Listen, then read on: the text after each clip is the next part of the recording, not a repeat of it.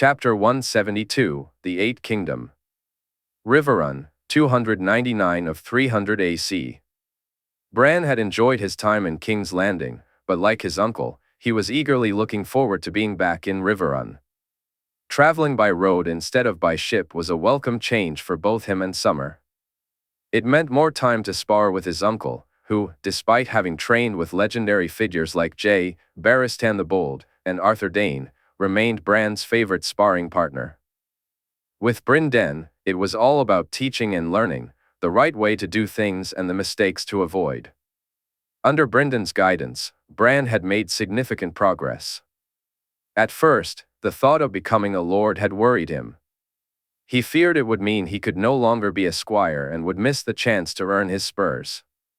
However, his uncle quickly set him straight. While Bran was to become the Lord of Riverrun and its lands, Brynden would serve as his regent until he came of age. This meant he could continue to serve under Brynden while also learning what it meant to be a lord. If he remained diligent, focused on his studies, and fulfilled his duties as a squire, there was a good chance he would be knighted before officially becoming a lord, something he greatly anticipated. During his stay in King's Landing, Sansa had teased him about his betrothed. It was his own fault. He had confided in her about their meeting and how much he liked Myrcella. She was smart and funny, and if he had to marry, something Jon, Sansa, Brynden, and his father all insisted he must, he was glad it was someone like her.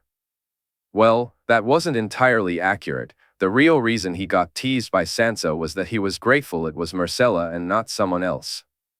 Their journey along the King's Road and then the river road to Riverrun took just under a moon. Bran, Brynden, and the guards his father had assigned to him were making the trip. These men would help establish his household guards before returning to Winterfell once they were sure everything was in order at his new keep. They had spent most of their nights sleeping under the stars, and Bran truly felt like a squire traveling alongside his knight. Summer had hunted for them, bringing back fresh game, and they had been well supplied. It wasn't until they reached the crossroads and that they finally spent a night under a roof. After that, it was not until they arrived at Stonehenge that Bran met Lord Bracken and his daughters. "Brynden, you old goat," the lord exclaimed as he greeted them.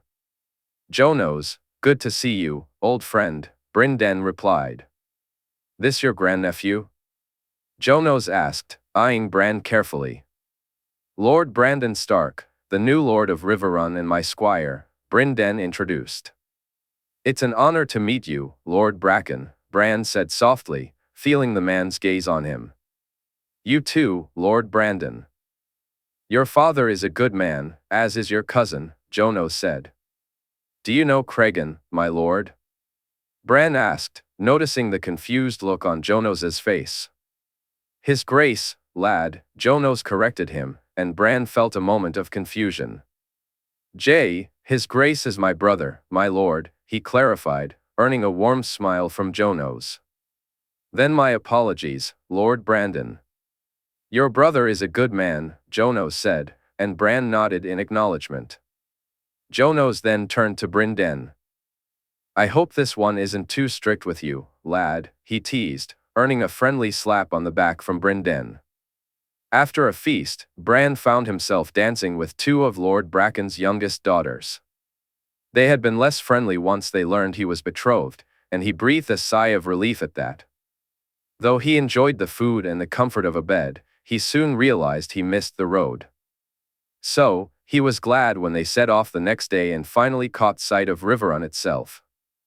He could feel his uncle's excitement beside him, and Brynden sent one of the guards ahead to let the keep know they would be arriving within the hour.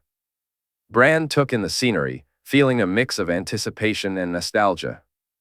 Bran gazed across the lands, his lands, taking in the sight of the keep in the distance. It was an impressive sight, and a wave of nerves washed over him at the thought of being responsible for it now and in the future. The keep was surrounded by water, and as they rode closer, his uncle explained that in the event of an attack, the surrounding water could cut it off from the land, making it difficult to take by force. Bran listened eagerly as his uncle outlined what they would need to do in case of a siege or battle. "Do you think there will be more battles, uncle?" he asked, his excitement evident in his voice. "I doubt it, lad. Westeros belongs to the dragons now, and the dragon on the throne is a different sort than the one who came before him." Bran chose not to press further. He knew his uncle held Jae responsible for what had happened to Edmure and his mother, but Bran didn't share that blame. His father, Robb, and Sansa had all spoken to him about the events, and he understood that Jae would never have wished for his mother's death. Despite her harsh words and treatment, Bran recognized Jae's true character, and he hoped that one day his uncle would come to see it as well. As they entered the gates, Bran noticed what seemed to be the entire household lined up to welcome their new lord. He recognized the names, if not the faces. Authorized Wayne was the steward, Ser Desmond Grell served as the master of arms, and Ser Robin Rhaegar was in charge of the guards. The maester, he recalled, was named Vyman, or was it? He couldn't quite remember. His uncle's words echoed in his mind, "Most you'll come to know over time, Bran. Get to know the people under you, form your own opinions of them, and you'll soon discover who is a good man and who is not." It was sound advice, and Bran resolved to take it to heart as they approached the keep. Bran dismounted and was introduced to the men and women who now served him. Brynden gave him permission to head to his room and settle in, directing him there with the help of a friendly serving girl named Pearl. She welcomed him warmly, expressing how much she looked forward to serving Riverrun's new lord. Initially, she seemed a bit wary of Summer, but once Bran reassured her that the wolf posed no threat, unless she meant him harm, she relaxed. After Summer licked her hand, Pearl became much more comfortable around him. Once again, Bran was treated to a feast, and this time he felt far happier. It was in his own hall, and he enjoyed the freedom of not having to dance with anyone if he didn't want to.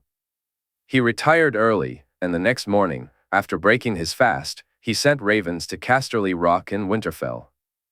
Sansa had encouraged him to write to Myrcella often, and he had promised Myrcella he would do so. He also knew his father would want to hear that he had arrived safely. In the weeks and months that followed, Bran settled into a routine. He trained with Brynden in the mornings and evenings. After his lessons, he served by his uncle's side, taking on the roles of both squire and student. His lessons were conducted by Maester Nelser Crakehall, the second replacement for Vyman. Bran learned that the first had returned to the Citadel, having no desire to serve House Tully after the war. This was a reality he had to confront, so when his uncle suggested it, Bran agreed. Ravens were sent out, inviting the lords of the Riverlands to a feast. It was important for them to see who supported them and who did not. "Be watchful, Brynden advised him on the night of the feast. "Speak to those who wish to speak to you, and those who don't, but always remain vigilant." Bran promised his uncle he would heed his words. Brynden was pleased that most of the lords attended, including Lord Derry, Lord Blackwood, and Lord. Bran noticed several men at the gathering who were close to his uncle Edmure. Most of them were heirs rather than lords, and their fathers hadn't attended. Among them were Ser Mark Piper, Lord Lyman Goodbrook, and Tristan Rhaegar. They sat together, separate from the other lords and knights of the Riverlands. Even Ser Hugo Vance, who was friends with them, chose to sit with the others instead. Throughout the night, Bran observed how his uncle regarded those men and how they exchanged glances with him and Brynden. When his uncle granted him leave, Bran made his way to his room. But soon, Summer began acting strangely. Bran chased after the wolf as he darted through the halls and past doors, finally stopping at one and scratching at it intently. Closing his eyes, Bran connected with Summer's thoughts. He sensed that something significant was hidden in this room. He called for a guard to fetch authorized and tried to calm Summer while he waited for the steward to arrive with the key. Bran felt Summer's eagerness fueling his own anticipation. "Lord Brandon," authorized said, looking at him curiously. "This was your grandfather's room." He opened the door, and Summer dashed inside. Bran and the steward followed him in, and he watched as Summer scratched at a panel in the corner. Authorized gave him a perplexed look, one that suggested he thought Summer had lost his mind. Again, Bran closed his eyes, immersing himself in Summer's perspective. The wolf communicated to him that whatever he was seeking was right here.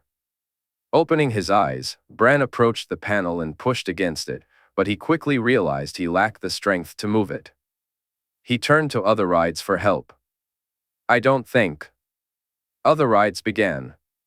There's something there I need to find, authorized. Trust me on this, Bran insisted. The steward nodded and joined him on his knees. Together, they pushed against the panel, but instead of giving way, it broke. Bran reached inside the gap they had created. At first, he felt nothing, but then the tips of his fingers brushed against something cloth-like. Pressing his ear to the wall, he stretched his hand as far as he could and finally grasped something small that felt almost like a book. When authorized noticed what Bran held, his expression shifted to one of surprise and relief. But as Bran uncovered the cloth, authorized's look changed entirely.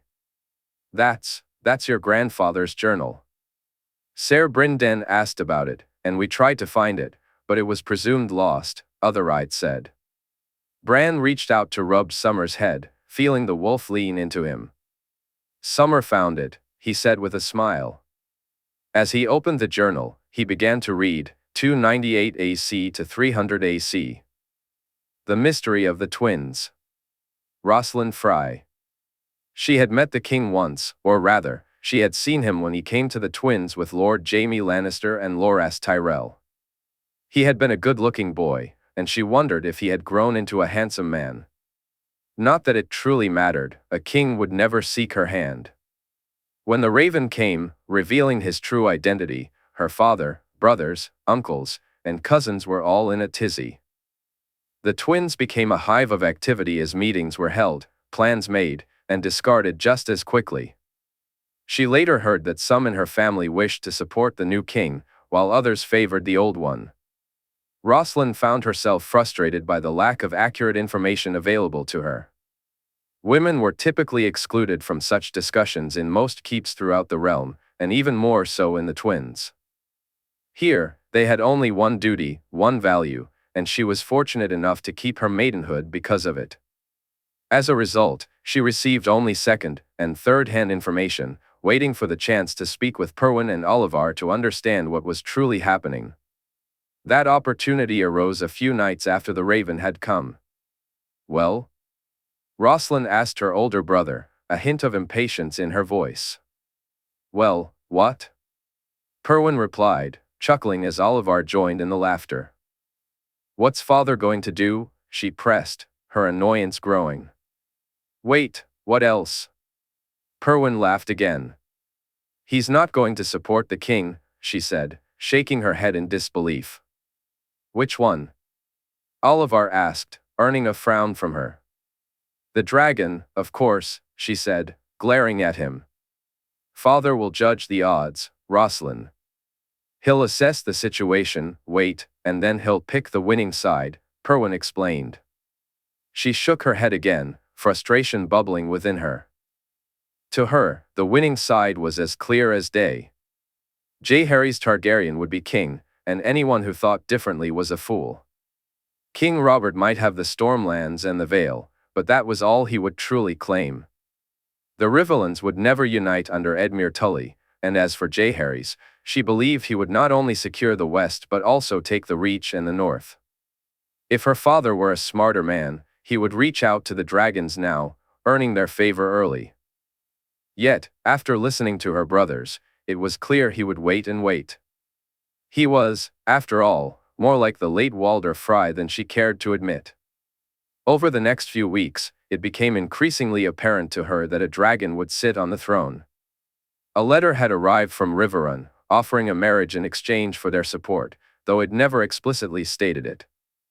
Her father had laughed it off, and considering how much he valued matches for his children, that told her everything she needed to know about his feelings toward the Tullys and their chances.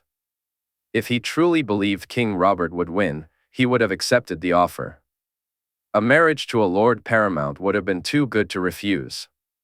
As much as she longed to be wed and escape the confines of the Twins, she was relieved it would not be to Edmure Tully. Don't worry, pretty girl, Black Walder said as he sat down. Soon enough, that maidenhead you hold so dear will be a thing of the past. Rosalind sat beside her at dinner that night. Has father found me a match? She asked, though the look on Black Walder's face made it clear that wasn't what he meant. Rosalind, come join me, Jaehaerys said, glaring at Black Walder. Rosalind quickly rose to her feet and followed her good sister, trying to ignore the lustful glances from her cousin. Thank you, Jaehaerys, she said softly as they walked. That man is a menace. You should be careful around him, Jaehaerys warned. Rosalind nodded, fully aware of what Black Walder was capable of and what he desired. Things soon settled back into their usual routine. Outside the walls of the twins, armies marched, and war loomed on the horizon, but inside, life continued as normally as it ever could. Rosalind found herself wandering through the keep, picking up snippets of conversations, bits that often made little sense to her and garnered little interest. She and her cousins would discuss what the realm would be like when the dragon took the throne, wondering if it would even make a difference in their lives at the twins. None of them truly expected it would. It was only when news arrived that the armies were indeed marching, with tales of the north being called to arms and the west advancing on the riverlands, that those in the twins felt a mix of excitement and fear. Her father still refused to choose a side, but her brothers had finally come around to her way of thinking. Rosalind tried not to feel too smug, knowing she had been right all along, that it had taken them much longer to realize the dragon would win this war. When she heard that Tyrion Lannister would be arriving at the twins, seeking to cross the bridge with his army, her curiosity was piqued. She was eager to see what her father would demand of him for passage and to finally meet the man himself. The imp, the demon monkey, those were names she had heard. So, along with her brothers, cousins, and nearly her entire family, she waited in the great hall for his arrival. The twins was once again buzzing with talk and questions, but Rosalind found her own mind filled with far more questions than answers. Tyrion was a prince? A Targaryen? How was that possible? And what did this mean for Jaehaerys and his claim to the throne? It was clear that Tyrion referred to Jaehaerys as his nephew and king, indicating that the West still aimed to place him on the throne instead of Tyrion. This revelation surprised her father and her brothers. Rosalind had felt a twinge of anxiety when her father mentioned marriages. While she had nothing against Tyrion, she doubted she would enjoy being married to him, prince or not. So, she felt a sense of relief when he declined the proposal. She couldn't help but stifle a laugh upon discovering that nearly everyone accompanying him was also betrothed. With her mind reeling from these new revelations, she found herself wandering through the keep, lost in thought. It wasn't until she heard voices nearby that she snapped back to reality. Why didn't father speak to him about the body? One voice asked. He wished to speak directly to the king himself, came the reply.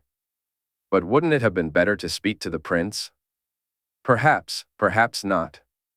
We gain more favor if it's Jaehaerys. Father was sure he would seek to come here, that it would be him who would seek passage. Body? What body? Why would Jaehaerys Targaryen care about a body? And where were they keeping it? Was it here at the twins? For the next few days, these questions consumed her thoughts, overshadowing everything else. Even when news arrived about Riverrun's fall and the battles gearing up, Rosalind found it difficult to concentrate. She discreetly inquired about the matter with those she trusted, but only Fair Valda seemed to have any idea what she was talking about. Rosalind knew that her cousin had shared a bed with Black Walder at least once, and it soon became clear that he was likely the one she had overheard that day. I don't know much about it, Fair Valda said, only that your father expected the dragon to come here. Valda leaned in, her voice filled with intrigue. I have something that might interest you, something that could lead to the best possible deal, she said. A body? Rosalind asked, her curiosity piqued. Valda nodded. If you find out more, will you let me know? Don't ask questions, Valda. Just let me know if you hear anything, Rosalind instructed, and her cousin smiled, promising she would. Months passed before Rosalind heard anything about the body again. By then, the war was over, and the realm had a new king, just as she had anticipated. Her father had hesitated too long. Although he had sent Stevern with his forces to join Prince Tyrion in the north, they had seen no fighting and earned no glory. She had almost forgotten about the body and the talk surrounding it when, one day while sewing, Valda sat down beside her.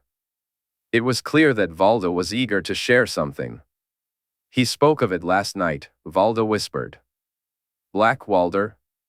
Rosalind asked, her interest sharpening. Valda nodded. "He was furious with your father, claiming he had waited too long, and now it wasn't worth anything to them. If anything, it was more of a risk than a reward now." "Did he mention where it was?" Rosalind inquired, her curiosity deepening. "No, but I believe it's near the treasury," Valda replied. Rosalind wasn't sure if Valda was correct or just guessing, but it was better than nothing. She found herself eager to unravel the mystery. The thought of it excited her and gave her days a sense of purpose. Without the search for this elusive body, her life felt monotonous. She would wake, have her breakfast, attend lessons, and then spend her days with her niece and nephew or lost in books and sewing, dreaming of marriage. Her nights usually involved avoiding Black Walder and the drunken look he would wear. The older she got, the more she realized how unlikely it was that she would keep her maidenhood. She knew this, and so did Black Walder. Rosalind couldn't help but wonder why her father had been looking at her more frequently lately. She understood her value as a member of House Frey, one that her father could potentially use as leverage. Without that status, she feared what her life would become. The mystery of the body had become a welcome distraction, offering her something to focus on. Yet, her search felt fruitless. It wasn't located near the treasury or anywhere else she could think to look. Soon enough, another distraction came when she was summoned to her father's solar regarding a marriage proposal he had put forth that seemed to be gaining traction. "You sent for me, father?" she asked as she entered the room, trying to avoid glancing at Jaehaerys, who was expecting another child. "I did." "What do you know of House Errol?" he inquired. House Errol of Haystack Hall is sworn to House Baratheon of Storm's End and is currently under the regency of Lord Sebastian, governed by his mother, Lady Shira, she replied, surprised by the smile that spread across her father's face. "You possess both beauty and intellect. I would have sought a better match for you, but alas. I'll send a raven and see if we can come to an agreement," he said. Rosalind nodded, trying to suppress a smile. It was just as well that she hadn't spoken too eagerly about it, as it turned out to be yet another false hope. When Black Walder heard about the proposal, he became more aggressive in his dealings with her, even going so far as to touch her inappropriately one evening while they dined together. She was beginning to fear that he would be the one to take her maidenhood, rather than a husband. This was the life that lay ahead of her. While fair Valda might accept such a fate with Black Walder, Rosalind was not so willing, yet she felt trapped with no clear course of action, until fate intervened. "The room next to the stores, the coldest one, it's in there," Valda said to her as they walked through the courtyard. "How do you know?" Rosalind asked. "I know, I've seen it," Valda replied with a giggle. "For real? It's an actual body?" Rosalind asked, her curiosity piqued by Valda's nod. That night, she made her way to the location fair Valda had described, and it was exactly as she had been told. Immediately, she understood why her father had believed it could earn him favor. How he had acquired it, or where he had found it, remained a mystery, but she knew she could not use it. Doing so would only bring disfavor to her father and their house. Resolving to keep it a secret, she began to head back to her room when Black Walder found her. He was drunk and nearly refused to accept no for an answer. The slaps she delivered only fueled his desire to force himself upon her. If not for the sounds of her brothers approaching, she was certain he would have succeeded. As she lay in bed that night, she realized she had no choice but to take action. The following morning, she spoke to her brothers about the upcoming tourney for Princess Daenerys's wedding and the birth of Princess Elia. She begged them to take her with them, then made her way to her father's solar. Once there, she suggested that if people saw her at the tourney, she might catch the eye of a lord or a worthy knight. After promising to behave appropriately and following his discussion with Perwyn and Olivar, she soon found herself riding away from the twins, heading to King's Landing. She planned to seek a husband once she arrived, hoping the king would assist her in finding one. She believed that the news she brought him would lead to her reward. As for her father and Black Walder, she felt no shame in her actions and no regret. The king was a good and honorable man, and he had already punished those responsible for past events, so she didn't believe he would seek to punish her entire house. Rosalind closed her eyes, finding herself back in the room. Her fingers brushed against the armor, and she gazed at the body it contained. Prince Rhaegar Targaryen, she whispered softly, her fingers gliding over the rubies that adorned the black armor he was famously known for wearing. King's Landing, 300 AC. The Squires' Duels. Kevin sat with. Dorna held Jaehaerys in her arms, though their daughter had grown too big to be cradled easily. Still, Jaehaerys couldn't contain her excitement as she watched her brothers prepare for their fights, and both Martin and Willem would be competing today. Lancel sat beside Lady Willa, his brother's betrothed, and his thoughts turned increasingly toward finding a suitable match for his son and heir. At one point, he had envisioned the union between Lady Willa and himself, and his initial conversations with Wyman had centered around that idea. However, it was Wyman who pointed out a flaw in Lancel's plan, one he hadn't considered until now. With Lady Winifred and Robb Stark already matched, White Harbor would fall to Lady Willa as her father's heir. This meant that whoever married her would need to assume the title of Lord of White Harbor, as Willa could never leave her home. Though she was a second daughter, and this might have posed no obstacle in the past, her sister's match now significantly influenced her own prospects.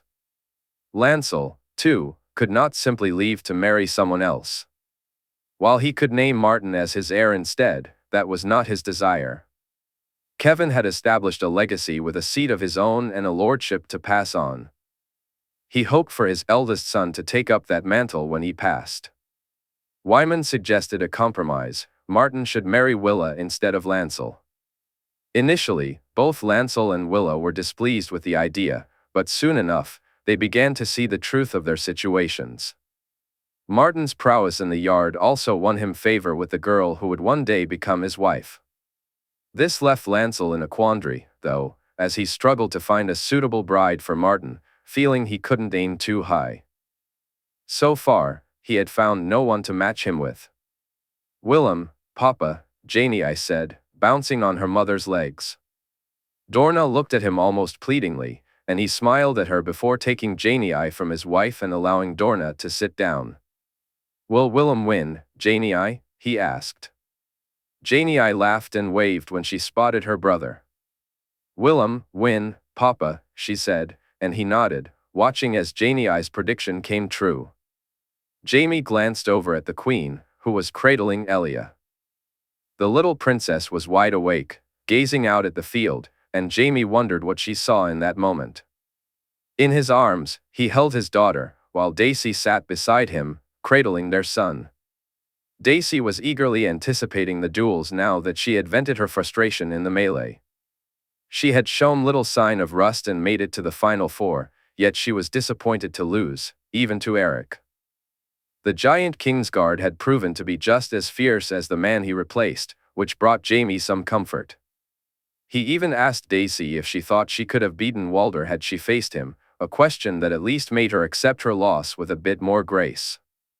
The fact that Eric went on to win it all helped in this regard, too. Jaime didn't correct Daisy when she said that had she faced Cregan or Thuras, she would have made it to the finals.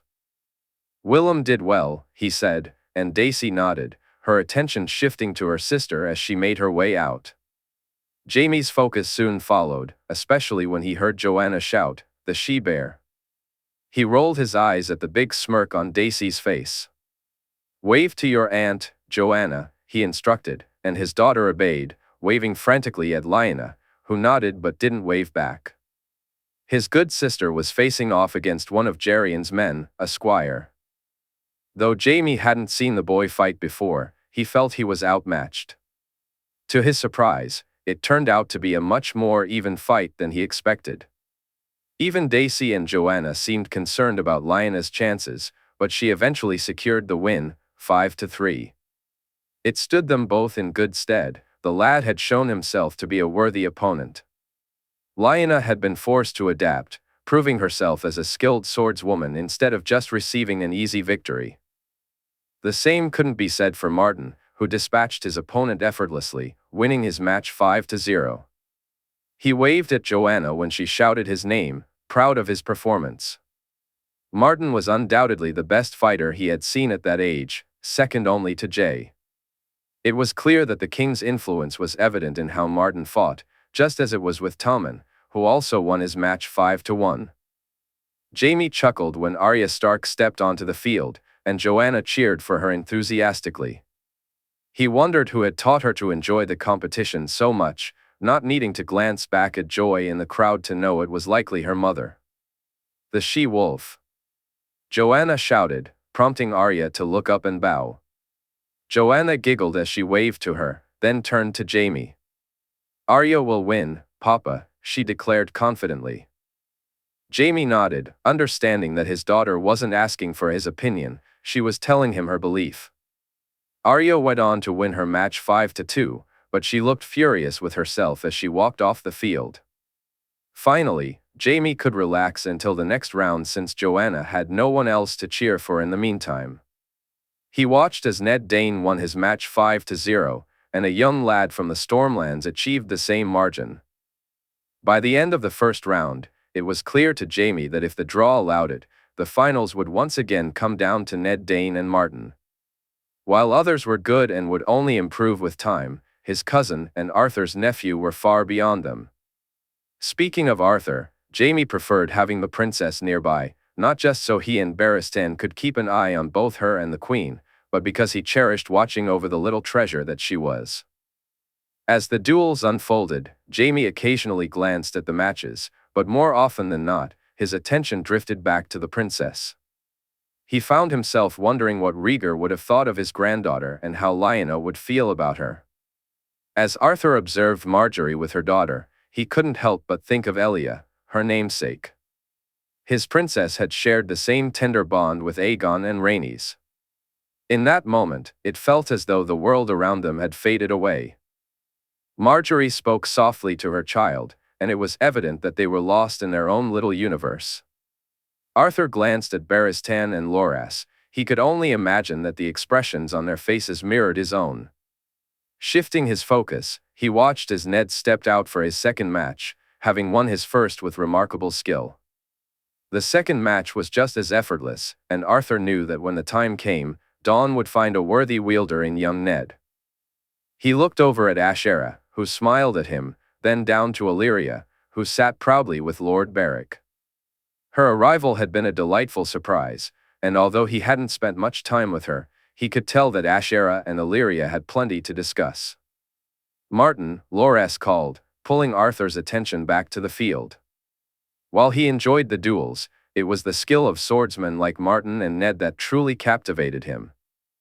They were far superior to their opponents, and although he recognized talent in young Tommen and Arya Stark, it didn't compare to what he saw in his nephew and Martin Lannister. There was talent, and then there was the kind of skill that seemed almost divine. They both possessed it in abundance. Gods, he's good, Barristan remarked as Martin claimed the match with a score of 5-0. Aye, he is, Loras replied, a proud smile lighting up his face.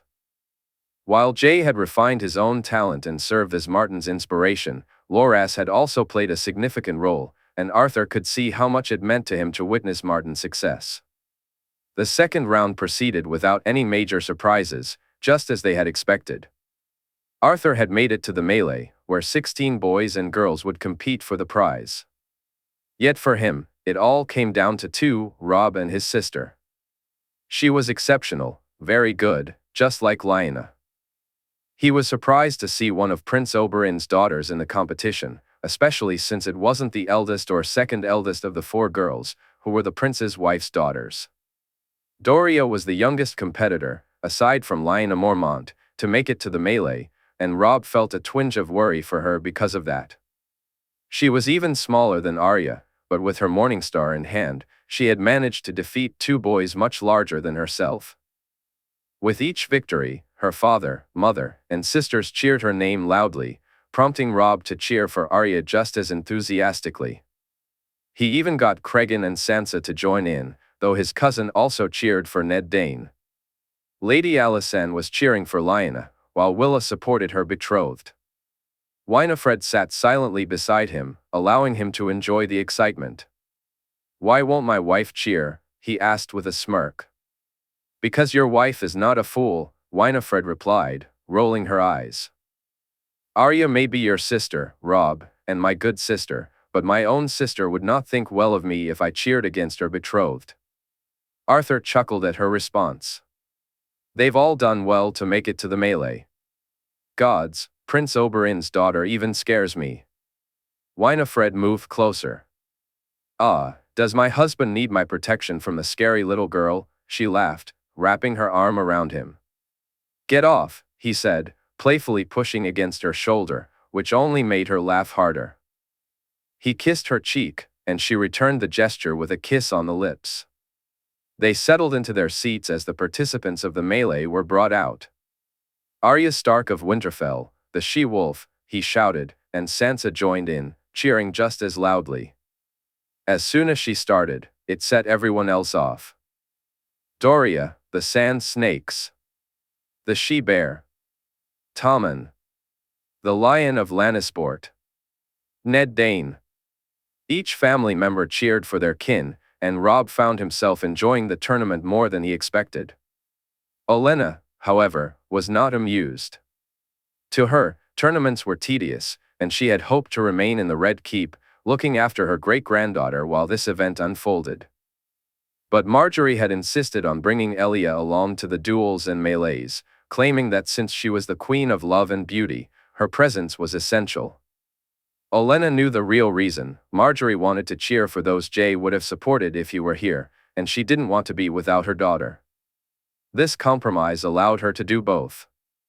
So, there she sat, watching children fight. Olenna understood the purpose of these duels. They had helped Jae build his name and reputation. They offered the young ones something to aspire to, and since most of them would find themselves in the lists eventually, the experience was invaluable. Yet for her, the excitement had faded after the first round of duels. It wasn't until the cheers erupted and people began to rally behind their favorites in the melee that her interest peaked. Most cheered for family, of course, while others applauded those who demonstrated true skill. Young Martin Lannister received the loudest cheers of all, but it was the cheer for Ned Dane that truly caught her attention. Celeste Foodley was a bright young girl who reminded Olenna of her granddaughter in many ways. Like Margaery, she wasn't one to chatter or cheer like the other young girls. So, when Olenna heard her voice rise in support of Ned Dane, she leaned in with extra interest. Had Celeste cheered for him during the two duels he had participated in? She cheered for anyone else, but was her interest genuine? As she watched the girl eagerly glance at the young man in question, a smile crept across her face. The girl reminded her so much of her granddaughter, Margaery, and how Margaery would look at Jae during similar events. The young girl sat on the edge of her seat, hands clasped tightly together, her gaze fixed solely on Ned Dane. Celeste was a pretty young thing, smart and witty. Though House Foodley wasn't the largest or most powerful, it was a good and noble house. They had supported the right side during the Dance of Dragons, especially considering Jae's declaration when naming Elia as his heir. They had marched with Mace during the rebellion, even if it was to the wrong destination. She thought about how Celeste and Ned Dane would make an interesting match. The Reach and Dorne had always been enemies, but now, she mused with a smile, Starfall's future lord had already caught the young girl's eye. "Grandmother?" Margaery asked, pulling Olenna's attention away from the girl she had been watching so intently to the young woman she had spent most of her life observing. "Your Grace?" Olenna replied, noticing the intrigued look on Margaery's face. What are you up to, grandmother? Marjorie inquired. Me, up to something? Whatever could you mean, your grace? Olenna said with a smirk. Grandmother? I'm helping the realm grow strong, your grace. Nothing more, she said, turning her gaze back to the field. The melee was in full swing. Arya and Lyanna stood together when two boys approached, maces in hand, ready to face them. Olenna watched as Arya was forced away from her friend. It annoyed her, angered her, and she took out her frustration on the boy who had separated them, her mace striking him harder than she intended. But it gave her the opening she needed. As he struggled to wield his sword with his injured arm, Arya slipped inside his guard.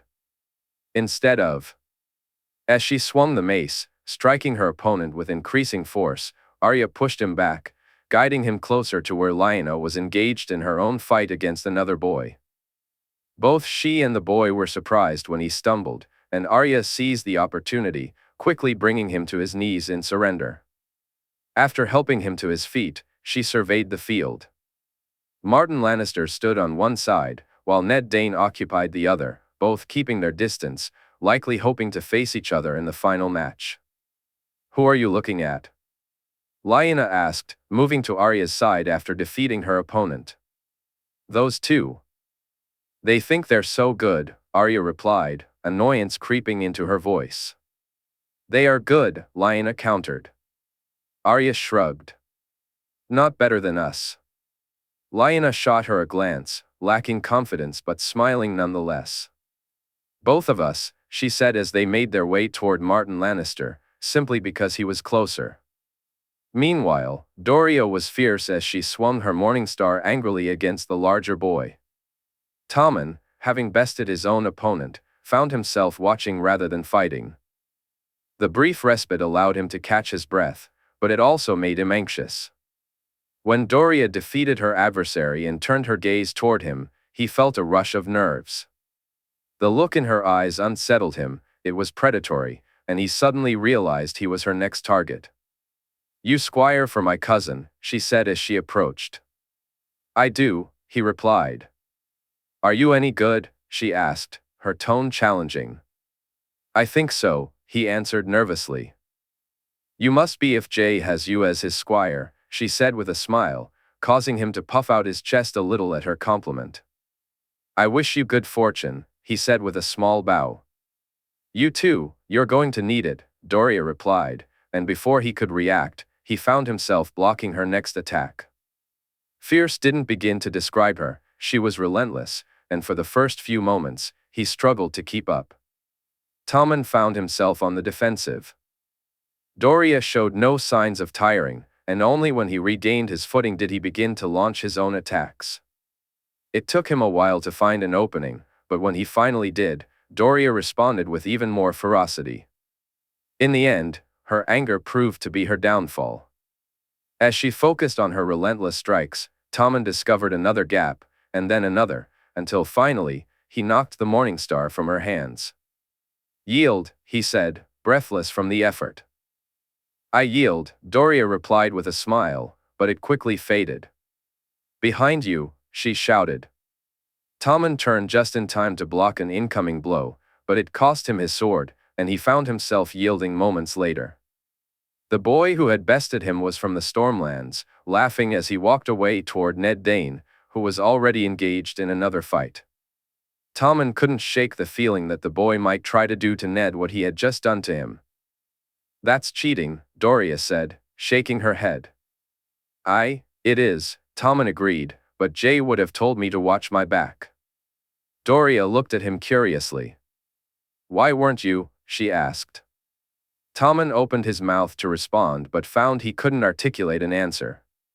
Come on, let's get something to drink, I'm parched, Doria said, thankfully steering the conversation away as he continued to ponder her question. Meanwhile, Ned Dayne had his own battles to contend with. He had easily dispatched his first two opponents and began to wonder if they'd simply had a lucky draw to make it to the melee. But the next challenger was skilled, and as they fought, the boy from the Stormlands attempted to sneak up on him. Ned soon discovered that this boy was a squire for House Estermont, and like some of his fellow Stormlanders, he bore a grudge against Dorne. "I thought you'd like a taste of your own medicine, Dornishman," the boy growled. "You should be careful what you wish for," Ned warned. Dorne put the Stormlands down easily. "Do you really want to learn why? The one you serve turned their cloaks," the boy sneered. "Aye, that's the reason. It had nothing to do with us being led by our prince and supporting our king, or that your lords were outmatched, outfought, and outmaneuvered."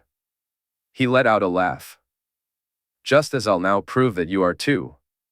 It was rare for him to get angry in a fight. Anger wasn't a friend in those moments. Beric and his uncle had both stressed the importance of keeping calm. But there was a way to harness that anger, to let it fuel him and give him strength, and that was exactly what he intended to do now. He blocked the boy's blows, deflecting them with precision and pouring extra power into his own strikes. This allowed his attacks to break through the boy's defenses, landing on his arm or shoulder. Though they weren't full hits, they began to take their toll. When he noticed the boy tire and his sword drop just a little, he shifted his approach. He attacked with precision rather than power, landing hits that, despite being less forceful, hurt more. The match was his to end whenever he chose, and he decided to finish it quickly. He needed all his strength and stamina for Martin Lannister, and he had wasted enough of both on this fool.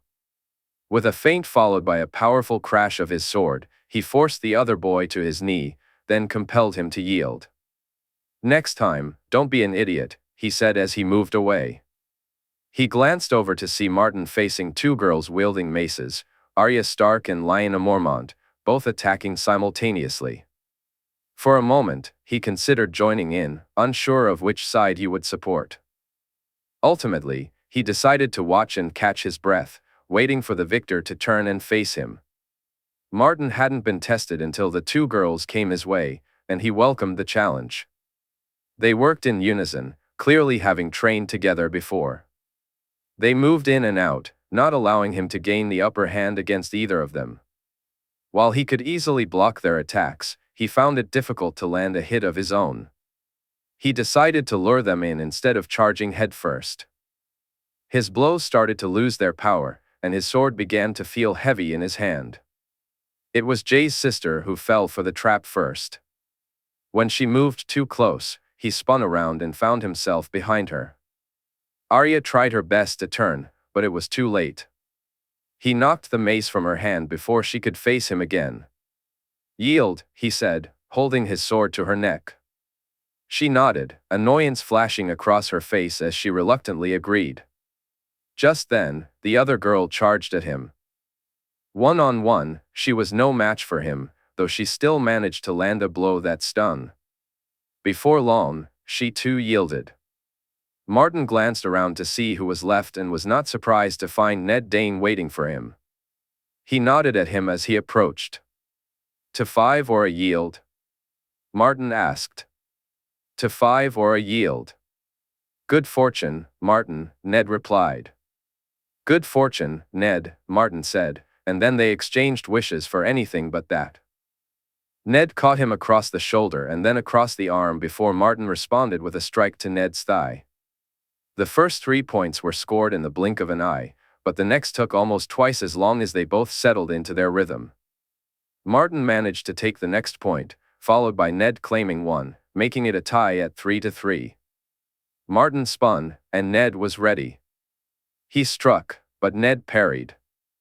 Martin began to retreat, but Ned didn't follow, and they found themselves face to face, swords extended, with no tricks to decide the outcome. The next point left them both breathless, their swords moving through the air almost unseen. When Martin finally scored, he almost cheered, until he realized he had been hit at the same moment. With a nod to Ned, he took a deep breath, trying not to focus on the favor tied to his belt. When Willa had asked him to wear hers, he had been overjoyed, yet she looked confused when he tied it around his belt instead of his arm. "Have you ever looked at the king's belt?" he asked, prompting a giggle from his betrothed. "I don't think I should be looking at other men's belts, should I?" she replied, making him chuckle. No, I'll concede that point.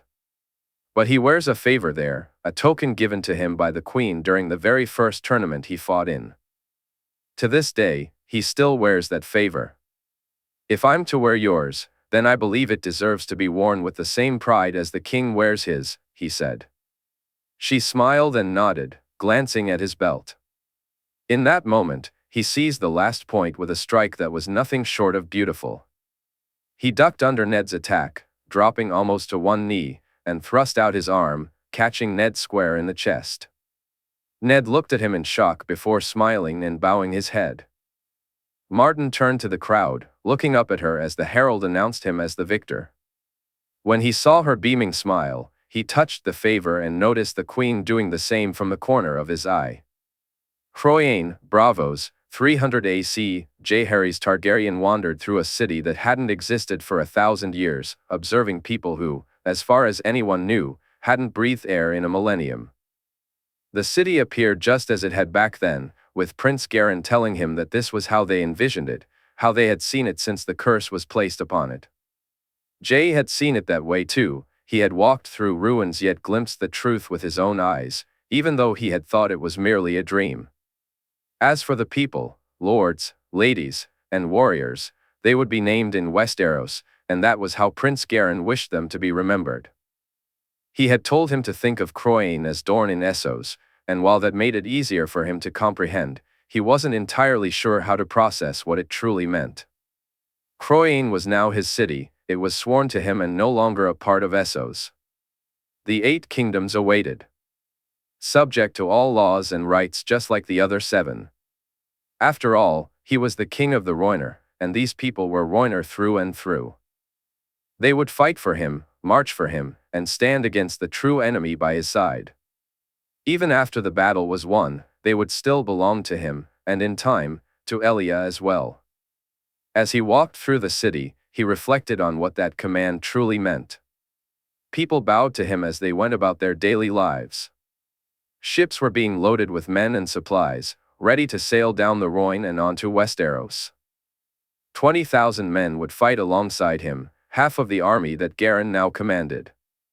Jay had offered him all of them, every last man, but he had refused. The city must hold. I won't take every man from any other kingdom, nor will I take them from yours, Jay insisted. Take half the water wizards, my prince, Garin suggested. Water wizards? Jay was intrigued. Magic was a peculiar thing. He had reawakened it in both Westeros and Essos. According to Garin, the magic of the Red Priests, the Shadowbinders, and the Faceless Men didn't originate from the same source as his own, yet his magic fueled theirs. Without him, their magic would be diminished, less genuine and less potent. But with his presence, their abilities would flourish. He demonstrated this by introducing Jay to men who could bend water as if it were steel, wielding it like Rhaenys wielded her flames.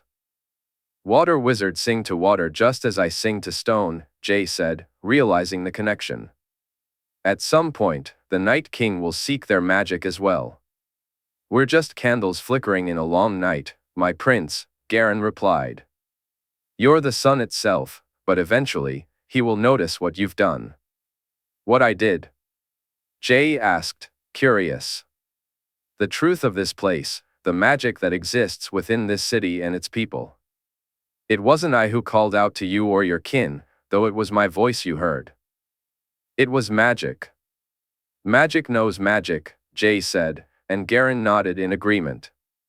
Garin had explained to him how he had risen and believed it was the right thing to do. Jay reflected on the arrogance that had led others to believe they were invincible after slaying dragons.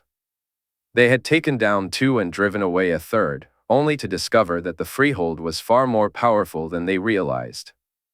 He wondered if this was a trait unique to the Rhoynar or simply a manifestation of hubris.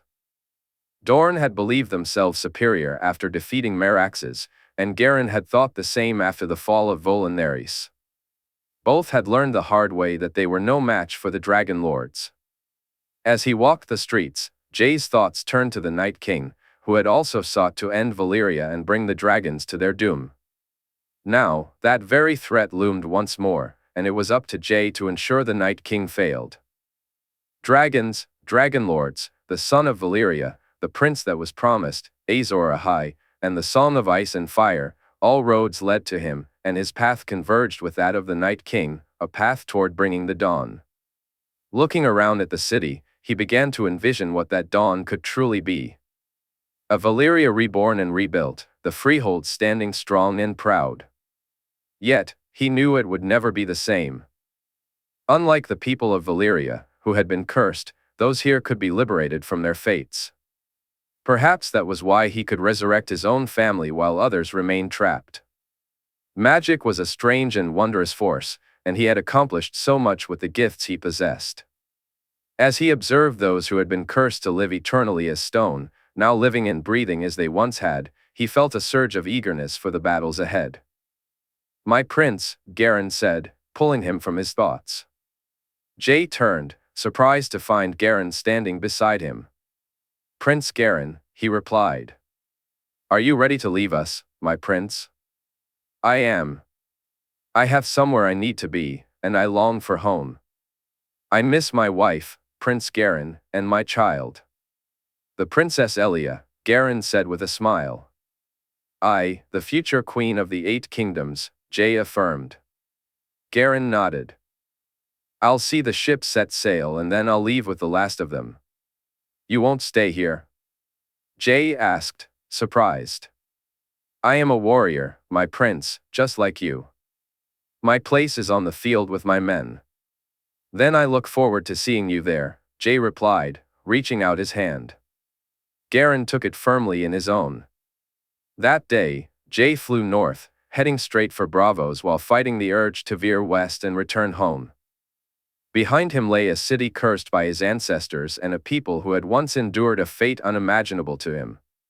They were forced to live, perhaps for countless lifetimes, as their true selves while being perceived as monsters, things to be feared and avoided. This made him ponder the reasons behind such a curse and what the Valyrians had known back then that had been lost to time. Did they understand the weight of their actions? Or was it merely the cruelest punishment they could devise? For some reason, both thoughts filled him with equal concern. As they rested just outside Norvos, Rhaenys was delighted to have him back, and the Indigo Dragon was eager to return home. He could sense her longing to see Elia again, a need that mirrored his own. After 3 days of flying, they finally arrived at Braavos, and the reaction to the dragon was exactly what he had anticipated. He wanted them to see her, to fear her, and to acknowledge her existence. The Iron Bank may have been on his side for now, but who could predict what tomorrow would bring? "Wait for me here," Jae instructed as they landed outside the House of Black and White. Rhaenys agreed, though the Indigo Dragon did not seem pleased. Inside the building, he spotted a girl as soon as he entered, followed by a man who approached as soon as the doors closed behind him. The Indigo Dragon flew to a pool in the center of the hall, chirping angrily at the water before returning to land at Jae's feet. "A man has waited for a king to call," the man said, looking directly at Jae. "And will his call be answered?" he asked. "A man answers, does he not?" "He does." "Will the order come?" he pressed, noticing the girl nod in response. "We will come." "Where is it you wish us?" she inquired. "The wall, Queen's Crown." "I'll meet you there." "Vala Mordulis," he replied, glancing at both of them. "Vala Jaehaerys," the man and the girl responded in unison as the Indigo Dragon chirped at them. As he stepped out of the House of Black and White, a wave of relief and lightness washed over him. He climbed onto Rhaenys's back and heard the Indigo Dragon chirp as it turned its head to look at him, having taken its position in front. "We're going home," he said, and with that, Rhaenys soared into the sky, the Indigo Dragon chirping happily in response. Chapter 172, Be very, very quiet, I'm hunting weasels. King's Landing, 300 AC. Tyrion sat in the bustling arena, reflecting on the day's events. The tourney had been a grand success, and both his sister and grandniece had received a warm welcome. The moment Elia was crowned as the Queen of Love and Beauty had truly been the highlight for him. He remembered holding Arianne's hand in the crowd as Loras rode up and placed the garland in Marjorie's hands. The cheers erupted when the garland was finally placed on Elaya's head. Arianne glanced from the babe to the crowd and then down to her growing belly. Tyrion understood exactly what was on her mind. Later that night, they discussed the crowd's reaction to Elaya's crowning, and he could see how emotional it made Arianne to say Elaya's name. It had been the same when Jae and Marjorie introduced Elia to them, revealing her name and her role as heir. Arianne had needed a moment alone to compose herself after that revelation. Both she and Oberyn had been nearly overwhelmed by the thought that his nephew would take such a significant step. Though she joked about it later, Tyrion knew how much it meant to her. He had enjoyed the squires' duels and the melee that followed, recalling his own small part in making these events something the realm anticipated just as much as the Justs. Arianne cheered wildly for her cousin, while he supported his own family and nephew. Willem and Tommen performed admirably, but Martin once again proved to be the true talent of the day. Now, as he looked forward to the feast, he dressed and turned to his wife, who stood in front of the looking-glass. She was turned sideways, and the swell of her belly was even more pronounced. "I think it's a boy," she said when she caught him watching her. "What makes you say that?" he asked, moving closer. "It feels like a boy," she replied, and he chuckled as he placed his hand on her stomach. "It feels like a bump," he said, laughing as she playfully slapped his head. "Our babe is not a bump," she replied, wrinkling her nose. "Maybe it's babes?" he suggested, and she looked down at him, both aghast and amused at the same time. "Twins," he added with a grin, but she shook her head. "One babe at a time is quite enough," she said, and he nodded, making her giggle when he kissed her stomach. "Boy or girl, it matters not, little one. You'll be loved by your father and mother with all their hearts, regardless," Tyrion said, then moved away to continue dressing. As he struggled to make himself look presentable in his own clothes, he couldn't help but think that being with child suited his wife. When she was dressed, she looked as beautiful as ever. Taking her hand, they made their way to the feast together. He knew she would retire early, as she did most nights now, while he would need to stay far later. Dany was still in the early stages of being wed to her new husband, and even getting his sister to come to the feasts was a challenge. Getting her to stay was impossible. Aemon and Sherera would show up, fulfilling their duties, but would only linger as long as propriety demanded. As for Marjorie, with Jae away, she too would only stay for as long as was proper before hurrying back to her room to spend time with her daughter. So it would fall to him to represent House Targaryen. He found himself both eager for Jae's return and longing for his own departure back to Dorne. He missed it, Sunspear, the old palace, the water gardens, and flying over the sands at night on Ligeron with his wife behind him. He missed the people, their feasts, and most of all, the ruling. He was keen to get back to it. He missed Ligeron as well, but he could sense the dragon's presence, so he knew he'd return before Jae did. He looked forward to flying once more. "Very well, don't answer me then." Arianne smirked as Tyrion shook his head, realizing he hadn't said a word during their walk from their room to the throne room. "Forgive me, I found myself lost in thoughts of Dorne," he admitted, watching her smile brightly at him. "My husband misses our home?" she teased. "Very much so," he replied, and she paused their walk to place a kiss on his lips. As they entered the room, there was little fanfare. His nephew disliked the formality of these feasts, and even though Marjorie had a better grasp of the politics and the pomp involved, she too had started to make them less formal. Unless there was a matter of true importance requiring the introduction of each member of House Targaryen, most feasts now only required a welcome for the king and queen. Tyrion couldn't help but smirk as he recalled what Jaime had said about Jae's reaction to that. "So, I'm the one who hates it, and yet everyone else gets to escape the suffering? It's good to be the king, is it not, Your Grace?" Tyrion would have loved to see his nephew's face when Jaime said that. Only his brother could get away with such comments. As he and Arianne took their seats, he looked around for Jaime but felt disappointed not to see him. Even more so when he realized they had arrived far too early. Scanning the room, he found to his dismay that he was the only member of the royal family present. Thankfully, he didn't have to wait long for the others. Aemon walked in with Rhaegar, followed shortly by Jaime, Daisy, and Joanna. Dany arrived just moments before the Queen, and Arianne pointed out how flushed his sister looked. "I believe your sister and her new husband have been doing many things," Arianne remarked, nearly making Tyrion spit out the mouthful of wine he was enjoying. "That is my sister." "Gods, I don't want to think about that," he replied, eliciting laughter from his wife. Unfortunately, the thought had been planted in his mind, and when Dany and Orain smiled and nodded at him, Tyrion found it hard to meet their gaze, convinced he was turning red. Arianne's laughter and Oberyn's chuckle only confirmed his embarrassment. Marjorie arrived, escorted by her father, with her grandmother following behind. Tyrion, like everyone else, rose as she was introduced, relieved that the feast could finally begin. The evening seemed to fly by, just as he had anticipated.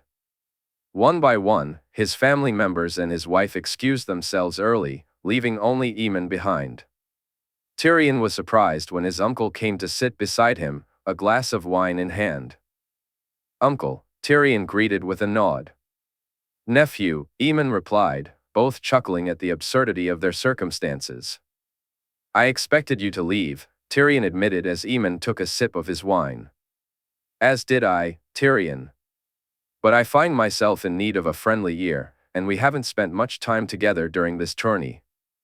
I'm sorry about that," Tyrion said, feeling guilty.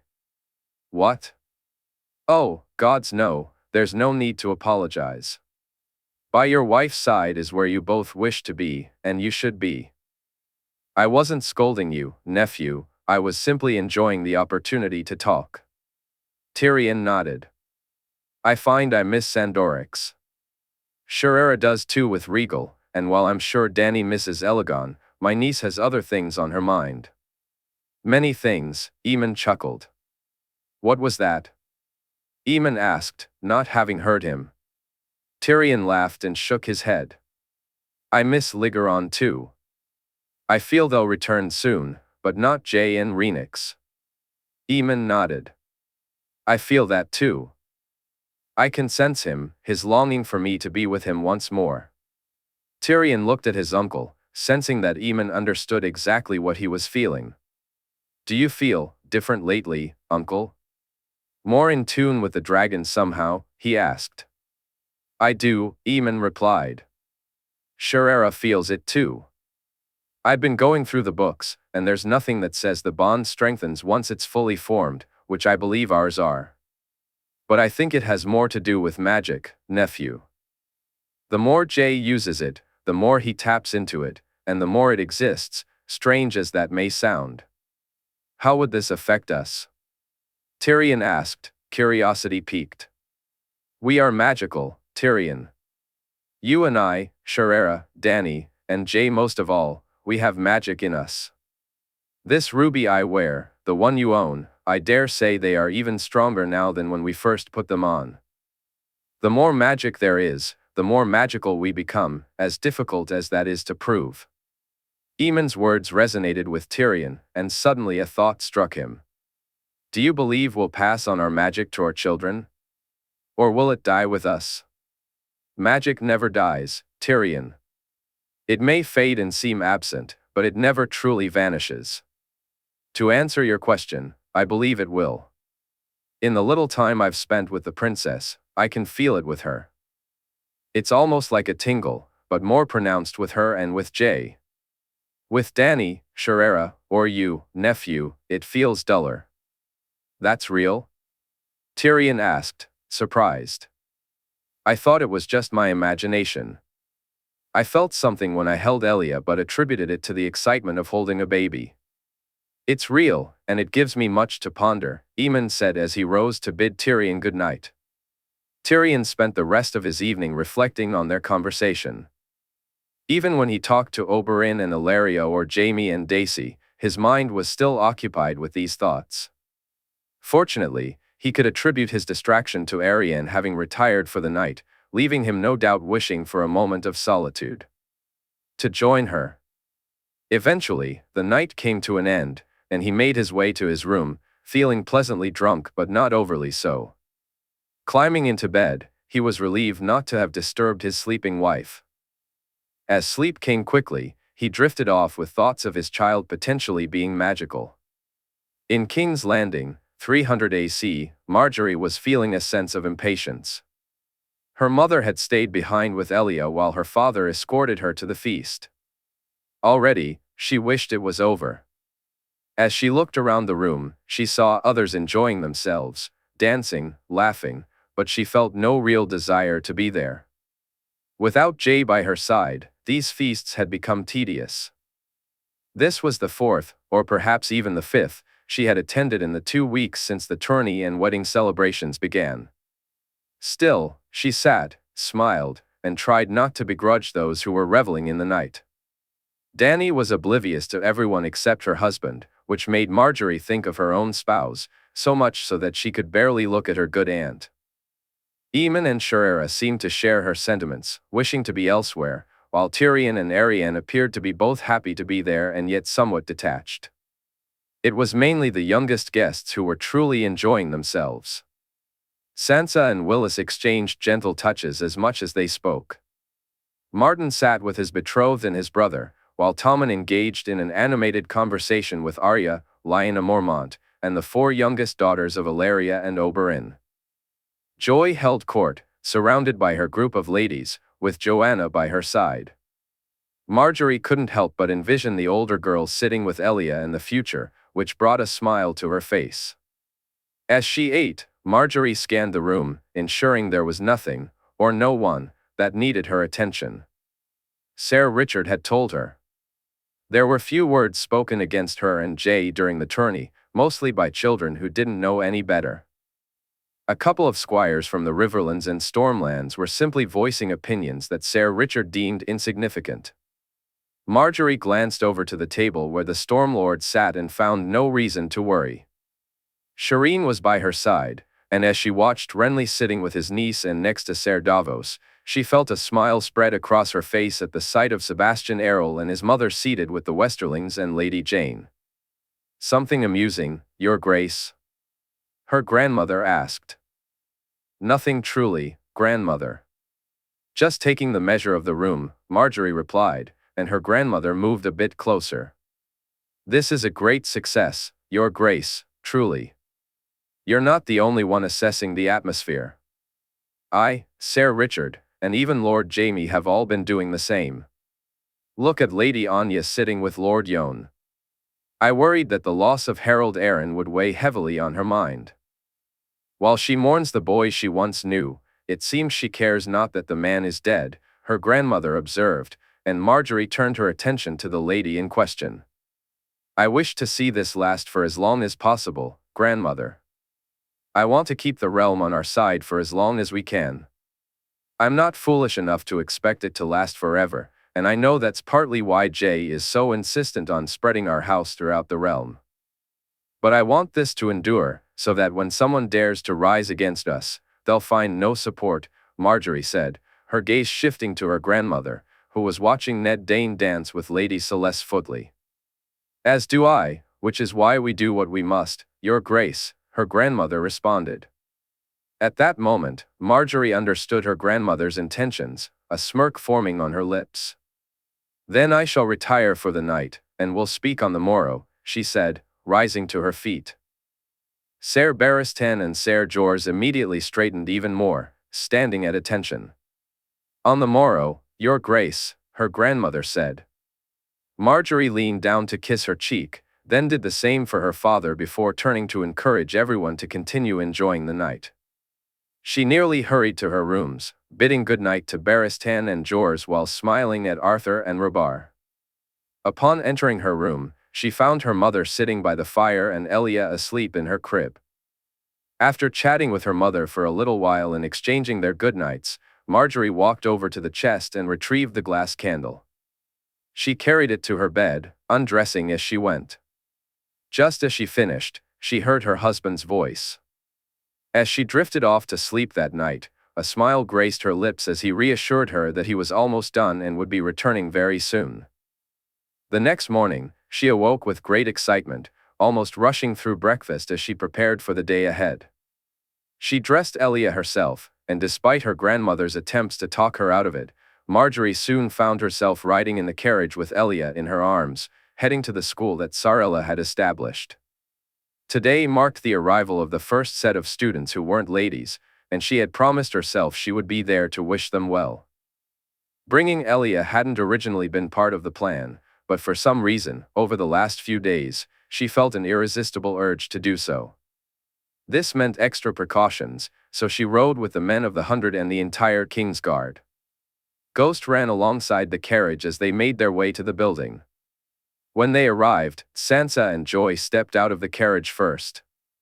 Marjorie handed Elia to Joy as she climbed out and took her back once she was settled. She smiled at the look of reluctance on Joy's face as she returned her daughter. "Your Grace," Sarella said, curtsying. The assembled girls matched her gesture with varying degrees of comfort and aplomb. "Lady Sarella, are these the newest girls?" Marjorie asked. "They are, my queen," Sarella replied. "Can you introduce them to me?" Marjorie said with a warm smile as Sarella moved to the first girl. "Of course, Your Grace. This is Mara," Sarella said, gesturing to a small dark-haired girl. Mara's eyes were fixed on Ghost, and she looked a little wary. "Mara, that's a lovely name for a lovely girl," Marjorie said, noticing the girl's silence. "Ghost is very friendly. Would you like to pet him?" she asked, eliciting a reluctant nod from Mara. Marjorie stifled a chuckle at the put-out look on Ghost's face, but the White Wolf was on his best behavior and, aside from Elia, was the star of the day. Almost every girl wanted to run their hands through Ghost's fur once Mara had. They were all eager to see the new princess. One girl, Palla, even asked if she could hold Elia. Marjorie allowed it, cradling Elia herself, and the look on Palla and the other girls' faces was one of pure wonder. "Will the princess ride a dragon like the king?" Palla asked, her eyes wide with excitement. "She will. Her dragon has already been born and is even smaller than you, little one," Marjorie said, prompting giggles and shakes of the head from the other girls. "Dragons can't be as small as us." "I've seen them, they're really big," a girl named Elise chimed in. "And once you were as small as Elia is now, and you'll grow as big as I, won't you?" Marjorie asked, hearing the excited whispers ripple through the group. "Will you come visit us again?" Palla asked as Marjorie prepared to leave. "I will, Palla. Maybe I'll even drag my husband along with me. What do you think? Would you like to see that?"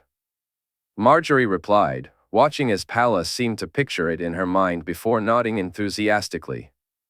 She bid them farewell and turned to Sarella to ensure they had everything they needed. Unlike the girls from families who could afford their education and fine clothing, the crown would cover the costs for these girls who came from less fortunate backgrounds. Marjorie stood in Flea Bottom, observing Joy and Sansa as they chatted with some of the girls. Any doubts she had about their commitment to support these girls vanished. Upon returning to the Red Keep, she felt satisfied with the day. Although Elia had slept through most of it, waking only when hungry, the girls had truly enjoyed meeting their new princess. In the future, as Elia grew, Marjorie planned for her to visit the school and the orphanages regularly. These girls would be able to say they had met a princess more than once before embarking on their own journeys, and Elia would benefit from those connections as well. In King's Landing, 300 AC, Jenna Lannister cradled the babe in her arms, feeling as if she were transported to another time and place. The child was a mix of Cleos, Lionel, Walder, and Tyon, yet she was also uniquely herself. Elia was Lancel, Willem, Martin, or Janei, she was Joy, Joanna, or John, family by choice, if not by blood. Holding her felt just like when she had embraced any of her other kin. Jenna had missed the birth and thought she would have moons, perhaps even years, before she saw the babe and the rest of her family again. She had arrived just in time for the wedding, but the event mattered little to her. It was Elia she had truly come to see. Seeing the boy she had once comforted in a world that often showed cruelty now holding his own child brought tears to her eyes. Those tears flowed freely when he looked at her and then brought Elia over for her to hold. She could tell he was reluctant to leave so suddenly, and that weighed heavily on Marjorie every day he was gone, even if she tried her best not to show it. There was no shortage of willing helpers to look after the children. Marjorie's mother, father, and grandmother, along with Daisy, Ilaria, Sansa, Joy, and Jenna herself, were all eager to lend a helping hand whenever they could. Jenna had to admit that spending time with the little princess was a guilty pleasure. The hours seemed to fly by whenever they were together. Jenna had thoroughly enjoyed the tournament, especially watching her family shine. The moment Martin took the day, she looked to Kevin with pride. And when Loras named his niece the Queen of Love and Beauty, a beaming smile spread across her face.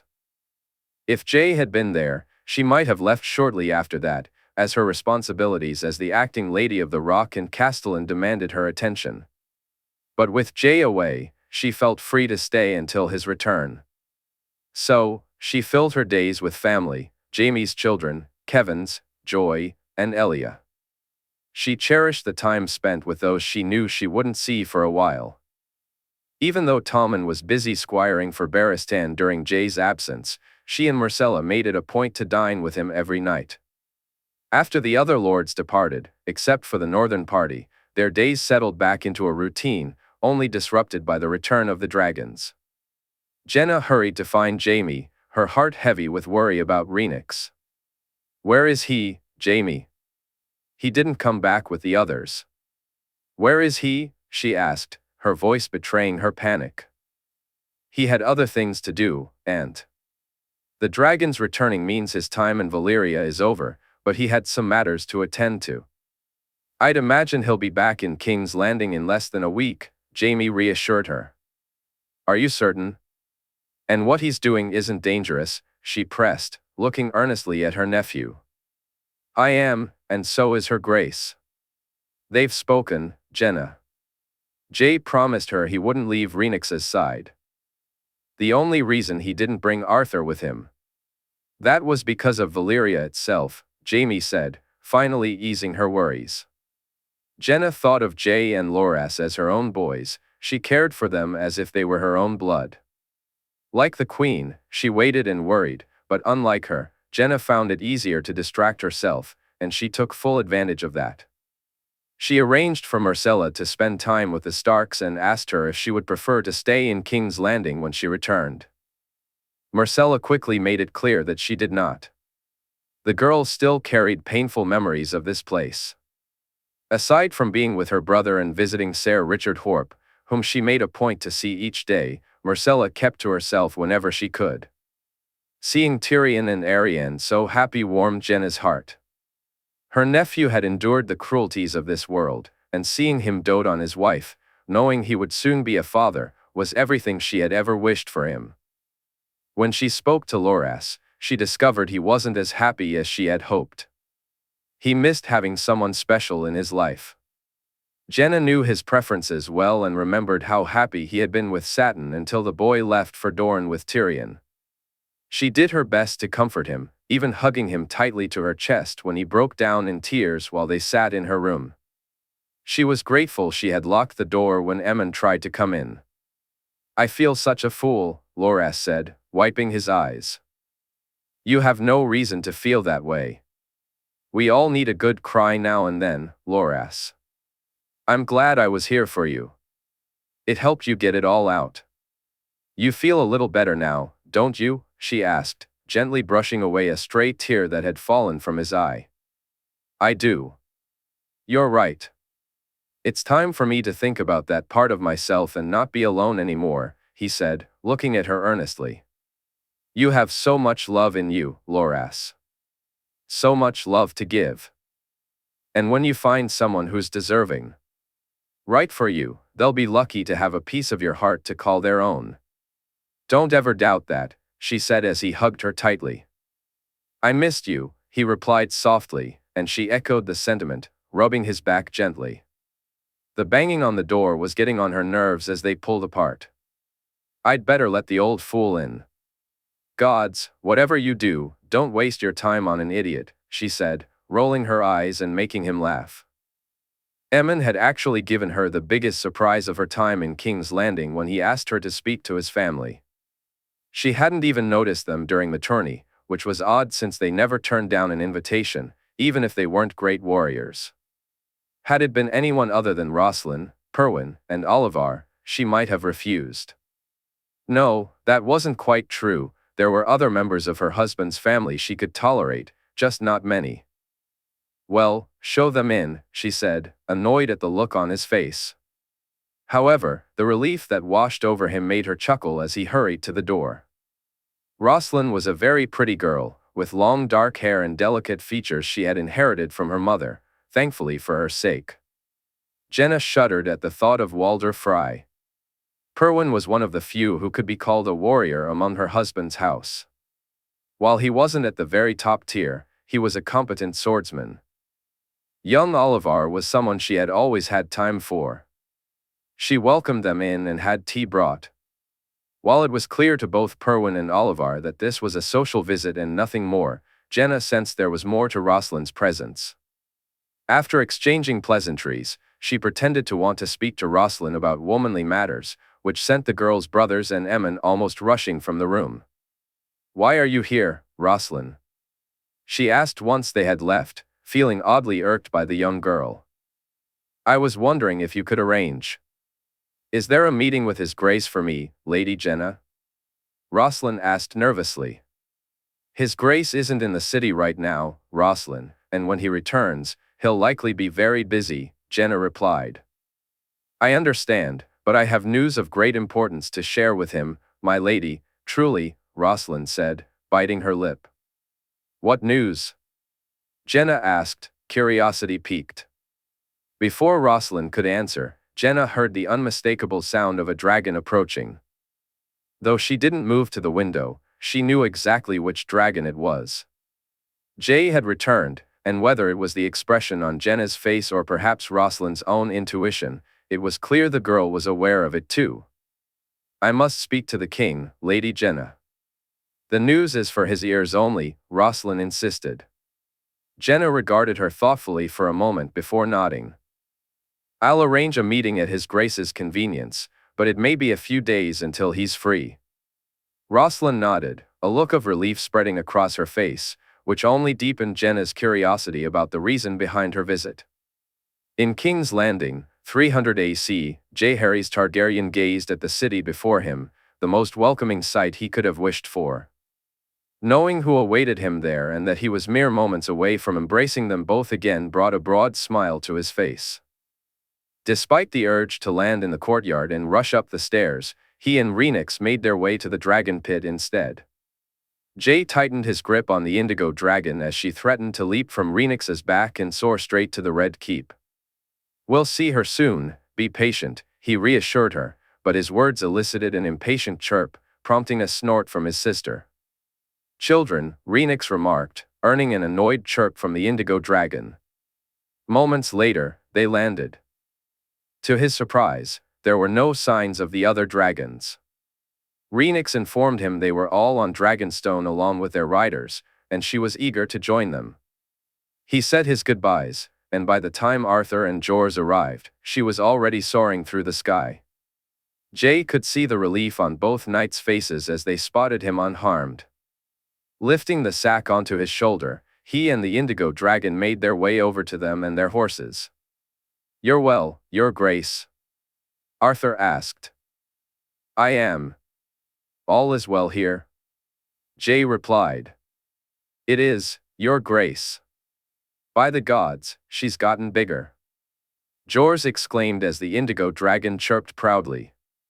She had grown to the size of a large dog, and when she stretched out her wings, she appeared even larger.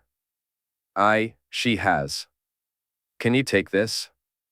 "I need her to ride with me on winter," Jay said. Jors nodded and took the sack containing the glass candles and some of Jay's other belongings. Jay wanted to talk about his wife, about Elia, but he felt an even stronger urge to be with them both. The ride to the Red Keep felt quicker than usual and yet more silent. He acknowledged anyone who shouted his name, but he never stopped or slowed down. When he reached the courtyard, he was almost disappointed to find only Jaime, Oberyn, and Robb among a few others waiting for him. "Welcome back, Your Grace," Jaime said. Jay barely resisted the urge to hug him, but Oberyn and his brother made sure he had no choice. "It's good to see you, nephew." "All went well?" Oberyn asked. "More than well, uncle. I have a tale to share that will seem unbelievable, a story of a man who met Nymeria herself," Jay said with a smirk, watching his uncle's expression shift as he realized it wasn't his daughter Jay was referring to. "Tonight, we'll speak tonight." "It's good to see you, brother," Robb said as he embraced him. "You too, brother. I'm sorry I haven't been here. I wish to spend time with you and with Arya, and I. It's understandable, and I can most readily forgive it. Arya, though," Robb said, making Jay laugh. "We'll talk later?" he asked. Robb nodded in response. Jay hurried after Jaime and Oberyn into the Red Keep, nearly taking 2 steps for every one of theirs. He soon discovered that Arya and Lyanna Mormont were sparring with his cousins, which honestly shouldn't have surprised him. As for the rest of the important women in his life, aside from Dany and Sherera, who were on Dragonstone, they were all gathered in his room. Olenna, Allery, Ilaria, Joy, Sansa, and Joanna were all engaged in lively conversations with Margaery. But he barely noticed them, his focus drawn to Margaery cradling Elia. He dropped to his knees to be at their level, torn between wanting to gaze at his wife or his daughter. His eyes darted back and forth between them. His hands, surprisingly coordinated in that moment, reached out, his right hand gently brushed Margaery's cheek, while his left brushed softly across Elia's brow. "Gods, I missed you both. I missed you both so very much," he said, just as he heard the indigo dragon land on the balcony.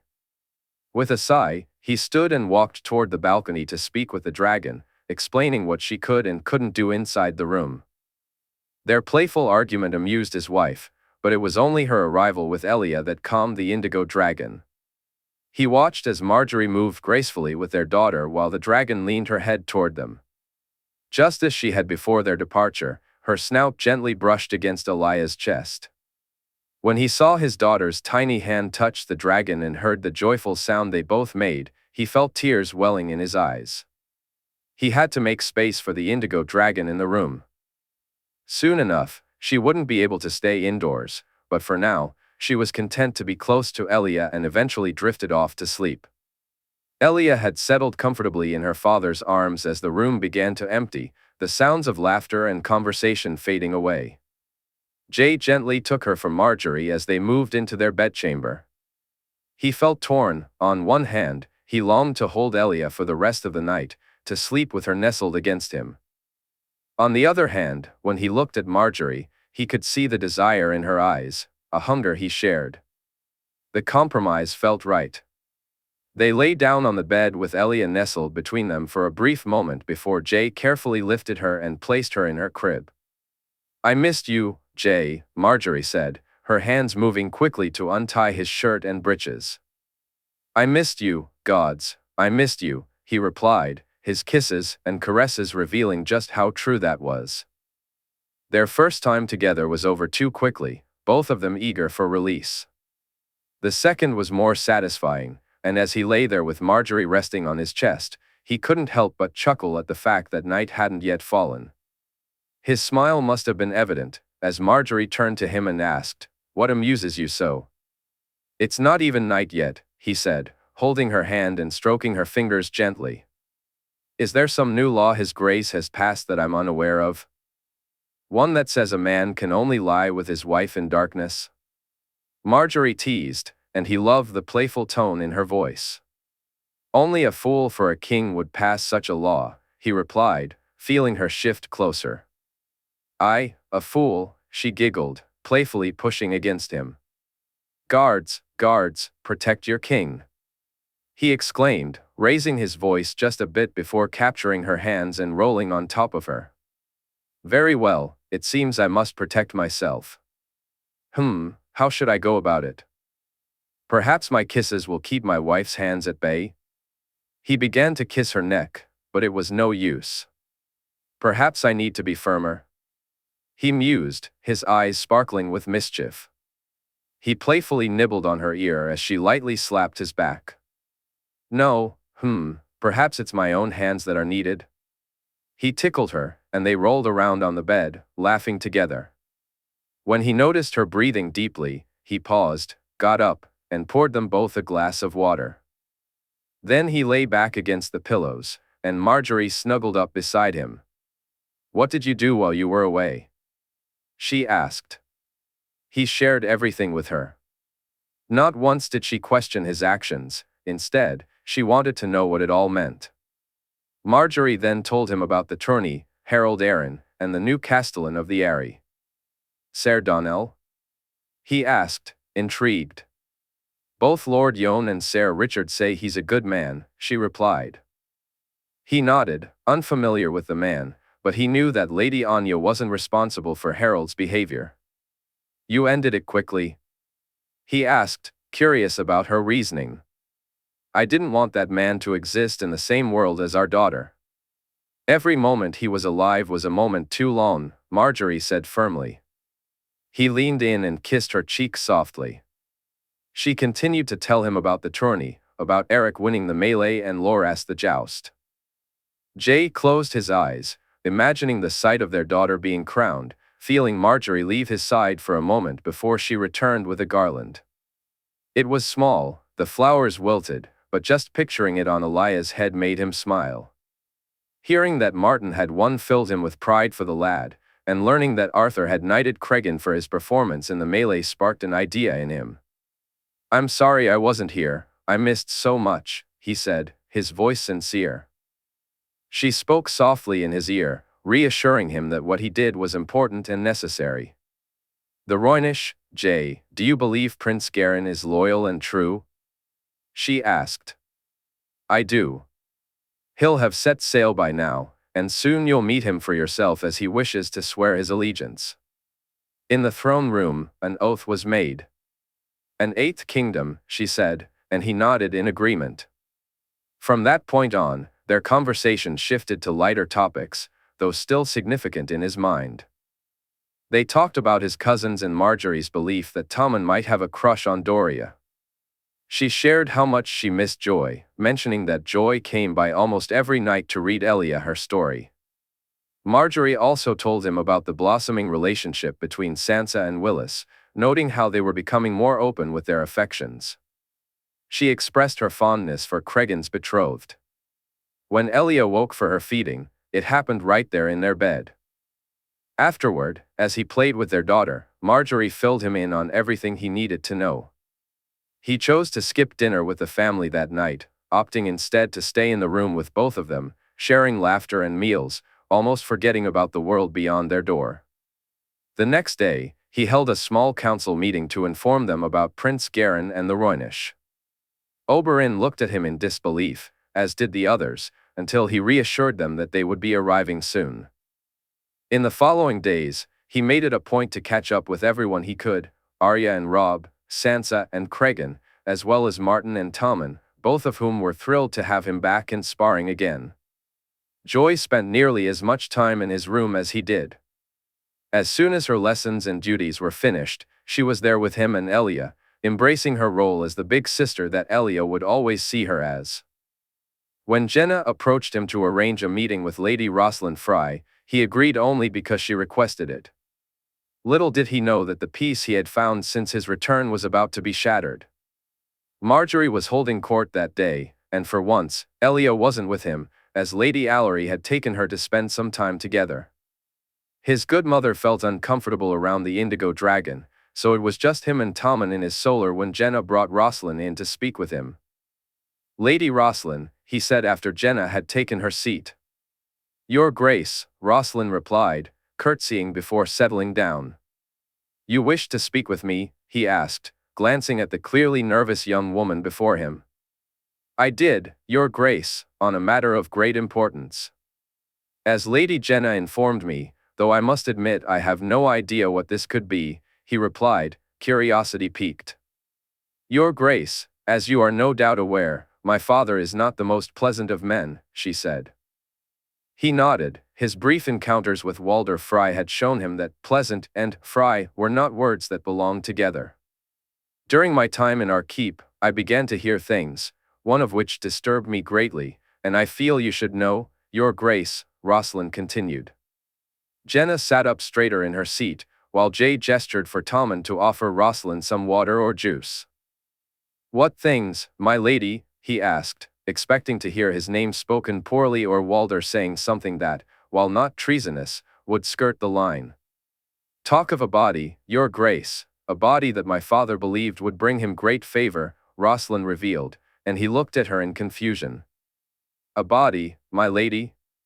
"When I first heard the talk, it made me suspicious, so I sought it out. I tried to find out if it was real or just a castle tale, Your Grace. It took me moons to uncover the truth, and even then, I wasn't sure what to do once I had it.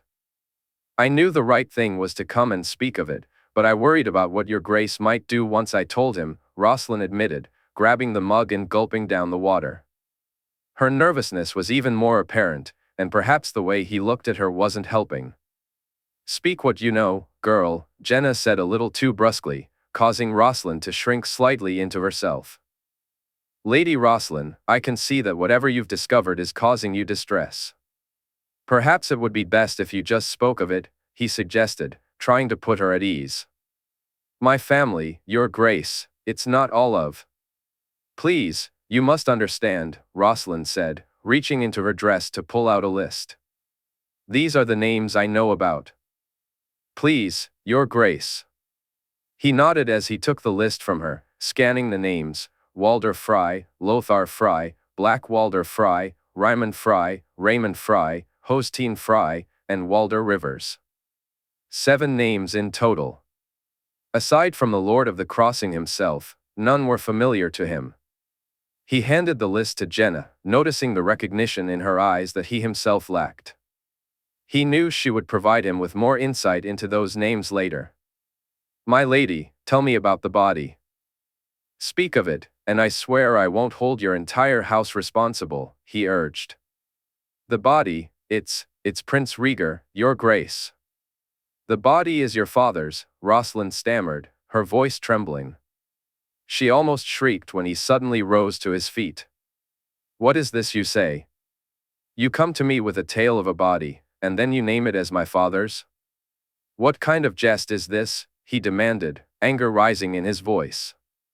"It's not a jest, Your Grace, truly it isn't.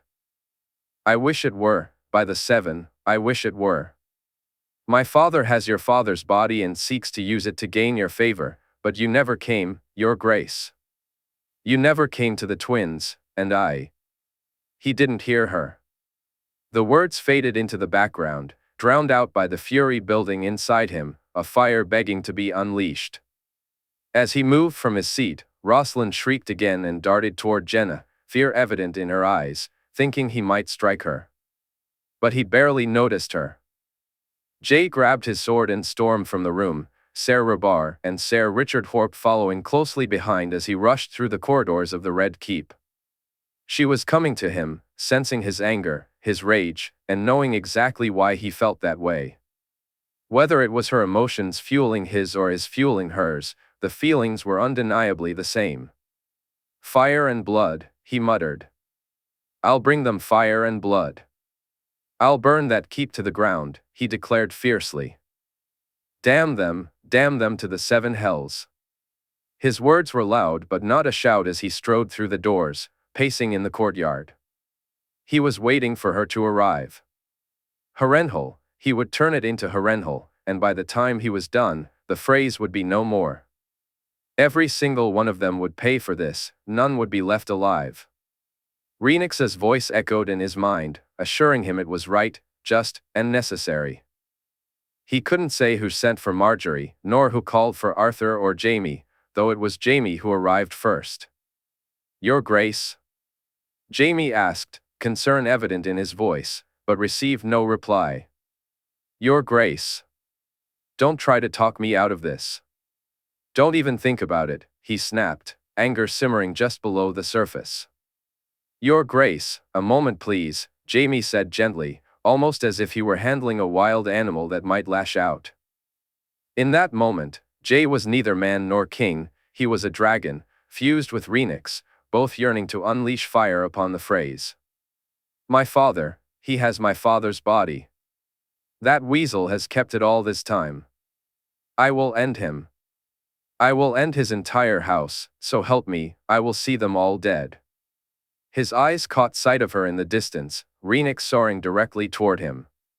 "Jay, Marjorie called out, and he turned to her, noticing Elia cradled in her arms and the worry etched on her face. Instantly, his fury began to dissipate. "He has my father, Marge. He has my father." His voice was now a stark contrast to the rage that had consumed him moments before. "We'll get him back, Jay, but this isn't the way. This isn't you. Come inside, my love. Come inside with Elia and me," Marjorie urged softly. He nodded, torn. "Rhaenys, I need to speak to her. I need to. I can't, but I need to." Jay hoped Marjorie understood. Go to her, and then come back to me and your daughter," Marjorie urged. He moved to the empty space where Rhaenys would land. While Marjorie managed to calm him, Rhaenys was another story.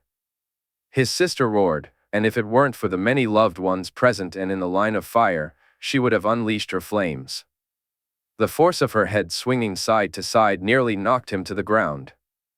He had to rein her in through his mind when the indigo dragon landed nearby, chirping angrily at her.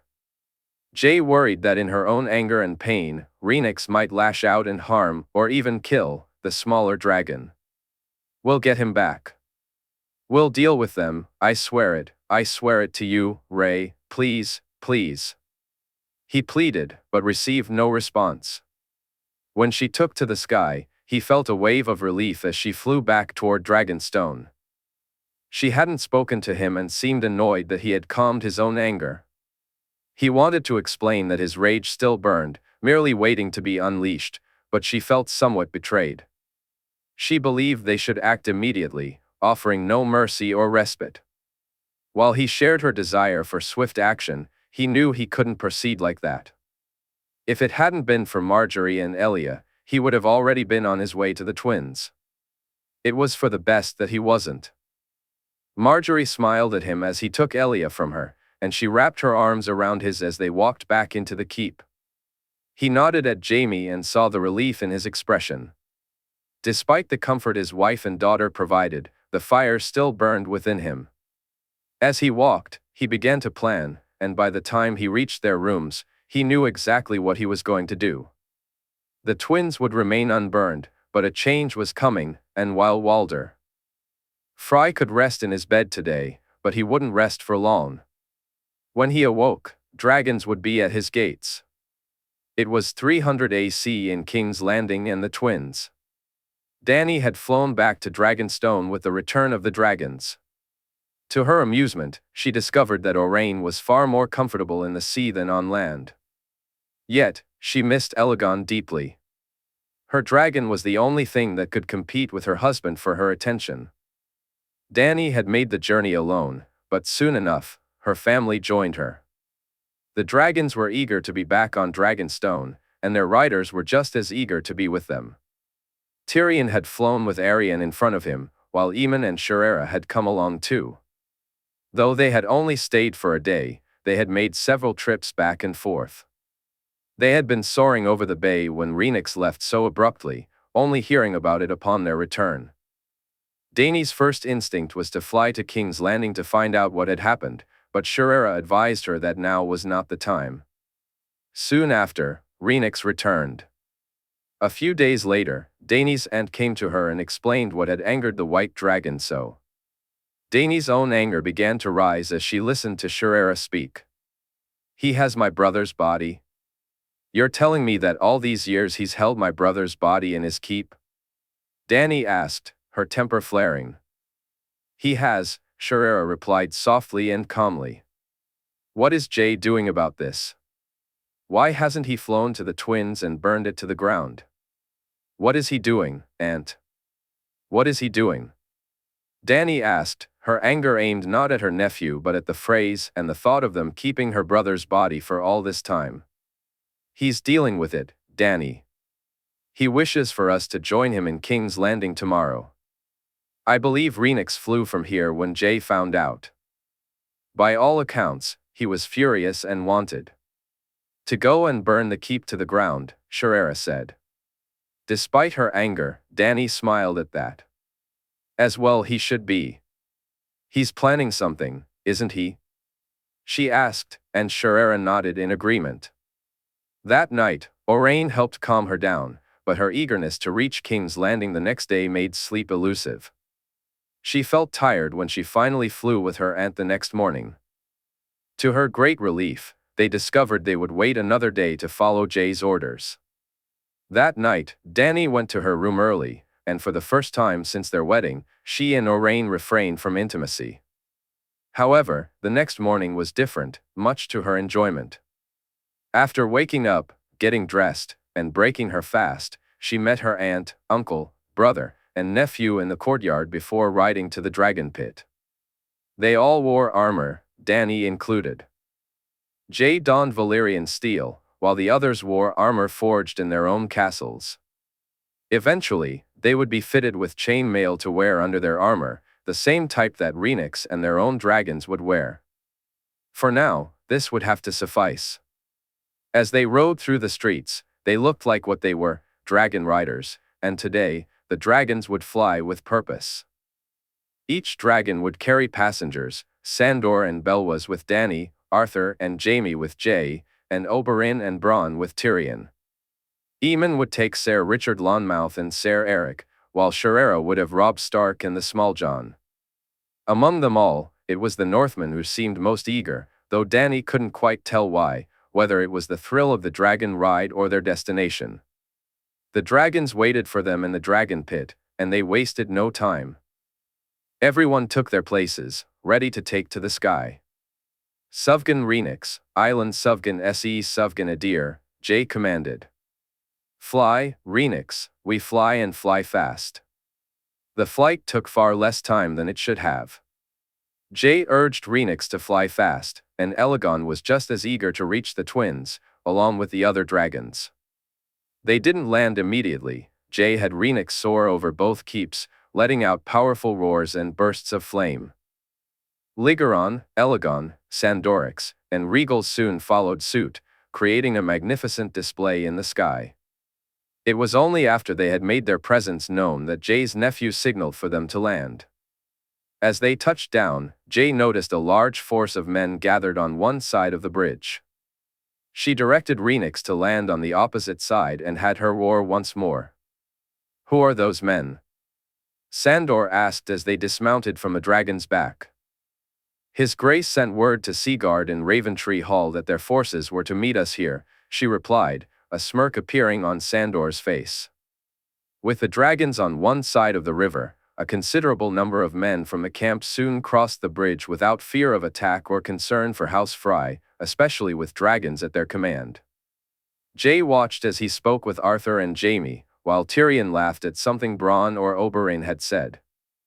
Before long, she was called over and found that it was Lord Tytos Blackwood and Lord Jason Mallister leading the men. Both had come in response to the king's summons. Your Grace, Lord Tytos said with a respectful bow, mirrored by Lord Jason. Lord Blackwood, Lord Mallister, I thank you for your diligence. Has there been any word from the twins? Jae asked. Ser Stevran came to parley, Your Grace. He is most confused by our march, Lord Tytos replied. As I'm sure you both are. All will be made clear in good time, lords. Please send word to Ser Stevran that I wish to speak with him, Jae instructed. Soon enough, a rider set off under a flag of truce toward the twins. The wait wasn't long, and a dozen men rode out, led by an older man whom Sandor identified as Ser Stevran Fry, the heir to the twins. Dany suppressed a laugh at the thought. The man must have been nearly 70 name-days old and was still just the heir. Even in death, Lord Walder seemed late. To say that Ser Stevran was nervous would be an understatement of epic proportions. He could barely look at the dragons and nearly fell to his knees when Jae approached him, Arthur standing protectively at his back. In 2 hours, I want every single man or boy over the age of 10 name-days lined up in front of those walls, unarmed and on their knees. Every single one, Ser Stevran, including your father. Is that understood? Jae's voice was chilling and unyielding. Your Grace, I don't. Ser Stevran stuttered. Every single one, Ser Stevran. Let me leave you in no doubt that this is indeed an order. If my order is not followed, then before this night is done, I, my aunts, and my uncles will mount our dragons and take to the sky. We will rain down fiery judgment on both keeps.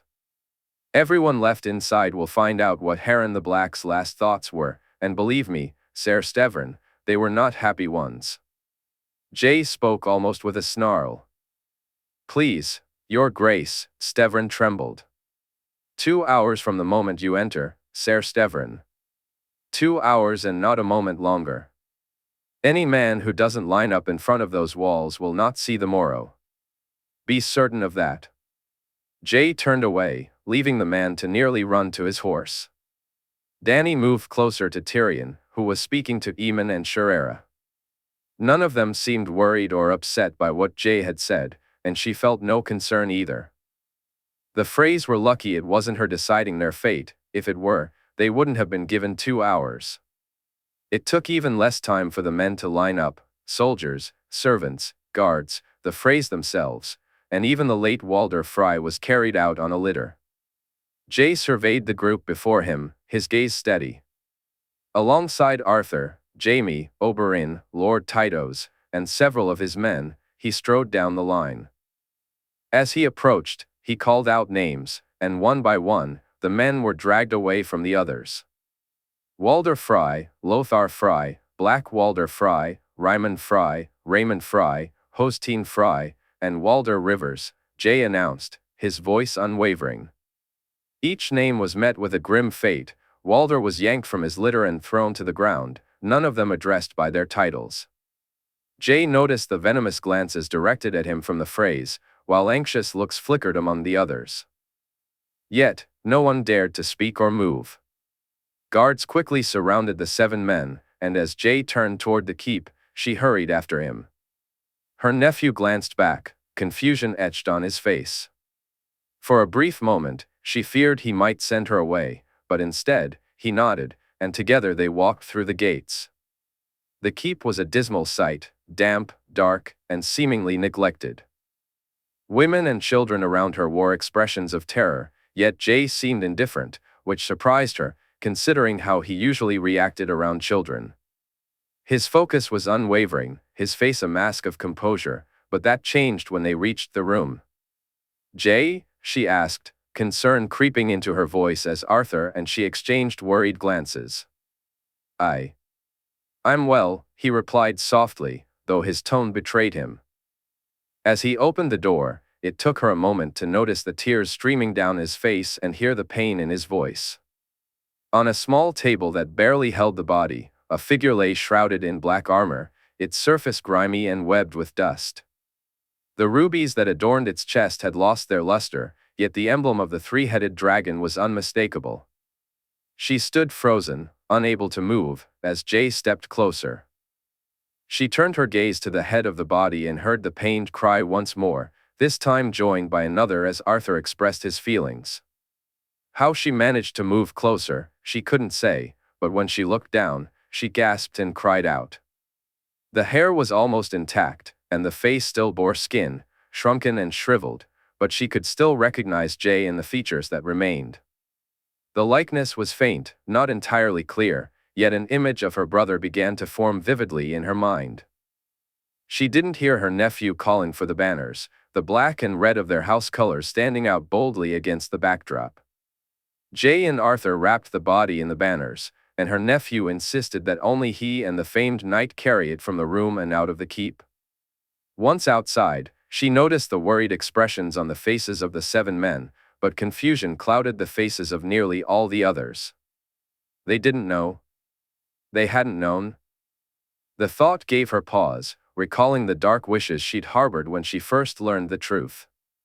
She looked to her aunt, uncle, and brother, then to Jaime and Oberyn, noticing their eyes fixed on the body and on Jay as he carried it to where Rhaenys awaited. After he and Arthur laid the body on the ground, Dany watched as Rhaenys brushed her head against it.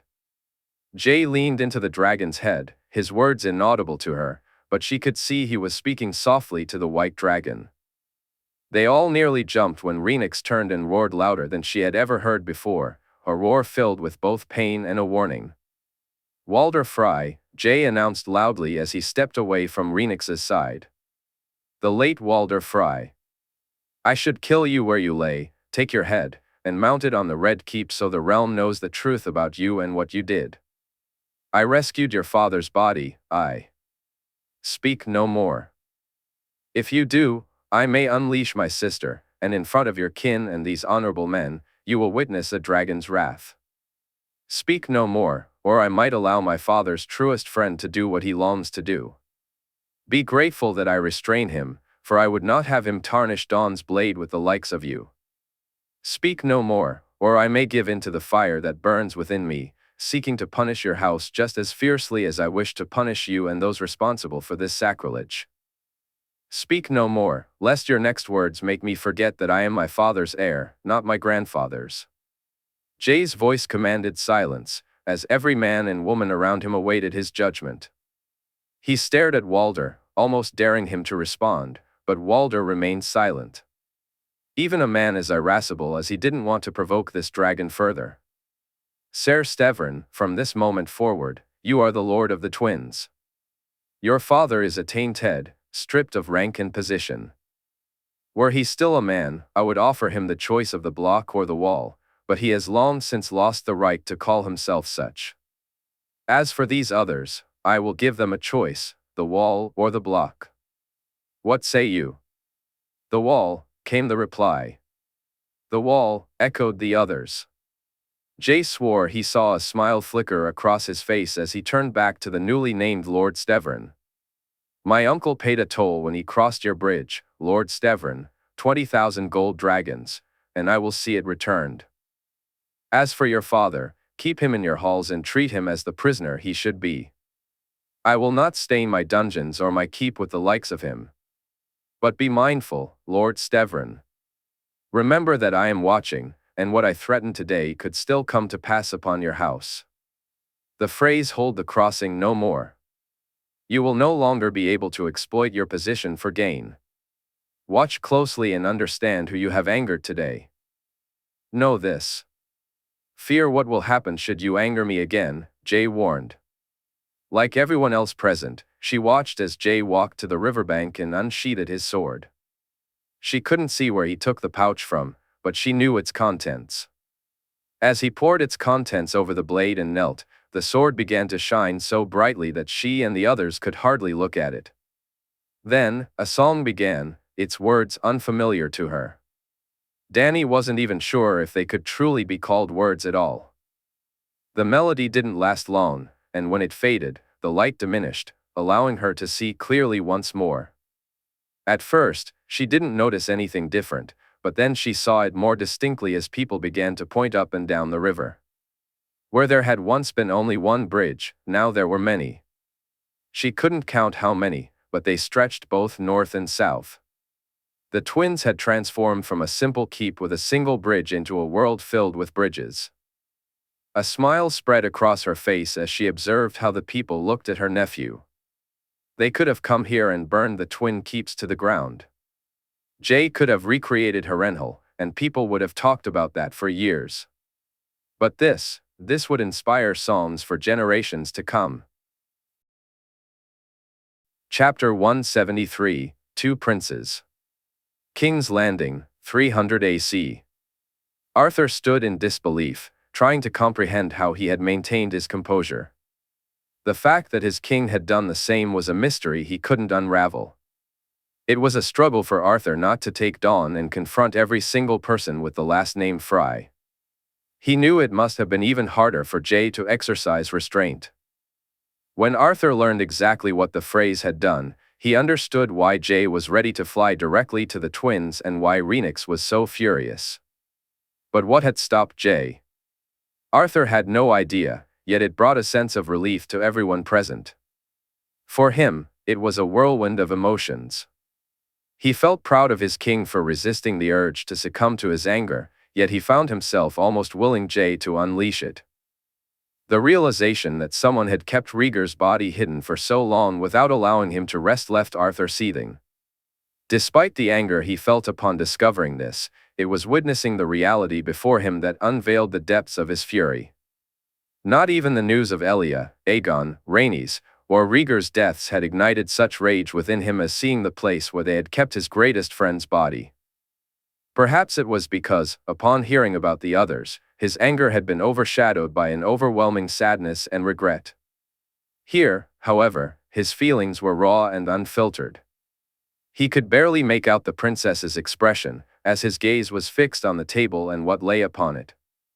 As for Jae's face, he could only imagine it. Jae had kept his back turned until he finally faced Arthur and asked for his help in carrying Rhaegar from the room. His expression was blank.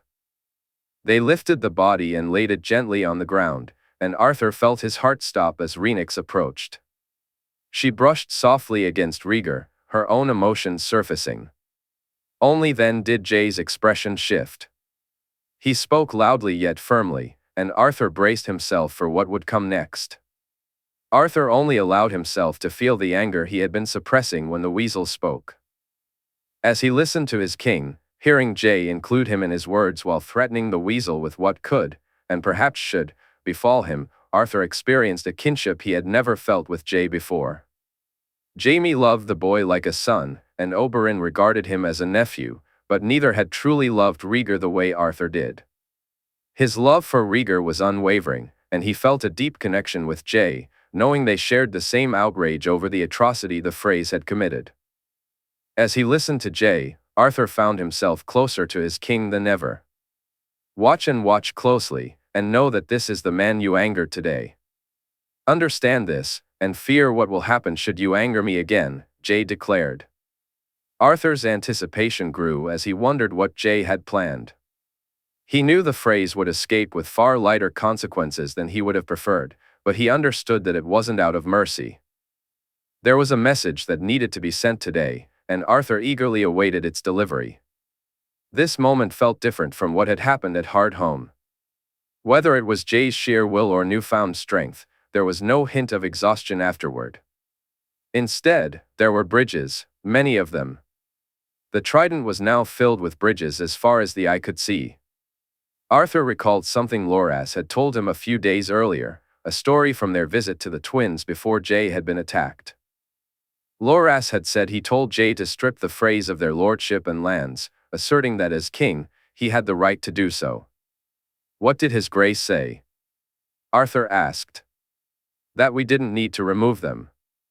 All we needed to do was build more bridges, Loras replied with a chuckle.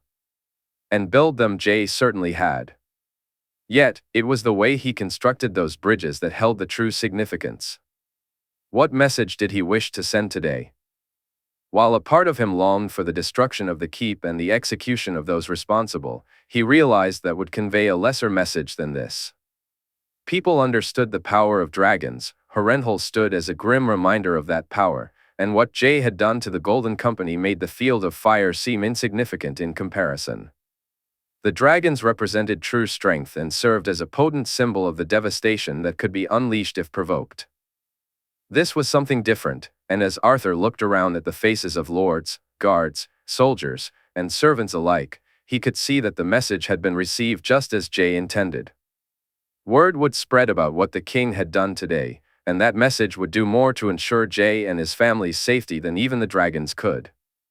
He had been merciful, just, and magical, and that kind of magic was something no one could truly grasp. How do you confront someone who can sing to stone? Someone who can build bridges simply by singing a song? And could that person bring your keep down around your ears if he wished? The answer to that question was clear to every man present. He could, and he would, if sufficiently angered. Jay nodded to him, and Arthur saw Jaime speaking to Lords Blackwood and Mallister as he turned to follow the king. Rhaenys was gently resting her head against Rhaegar's body, and Arthur watched as Jay spoke to her for a moment before she moved away, and Jay asked for his assistance.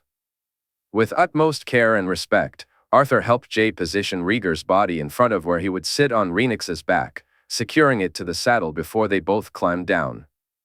I intend to hold a private service for him on Dragonstone in a few days, just family. I'd like for you to be there, Jay said. I'd be honored, Your Grace, Arthur replied, and Jay nodded at him, a small smile gracing his face. As Jay walked over to say his goodbyes to the lords and the men accompanying them, Arthur watched the 6 Freys destined for the wall being herded together and loaded onto a cart. He observed Walder Frey being dragged back into the twins without any ceremony. The expressions on the faces of their captors suggested that pleasant treatment was far from guaranteed. Arthur couldn't hear the words Jay exchanged with the new Lord of the Crossing, though perhaps that title was no longer fitting, considering there were now many more crossings to contend with. He noticed a mix of fear, respect, and what appeared to be gratitude on the man's face when Jay finished speaking, which struck Arthur as remarkable. The Freys were a wealthy house, though their lifestyle hardly reflected it, and they possessed lands that had been poorly utilized. Their true wealth and power stemmed from the bridge, the crossing, and now that was lost to them forever. Arthur had anticipated some bitterness or anger from Lord Stevern, yet he found none. Whether it was fear, gratitude for the mercy he'd received, respect for the king who had granted him the position he'd always desired while removing obstacles to his rule, or perhaps simply the man's own nature, Arthur sensed that Stevern would be loyal from this point forward. Will he hold a vigil for Rhaegar, Arthur? Will he hold a vigil? Sir Richard Lonmouth asked, his voice filled with emotion as he approached from behind. He will, no doubt. But it will be for us, Richard, not for the realm. It will be for those who truly knew and loved him, Arthur replied, gently placing a hand on Richard's shoulder. A few moments later, they were in the air and arrived at King's Landing just as night began to fall. While the other dragons landed in the dragon pit, Rhaenys, and they landed in the courtyard. Jay, along with Jaime, helped to lift Rhaegar's body from the dragon's back. They carried it to the queen's chambers, and Arthur was surprised to find that the room had already been prepared. In the center, a table was covered with. The 3-headed dragon of House Targaryen loomed nearby, its presence felt in the flickering candlelight that cast a shimmering glow around the room. We'll leave my father here for 3 days, Arthur, Jaime, Jay said, his voice steady but tinged with emotion. I'll invite those who knew him to pay their respects, and anyone who wishes can stand vigil over him. I will do so myself tomorrow. Will you stay with him tonight? He looked at Arthur, seeking reassurance. I will, Your Grace. Thank you, Arthur replied. He noticed a small smile flicker across Jay's face as he turned to leave the room. In King's Landing, 300 AC, Marjorie sat anxiously in her chair, cradling their daughter in her arms. She had heard the dragon land and yearned to rush to him, but Elia was awake, and she was alone with her in their room. Each passing moment felt longer than the last, and Marjorie's mind raced with thoughts of what mood her husband would be in when he finally came through the door. She almost hoped he would be angry, that would be better than the despondency she feared he might have fallen into. He had been furious when he found out the news. Later, he confided in her that it was Elia who had quelled his anger and steadied his hand. From that moment on, Marjorie noticed a different kind of rage in her husband's eyes, an internalized, focused fury. She worried about what he might do to the Freys when he discovered his father's body. Not that she cared for the Freys, they could burn in the 7 hells for all she was concerned. Her fears were for Jay and what destroying them could do to him. As the days passed, he began to share his feelings and plans for House Frey with her. Gradually, she found herself relaxing, even smiling when he told her it was truly because of her and their daughter that he was able to remain calm. "It had to be you both, Marge," he said, his voice softening. "If it had just been you, I think I might have been too angry to think straight. But when I saw Elia, when I saw her in your arms, it just left me," Jay said, his voice heavy with emotion. "I was back in Valyria, being spoken to by my grandmother and by Elia herself. They told me I couldn't give in to a desire for vengeance, it was justice I should seek.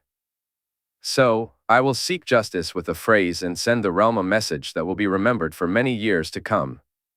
After he'd flown to the twins today, Marjorie had prepared what was meant to be her chambers, making them suitable for his father's body. Jay didn't want the realm to come together over this tragedy or for his father's body to be laid out in the Great September, where people would come to pay their respects. He wanted no pomp and ceremony, only those who truly knew him and his father should be allowed to honor his memory. She also understood that he wished to spend time alone with his father and to bring Elia, Joy, and Sansa to see him. Just then, she heard the door open and looked up to see Jay enter the room. A smile returned to her face as he pulled up a chair and sat beside her. His fingers gently caressed Elia's face, and their daughter leaned into his touch. "All went well?" Marjorie asked softly. "It did. He's at rest where he should be, and Arthur will stay with him tonight," Jay replied, laughing as Elia grabbed one of his fingers and wrapped her tiny hand tightly around it. "And the phrase?" she inquired. "As we discussed," he said, playfully pulling his finger away, only for Elia to grasp it even tighter.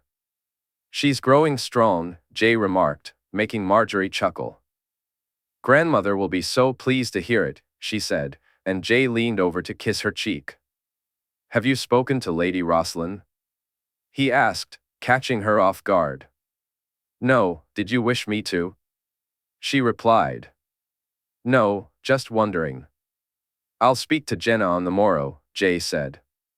"You intend to reward her?" Marjorie asked, her curiosity piqued. They had discussed it, but he hadn't fully shared his thoughts. I wouldn't have known without." Jay never imagined that they would come for him. The thought that they might have tried to dispose of his father's body haunted him.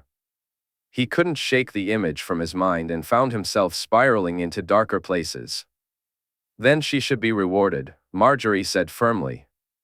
Jay managed a smile, laughing when Elia burped and a little bit of milk spilled onto his finger. "Were you saving that for me, little dragon?" "Why, thank you so very much," he replied, grinning as Marjorie moved to clean Elia while he sat there, staring at his finger for a moment. After she changed Elia, Jay washed his hands and stepped out onto the balcony to gaze at the sky. Once Marjorie laid Elia down in her crib, she joined him outside, taking his hand when he offered it. They watched as the dragons soared above, all 5 of them circling the Red Keep. "What are they doing?" she asked softly. "They're standing vigil," Jay replied, his eyes fixed on the majestic creatures. They didn't linger on the balcony for long, neither wanted to leave Elia alone for more than a few moments. Jay sent for their meal, and they ate together in the room. Afterward, Marjorie fed Elia, and Jay gently put her down to sleep. He spoke softly to the indigo dragon and then to Ghost before they headed to their own bed. Throughout the night, Marjorie awoke more than once to find Jay standing over Elia's crib, his words barely audible as he spoke to her about her grandfather. "What's in the next room is not him, my love, not truly," he whispered. "One day, I'll take you to meet him and your grandmother. They'll love you just as much as your mother and I do. They'll spoil you, laugh with you, and play with you. We'll watch as you and your dragon take to the skies. We will fly there together, Elia, and I'll show you where we came from, where our family originated before arriving at this place." Marjorie left them to their private conversation, closing her eyes and drifting back to sleep. But early the next morning, she was awakened by the 2 of them. Even hiding under her pillow offered no sanctuary as Jay stood by their bed, holding Elia in his arms, both of them tugging at her shoulder to get her to sit up. The identical smiles on their faces were the only reason she wasn't more annoyed. "Go away," she mumbled, burying her face deeper into the pillow. "Wake up. It's time to wake up. Tell your mother to wake up, little dragon," Jay coaxed. Marjorie chuckled softly beneath her pillow as she heard her daughter gurgle in response. "Not exactly what I had in mind, but it'll have to do," Jay said, and Marjorie laughed more fully when he mimicked Elia's gurgle. "Leave me alone, ghost. Protect me from these two dragons, protect the maiden fair." She joked, laughter bubbling up inside her. But instead of protection, she felt a tug from the white wolf on her nightdress. "Good boy, Ghosty," Jay praised as he snatched the pillow from her. "Very well, I'm up. What's so important?" she said, watching her only protection soar through the air and land perilously close to the indigo dragon. "It's time to break our fast, and we're both hungry, this one especially," Jay replied, glancing at Elia, who was now chewing on her clothes. "Jay, gods, don't let her eat her clothes," she said in frustration, reaching out to take Elia from his arms as Jay stepped out of their bedchamber. After feeding Elia and having a bite to eat herself, Marjorie joined Jay as he walked to where his father lay. As they entered the room, she gasped loudly at the sight of the body laid out before them. Even though she thought she had prepared herself for it, seeing it there in such a state brought the reality crashing down on her, and she felt a wave of relief wash over her. Marjorie hadn't been carrying Elia herself, fearing she might scare her. "Jay, I'm so sorry," she said, reaching out to take his offered hand. "We won't stay long," he replied, and she nodded in agreement. They lingered only a few moments before Jay told Arthur to get some rest. He asked Barristan to take over the vigil for a bit while he walked Marjorie and Elia back to their room. After giving them both a gentle kiss, he spent the rest of the day standing vigil, only returning to their room later that night. 3 days later, he asked her if she wanted to be there for the funeral. Marjorie found herself torn, unsure of what she truly wished to do. "One of us should stay with Elia," she said softly. Jay moved closer, kissing her gently before turning to walk toward the door. "I won't stay too long. I should be back before nightfall." "I love you both," he said. "We love you too. Go put him to rest, Jay." She watched her husband walk out the door, feeling a mix of emotions. It was comforting to see that he was coping so well with everything he had learned and witnessed over the past week. Whether it was the hope of reuniting with his family or the time he had taken to process it all, she was grateful he hadn't been broken by the experience. At Dragonstone in 300 AC, Jaehaerys Targaryen stood vigil alongside Arthur, Jaime, Barristan, and Richard. All those who had truly known his father were there, keeping watch over his body. His family had played their parts, and now they would all have an even bigger role to fulfill. Jaime had asked if he wanted him to join the flight to Dragonstone. Although Jay appreciated the offer and the comfort of his father's words, he felt he needed to focus solely on one father at a time. Barristan had also offered to come along, and while it felt wrong to deny him, with Arthur at his side, Jay didn't feel the need for anyone else. Jay felt uneasy leaving Marjorie and Elia without both Loras and Barristan. So, aside from his family and Arthur, he decided to bring only Richard along. His master of whisperers was grateful for that. The flight to Dragonstone was surprisingly quick, but Jay wondered if that was truly the case or if, like Rhaenys, his mind was elsewhere. He and his sister had shared their anger, grief, and relief that they could perform this final act for their father. Rhaenys had come to accept that they were merely laying his body to rest, not his memory. One day, they would bring him back, bring them all back, and they took comfort in that thought. Once they landed on Dragonstone, Jay gave Rhaenys some time to say her goodbyes to their father. It was a strange moment for him. He had known 3 fathers at different stages of his life. There was the man who had brought him home from the war, the man who had guided him on his path, and the man who had been his sire. Each was vastly different from the others, yet each held an undeniable place in his heart. He thanked the gods for the two who were still with him and made a solemn vow to himself to bring back the one who was not. When Rhaenys finished, he, Arthur, and Richard carefully placed their father's body on the pyre. His father still wore his armor, which Jay had polished and cleaned until it looked brand new. He had thought about replacing the damaged rubies, but something about that felt wrong. Looking over at Dany, Tyrion, Aemon, and Rhaegar, he noticed their somber expressions. Yet, aside from Dany, none of them seemed truly sad. Aemon had corresponded with his father, while Rhaegar and Tyrion had never known him, leaving their connection more distant. Dany mourned the second brother she had seen given to the fire, haunted by memories of the funeral they held for Viserys and the regrets of not having had the chance to know their father. Tears streamed down her face as Jay moved closer, gently wiping her eyes. He leaned in and whispered, "We will see them again. You will get to know him, I swear it." A faint smile crossed her lips, and he turned to the pyre, taking one last look at the body resting atop it before returning to his sister. He reached out to touch her head, gathering his thoughts. "Dragons are fire-made flesh, and my father was as true a dragon as there ever was. We are here today not just to say our goodbyes, but because he existed. Without him, the world would be a very different place, and our house would have fallen. For me, for my sister, for our house, you have my thanks, Father. You have my love and my oath. I now give you back to the world, back to the fire from whence you came. We will see you again, but not today." As he spoke, his words resonated in the air, and he glanced at Rhaenys. "Not today," he echoed, hearing the murmurs of agreement from those around him. Dracarys. Rhaenys unleashed her flames, and Jay felt the heat wash over him as the pyre ignited. She poured everything she had into the fire, and when her flames finally dwindled, the pyre had vanished. Ashes danced in the wind, drifting down over the cliffs and settling onto the water below. Jay leaned his head against Rhaenys's, sharing in her sadness. Yet, he could sense her eagerness to return to King's Landing. They wasted no time mounting their dragons. Upon arriving at the dragon pit, Rhaenys and the other dragons soared into the sky almost as soon as they dismounted.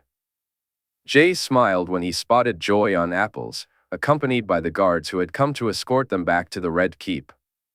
"Ride, John?" Joy asked, her eyes sparkling as he approached Winter. "Aye, let's ride," he replied, enjoying the bright smile on her face as they set off in one direction, while his family took flight in another. They rode off together, spending a few hours journeying through the Kingswood, just him, Joy, Arthur, and some men from the 100. Jay found he needed this time away. When they returned to the Red Keep, he dismounted Winter, thanking her with a gentle kiss on her cheek. As he spotted both Martin and Tommen waiting for him, he and Joy made their way to the sparring yard. Soon enough, he found himself sparring with both of his squires, along with anyone else who wished to join in. Among them were Arya, Lyanna, and all four of his youngest cousins, as well as their father. He could only credit this gathering to Marjorie, and when he finally stepped into his room, he expressed his gratitude to her. "I only suggested the sparring, Jay. The ride was all Joy's idea," she replied, as he lay down on their bed. "I thank you just the same.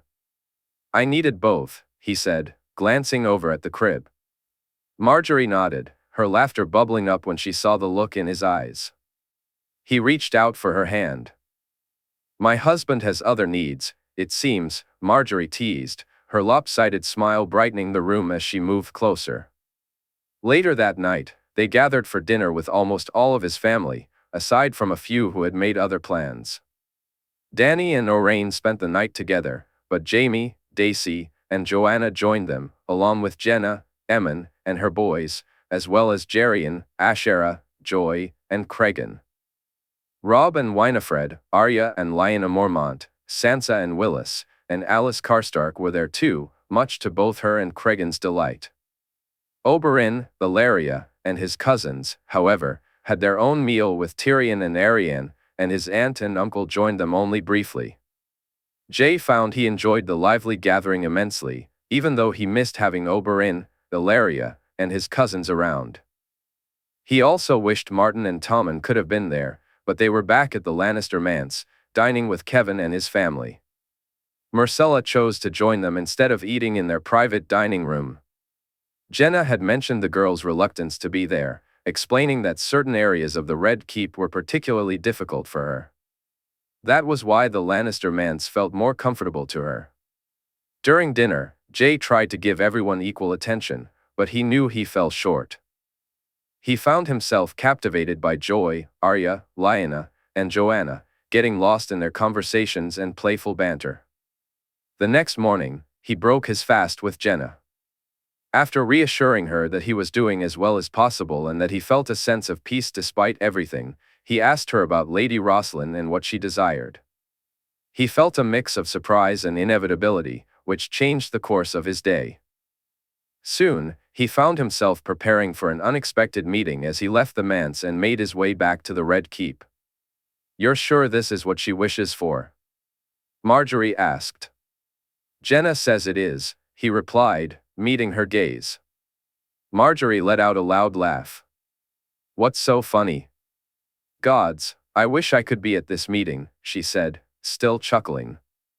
"I should make you take it, he wouldn't hit a queen," Jay suggested, and her laughter intensified. "Perhaps you should bring Elia with you. She'll protect you from the giants," Marjorie joked, causing Jay to laugh as he shook his head and walked to his solar. He didn't have to wait long for both men to arrive. The Great John looked confused, while the Small John nodded to Arthur, who stood behind Jay as he settled at his desk. He invited both men to sit, had Tommen pour out the ale, and observed as they took large swallows from their mugs. Jay was uncertain whether to thank the gods for their timing, that they had waited until Robb was ready to leave, or to curse them for still being there when he needed to send a letter about what he was about to discuss. "I know you prefer. Bluntness is key, so I won't waste time on irrelevant matters. I've asked you here to discuss a betrothal offer," Jay said, noticing the Great John's smirk while the Small John's face went pale. "Really, my king? You're not my type," the Great John boomed with laughter. "I know it's an unusual request, but it comes from a worthy lady who has my favor. Should you accept it, it will place me in your debt. As you know, Lord Umber, I was raised by a house that always pays its debts," Jay continued, eliciting another round of laughter and a worried glance from the Small John. "Make your request, my king," the Great John said, looking at him curiously. "Lady Rosalind Frye, my lord. She was the one who revealed the truth about my father's body, and I wish to reward her for allowing me to finally put him to rest. Her wish is to marry your son," he explained, glancing at the Small John, whose complexion had grown even paler. "A Frye, my king?" The Great John's expression darkened, almost thunderous. "A different sort, my lord. Her mother is from House Rosby, and Lady Rosalind takes after her," Jay clarified. "Thank the old gods," the Small John muttered. "There is a considerable dowry, my lord," Jay added, and the Great John raised an eyebrow, smirking. "There would have to be, my king," the Great John replied, chuckling at the Small John's expression. "House Frye will offer 20,000 gold dragons, and the crown will match that and add 10,000 for the lady herself," Jay stated, watching the surprise spread across the Great John's face. "You truly wish for this match, my king?" the Great John asked, and Jay nodded in affirmation. "Don't I get a say?" the Small John interjected, prompting laughter from Jay as the Great John told him no, he did not. "The lady is as far from a Frye as you can imagine, Small John, both in looks and temperament. It was her suggestion that I approach you, so there's clearly something she sees in you that pleases her," he said, noticing the Small John puffing out his chest a little. "She could have sought a southern match, I expected her to, but she's no soft southern lady. I believe she'll thrive in the north." Those words belonged to Jenna, not him. 2 hours later, he sat facing the lady herself. Though she was nervous, it was far less than when they had last met, which he was glad to see. "Lady Rosalind," he began, "I've already thanked you for what you've done with my words. Now it's time for me to do so with my deeds. Lady Jenna and I have spoken, and it seems a certain lord's heir has caught your eye. Is this true? It is, your grace, she replied, her voice soft and light. I find myself thinking of him often. Though he's not who I ever expected would make me feel this way, and I know my brothers would think him a strange choice, he is who I would choose if it were up to me. And if I told you that I've spoken to the Lord and his son and would seek to match you, would that please you? He asked. She nodded vigorously. Yes. Then I'm pleased to announce that Lord Umber has agreed to the match, my lady. Your dowry will be provided from the coin your house took as payment from my uncle, as well as from the crown's own coffers. Additionally, there will be a further sum paid directly to you for your own use. Your grace, the coin isn't necessary, Rosalind said, shaking her head. Indeed, but I will see it paid regardless. I would advise you to make arrangements to travel north, Lady Rosalind. You'll need warm clothing for yourself and your brothers. I've asked Lady Jenna to assist you in this regard. I thank you for what you did. Were it not for your intervention, I'd never have known, and I'm most grateful for it. On behalf of Her Grace and myself, I wish you good fortune and all the happiness you desire, he said, smiling at her. I thank you, Your Grace, truly, Rosalind replied, rising with a genuine and broad smile on her face. Later that night, as he held Elia in his arms, Oberyn shared the events of the day with Marjorie. He looked at her, initially confused, but then burst into laughter when she spoke up. Well, I guess we found out. It's Rosalind, Marjorie said, making him frown. Who's next for Goat's Bane? She added, prompting another hearty laugh from him. It was King's Landing, 300 AC. Oberyn had been surprised by how well Jae had handled things since they recovered Rhaegar's body. True, Jae's first reaction had mirrored what Oberyn himself would have felt in a similar situation. But after Jae had calmed down and taken action at the twins, he had truly surprised Oberyn. Tyrion had told him it was because Jae believed he could bring them all back. He thought that once he dealt with the threat beyond the wall, his family would be returned to him. Oberyn, however, sensed there was more beneath the surface. Just like Jaime Lannister would do, he decided to spar with his nephew, hoping Jae would open up to him. It took him far more sparring sessions than it had for Jaime, but then again, Jaime and Jae had been at it much longer than he had. So, 2 weeks after they had laid Rhaegar to rest, he and Jae found themselves sparring alone in the yard at night. Oberyn had just been defeated, again, when his nephew finally started to speak. They took a seat, and Jae poured him some water.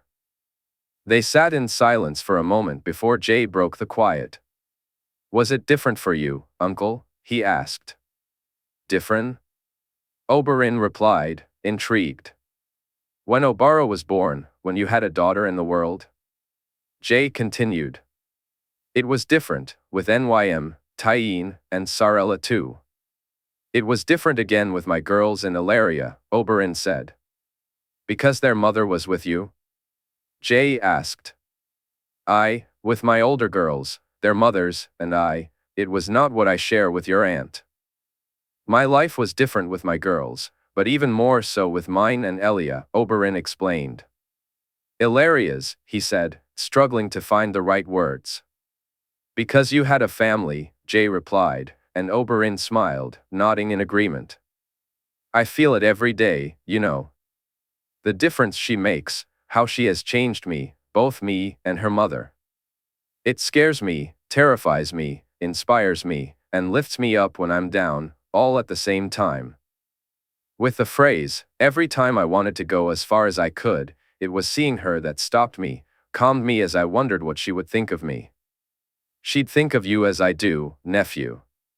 As Marjorie does, he said, and Jae smiled back at him. And that's how I want her to see me.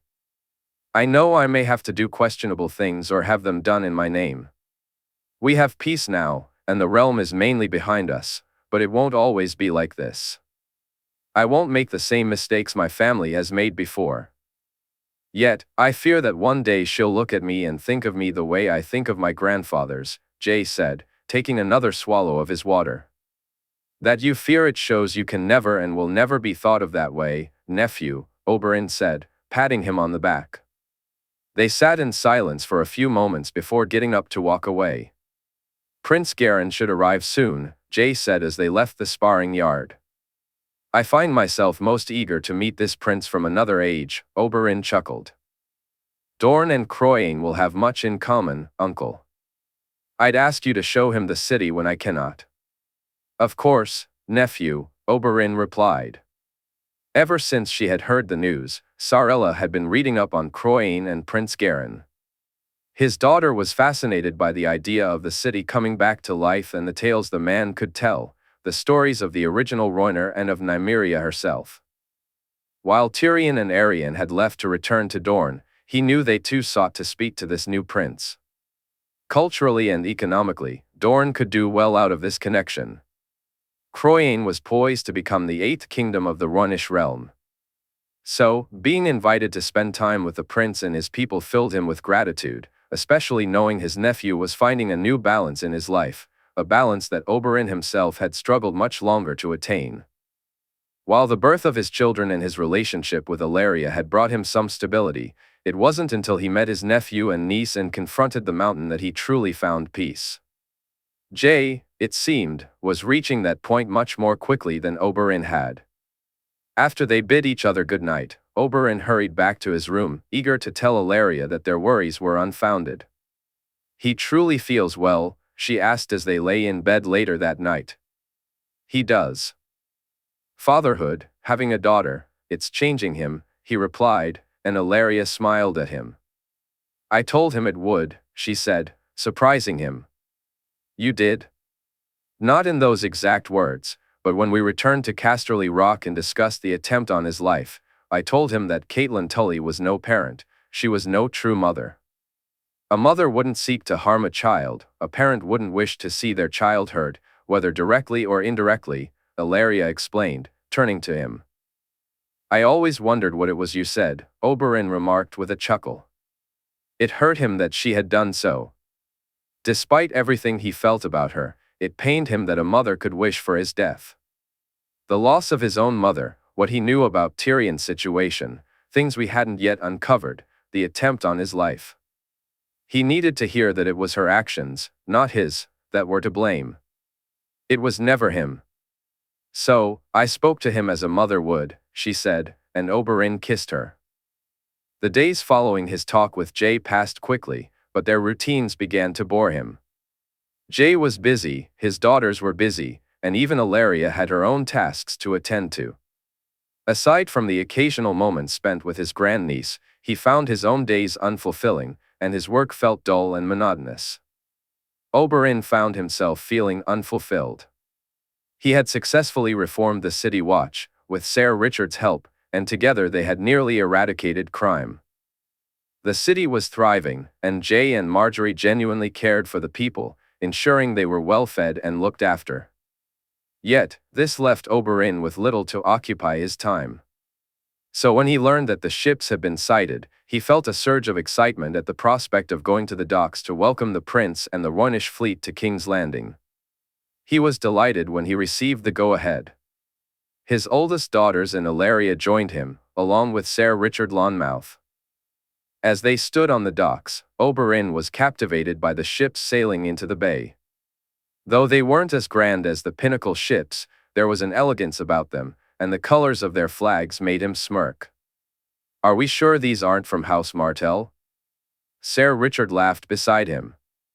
Aside from the sun and spear, they could very well belong to Martell, the colors matched, and the sailors wore attire similar to that of their own crew. When the first ship docked, both Ellaria and his daughters gasped in unison. It took Oberyn a moment to understand what had caused their reaction. The man stepping off the ship was tall, with dark hair and eyes, dressed in a bright orange open coat that resembled his own. As the man approached, Oberyn was struck by how much he resembled the face he often saw in his looking glass. He was so taken aback that he barely registered when the man introduced himself. Prince Garren of Croyane, the man said with an easy smile. Prince Oberyn Nymeros Martell, His Grace's Master of Laws. Welcome to King's Landing, Oberyn replied, turning to introduce Garen to his wife and daughters. Landing, 300 AC, Sir Richard Lonmouth stood in awe. Seeing a Roynish prince in the flesh was a remarkable experience. Though he longed to spend more time learning about their newest kingdom and allies, duty called. He bid farewell to both princes, having joined Oberyn at Jay's request. The king had wanted to keep Jaime Lannister away, allowing Oberyn to be the highest-ranked member of the small council to greet Prince Garen. This wasn't meant to be a slight, it was a way to show how valued the Rhoynar were in their kingdom. After parting from Oberyn and the prince, Richard made his way to his quarters, eager to gather his kisses and speak to his lips in person.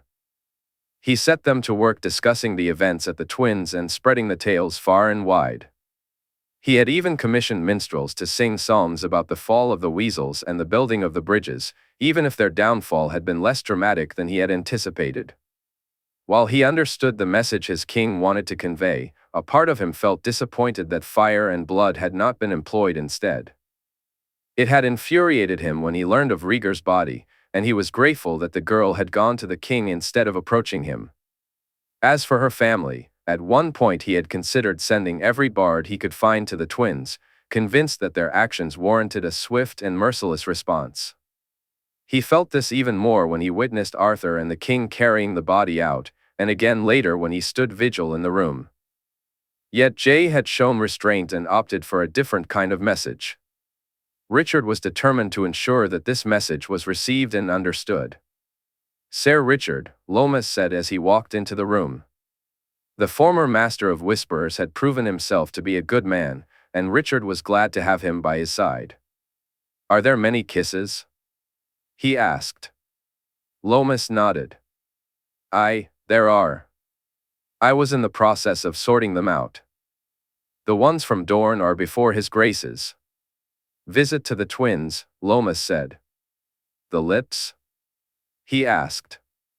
Have been set to task, Sir Richard. Good man. You saw our new guests? Richard inquired as he took his seat. I have lips seeking kisses from them as we speak, Sir Richard, Lomas replied, and Richard nodded in acknowledgement. He welcomed the glass of wine and the plate of cold meats, taking a bite of one and a quick sip before diving into the oldest messages first. The North. Roses take root in the snow, preparing for winter, though they lack protection. The crown of queens grows larger every day, ready to weather the winter storm. Lessons abound as men learn to fight those who are not, training themselves for battles yet to come. The Reach. A huntsman readies his bowmen, their strings taut and ready to fire. Roses sharpen their thorns daily, and apples, both green and red, ripen nicely. Foxes adapt quickly to face a new enemy, while the towers, so high, remain ever vigilant. The Riverlands.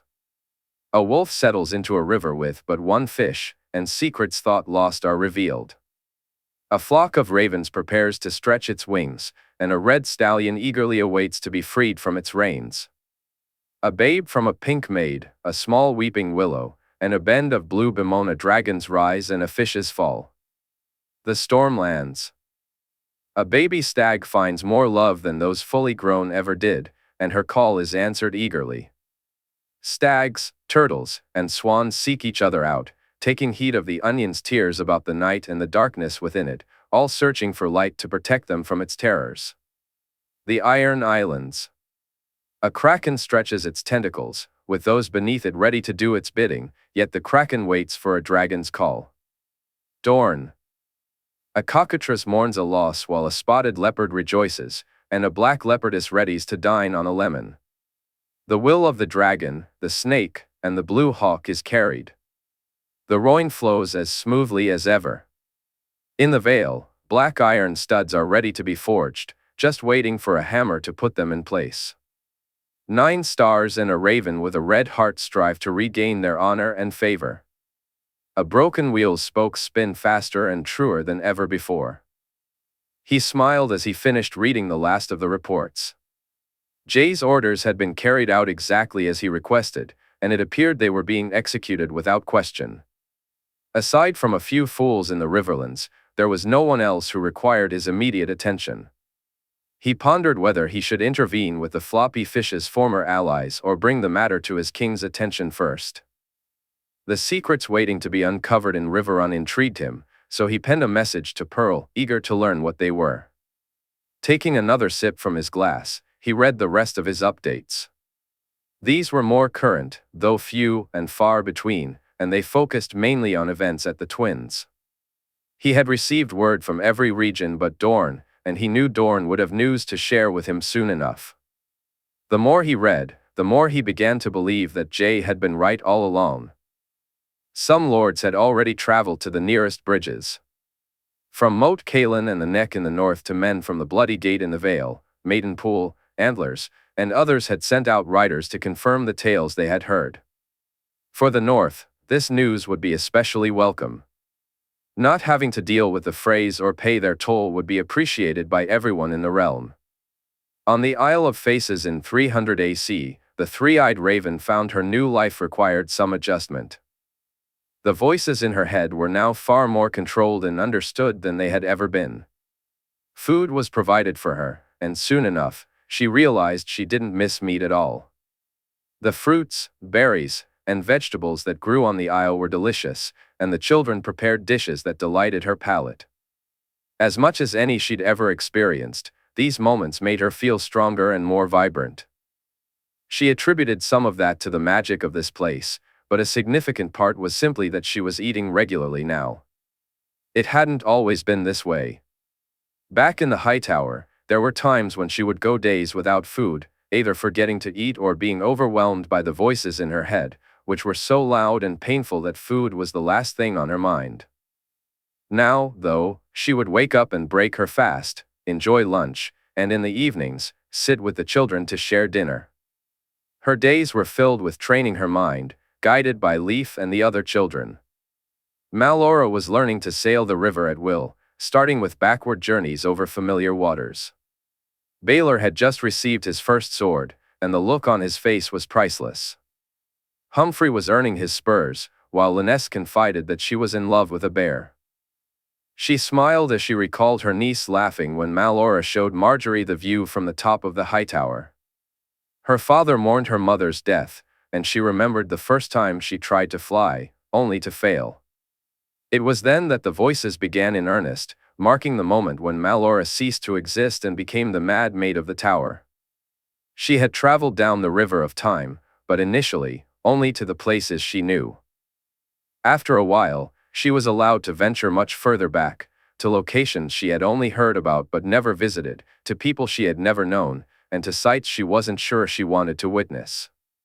She saw a boy crying alone in a gray keep, a red-headed woman shouting at him. That same boy watched as a man with golden hair taught him how to wield a sword, and then he danced with a girl who had golden brown eyes and long, brown hair. 3 men in white stood outside a tower while a dragon circled overhead. She saw a man fall into a river, rubies spilling from his chest, and a woman lying in a bed of red, her eyes closing for the final time.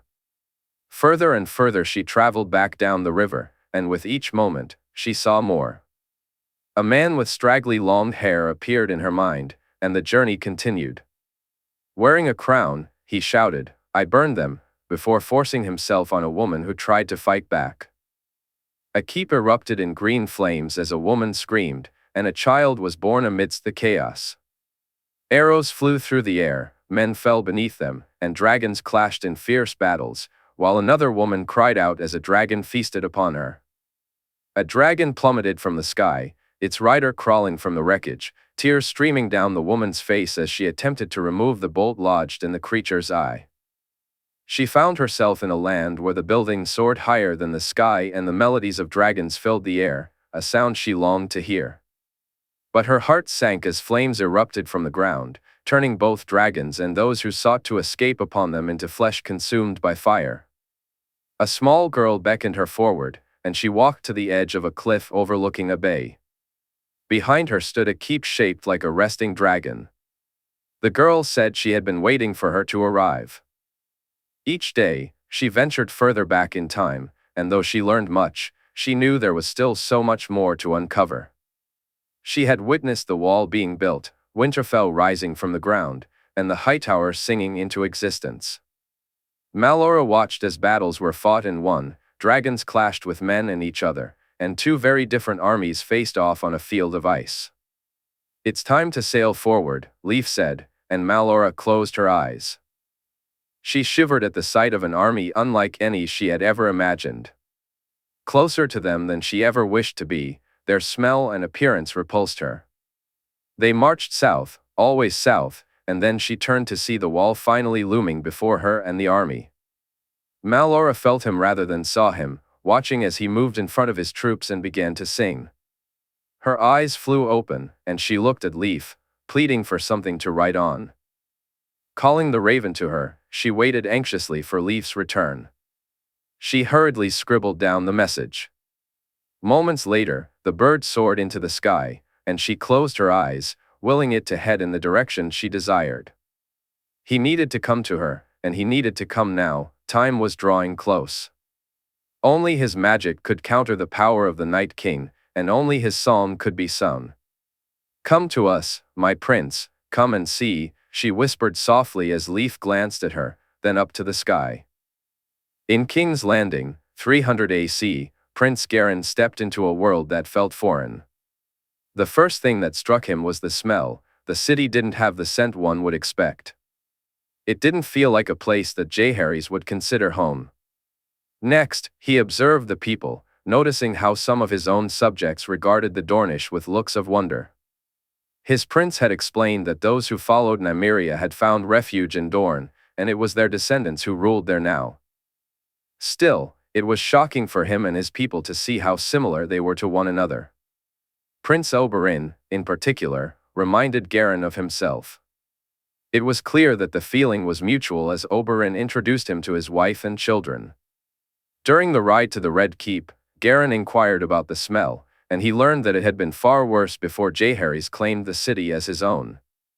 What he was sensing now was an improvement, and he dared not imagine how it had been before. He appreciated the way the prince spoke, and his lady wife was a delight. Garin noticed how she would catch herself staring at him as they traveled in the carriage. "The resemblance is just as striking to me, Princess Ilaria," he remarked, and the woman smiled as Oberyn glanced at him. "You are truly Garin the Great, the wonder of the Rhoyne?" Oberyn asked.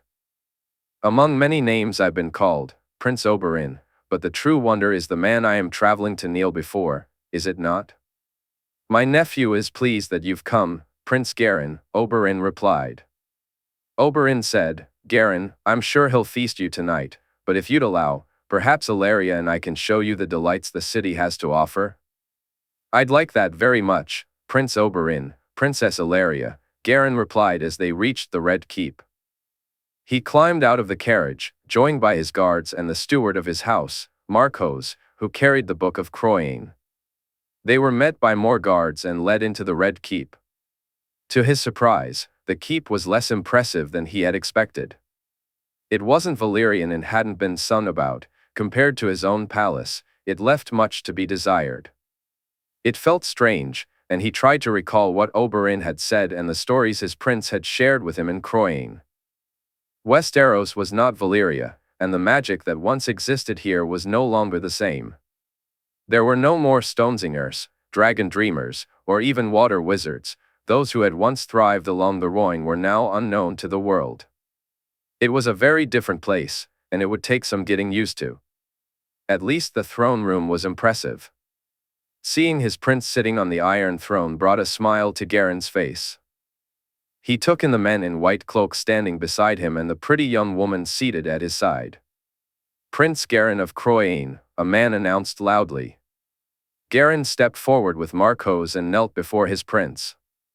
"I come to swear fealty to the one true king of the 8 kingdoms. I come to offer you my loyalty and my oath that Croyane will come when called, just as we have now, your grace. Rise, Prince Garin, and be welcomed and named as our Lord Paramount of Croyane," Jaehaerys replied warmly. "I vow that you shall always have a place by my hearth, and meat at my table. I pledge to ask no service of you that might bring you into dishonor." With that, Jaehaerys moved down to embrace him. Garen eagerly returned the embrace. He spoke briefly with his prince before the feast, wishing he could meet his wife and baby, but he would have to wait until later that night. At the feast, he sat beside King Jaehaerys, engaging him in lively conversation. His wife, Marjorie, welcomed him to the city and apologized that their daughter was resting, meaning he wouldn't see her until the next day. As the night unfolded, Garen found himself truly enjoying the festivities. He danced with the queen and with Ilaria, getting to know both women more deeply. Yet, throughout the evening, his attention kept drifting to one of the men in the white cloaks. He was younger than the others, around the same age as Oberyn, and there was something oddly familiar about him. It was only when he spoke to Oberyn that he learned the boy was the queen's brother and his prince's closest friend. Garen caught the young man's eye more than once, noticing the spark of interest in his gaze. When their smiles exchanged, he began to wonder if his attention was welcomed. Despite the city's less-than-pleasant smells, Garen felt he would enjoy his time here. He looked forward to discovering just how similar the Dornish were to him. Did the blood of the Rhoynar still flow in their veins, or had they truly become Westerosi? Was the boy like him, and if so, was that something worth pursuing? And if he did, how would those around him react? He had many questions now that he had finally arrived in this land, but two loomed above all the rest, and only his prince could provide answers. How powerful was their enemy, capable of defeating those who had broken him and his army? And against such an enemy, was there truly any hope in fighting? Chapter 174, A Crown for a King. King's Landing, 300 AC. Marjorie wanted to argue with him, to express her anger and annoyance, but she found herself unable to do so. As much as she wished for him to stay and not leave her and Elia once again, she knew deep down that this was something she had to confront. Marjorie had hoped for more time with him, and for him to have more time with their daughter. Watching him as he held Elia in his arms, sitting on the balcony and gazing out over the city, it was evident how much he longed for things to be different. She had been the one to receive the raven, while Jae spent his time with Elia, just as they had agreed she would handle the realm.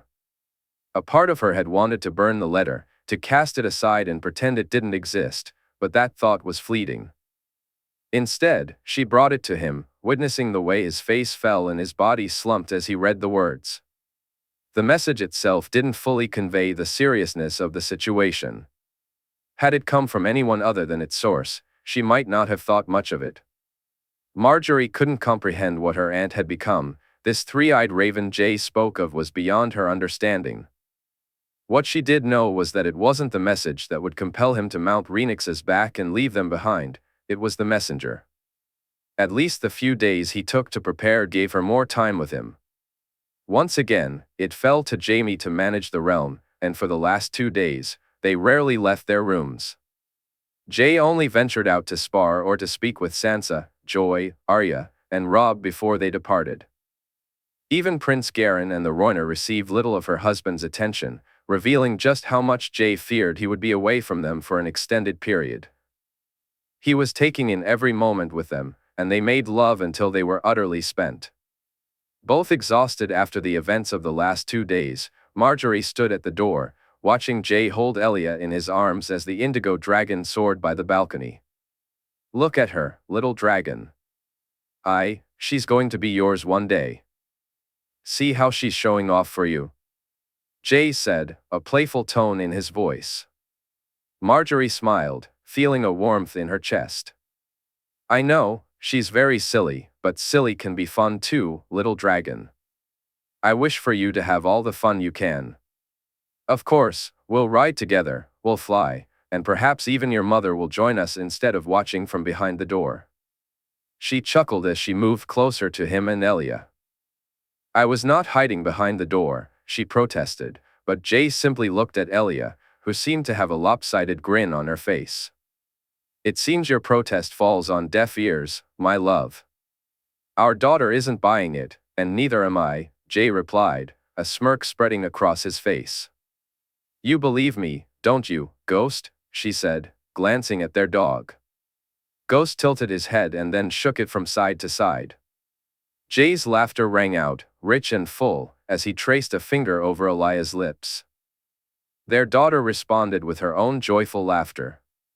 Moving closer, Marjorie wrapped her arm around Jay's waist and reached out to touch Elia's cheeks. She smiled as their daughter tried to bite her finger. "She can't be hungry again," Marjorie said, looking at Jay. "No, I think she just likes to bite things. It's the dragon in her, or maybe the wolf, or perhaps it's the rose. My wife was a biter when she was just a babe, after all," Jay replied, a teasing glint in his eyes.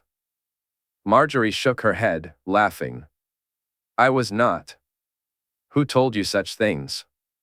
My good mother and I speak quite often when she joins me in watching over this one. Quite the conversationalist your mother is when she wishes to be, especially about her children. I never knew that Loras used to crawl along through the maze and eat the leaves of the bushes," Jay said, and Marjorie burst out laughing. The image formed clearly in her mind and refused to fade. If it hadn't been for the indigo dragon landing on the balcony and Jay bringing Elia over to her, she might not have been able to compose herself so quickly. When he returned, they walked into the room together. She had only taken a few steps when laughter bubbled up again at the thought of Jay and her mother sitting together, gossiping.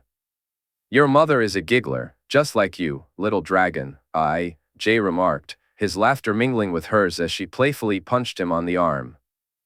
He handed Elia to her before moving to the door, calling for their meal to be brought in so they could break their fast. By midday, he would be in the air, heading to the Isle of Faces, which meant they had woken with Elia and dressed far earlier than usual. However, when the meal arrived, Marjorie barely touched her food, and she noticed Jay was doing the same. The reproachful look on her face finally prompted him to finish his plate. A couple of hours later, Elia dozed off, and after placing her in her crib, Marjorie reached for Jay's hand, leading him back to their bed. They lay on their sides, gazing at each other face to face. "I don't want to go, Marge. Gods forgive me, but I don't want to leave.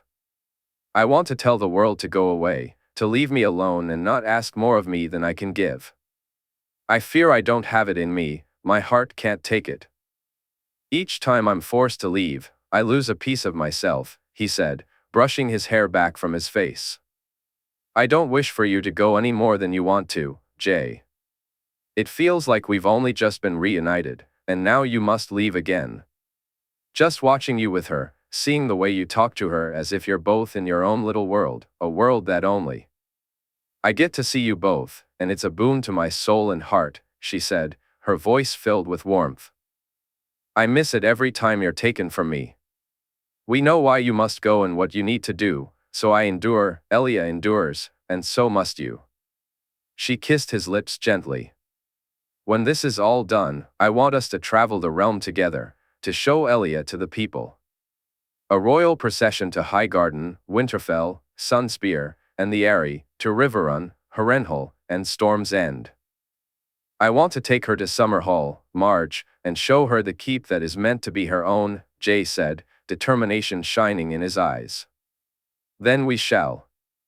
We'll introduce her to those she's destined to be queen of one day and let them see the princess of our hearts," she replied, welcoming the smile that spread across his face. In that moment, she couldn't recall who kissed whom first or who undressed whom, but she felt his lips exploring every inch of her. He placed kisses everywhere, and then she felt his lips and tongue where she longed for them to be. She cried out his name, and he whispered hers in return before he was inside her. It was different this time. Both of them understood they might not see each other for what felt like an eternity. She felt his need and matched it, cursing the gods for the sleep that followed. When she awoke, he was already up and dressed, saying his goodbyes to Elia, who still slept peacefully in her crib. As she dressed, she watched him walk to the balcony, his voice muffled as he spoke to the indigo dragon. Moments later, he returned to the room. When she stepped out from their bedchamber, she found him kneeling and speaking softly to Ghost, his armor already on, a sack resting on the desk. "Is it time?" she asked, her voice tinged with more sadness than she intended. "It is," he replied, moving toward her. The kiss they shared was one neither wished to break. In the end, it was him, not her, who took that step. Jae looked at her, and she noticed the tears in his eyes. She wiped them away as best she could. I will come back as soon as I can. I've taken the glass candles and left your own. I made this for you, and I carry one with me here, he said, placing his hand over his heart and handing her the drawing. I love you both, more than anything in this world. I love you, Marjorie, but it's no longer just you who has my heart. She laughed, despite the sadness weighing on her. And I no longer love just John. Come back to us, that's all I ask. Come back to us as quickly as you can. He nodded, kissed her once more, and then walked out of the room. Marjorie looked at the drawing in her hand and lost the battle with the tears she hadn't even realized she was fighting. It depicted the three of them, her, Jae, and Elia, standing in front of the three singers. Jae held their daughter in one arm, while his other arm wrapped around Marjorie's shoulder, showing Elia the place where they had been wed, the Isle of Faces, 300 AC. How Jae managed to walk through the keep without looking back was beyond him. Behind him, Arthur followed in silence.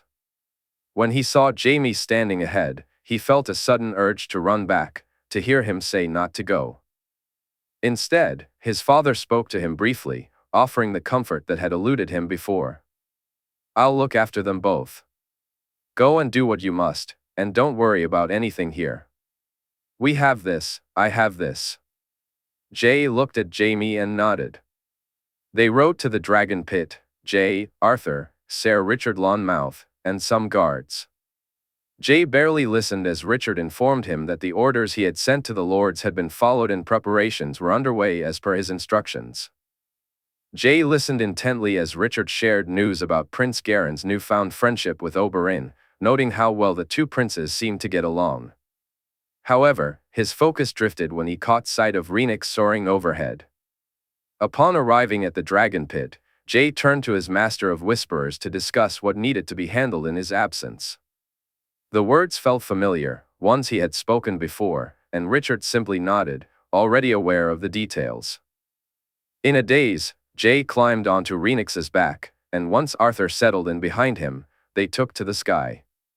He had hoped to reach the Isle of Faces before nightfall, but to his dismay, darkness began to settle as the god's eye came into view.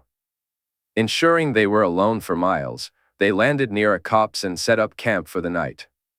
For some reason, Jae felt averse to spending the night on the Isle of Faces. The magic of that place felt unwelcoming to both him and Rhaenys. Sitting by the fire with Arthur, he finally broke the silence. Did you truly knight Cregan? He asked. I did. He earned it, and I know he wished it to be by my hand, Arthur replied. Jae nodded. He earned it. I wish I could have seen the melee. He was unlucky. Had it been anyone other than Eric he faced, he might have won, Arthur said, taking a bite of the dried meat they had brought along. After a moment of silence, Jae spoke again. I fear this won't be the end of our journey, Arthur. I have a feeling we'll be sent further from here. Did the message suggest that? Arthur inquired. No, it's just a feeling I have. Ever since I read it and while preparing to leave, I've sensed that I won't see Marjorie or Elia for some time. Things are changing, Arthur. The war is almost upon us. I wish it were all over and done with, but there's a part of me that wishes it wouldn't come at all, Jae said, gazing into the flickering flames. Arthur nodded thoughtfully. Your father felt something similar when he spoke of your grandfather and the actions that needed to be taken. While he and your mother spent most of their time together at the tower, there were nights he would come to speak with Oswell and me, and he'd express the same concerns you have now. Jae leaned in, eager for more. In the end, when the time came for him to leave and fight, was he reluctant?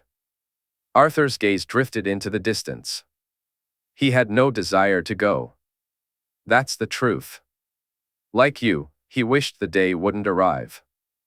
But it did, and so he went. Do you think he knew? Jay's voice trembled, barely audible in the wind. Do you mean, knew he wouldn't see my mother again? Do you think he realized that when he left the Red Keep, when he left Elia, Rhaenys, and Aegon? Was it for the last time? A tear slipped down Jay's cheek, unnoticed. No, he believed he would return, Jay. In his heart, he thought he'd see you born and watch Rhaenys and Aegon grow. He truly believed it, even if it was not meant to be. Arthur fell silent, taking a sip of his water while his food remained untouched. He stood and walked over to where Rhaenys lay asleep. Jay settled down beside her, feeling the warmth of her scales and the armor that covered her. That night, he found peace in sleep, waking refreshed and in a much better mood the next morning. Arthur was still asleep, so Jay spent an hour doing shadow sparring to loosen his muscles. When he was ready, he woke the knight, and together they broke their fast before landing on the Isle of Faces. Moments after they had taken off, Malora and Leaf were already waiting for him, and he spotted some of the other children playing nearby. The sight relaxed him a little, but the expression on Melora's face worried him as he followed her into the cave they now called home. There is much you must see, my prince, Malora said. He nodded in response as she led him deeper into the cave. The roots of a weirwood tree surrounded them, sprawling in every direction, and he was taken aback by their sheer size and the extent to which they covered the cave. Malora guided him to one of the roots, and soon Leaf joined them, carrying a plate with something red that smelled awful. He looked at them both, and it was clear he was meant to eat it. A shudder ran through him at the thought. What is it? He asked, taking the plate from Leaf. Weirwood paste, my prince, to help you see, Malora explained. The Night King, he inquired, and Malora nodded. He took a bite and nearly gagged at the taste. Once he finished, Malora led him to one of the exposed roots. You have your own gifts and have seen more than most, my prince, but it's time for your eye to be opened fully, she said. My eye? He asked. Your third eye, my prince, the one in here, Leaf said, placing her hand on his forehead. Take hold of the root, close your eyes, and then seek him out. Find him, my prince. Find him and see that which he wishes to hide from you. As he followed her instructions, darkness enveloped him for what felt like an eternity.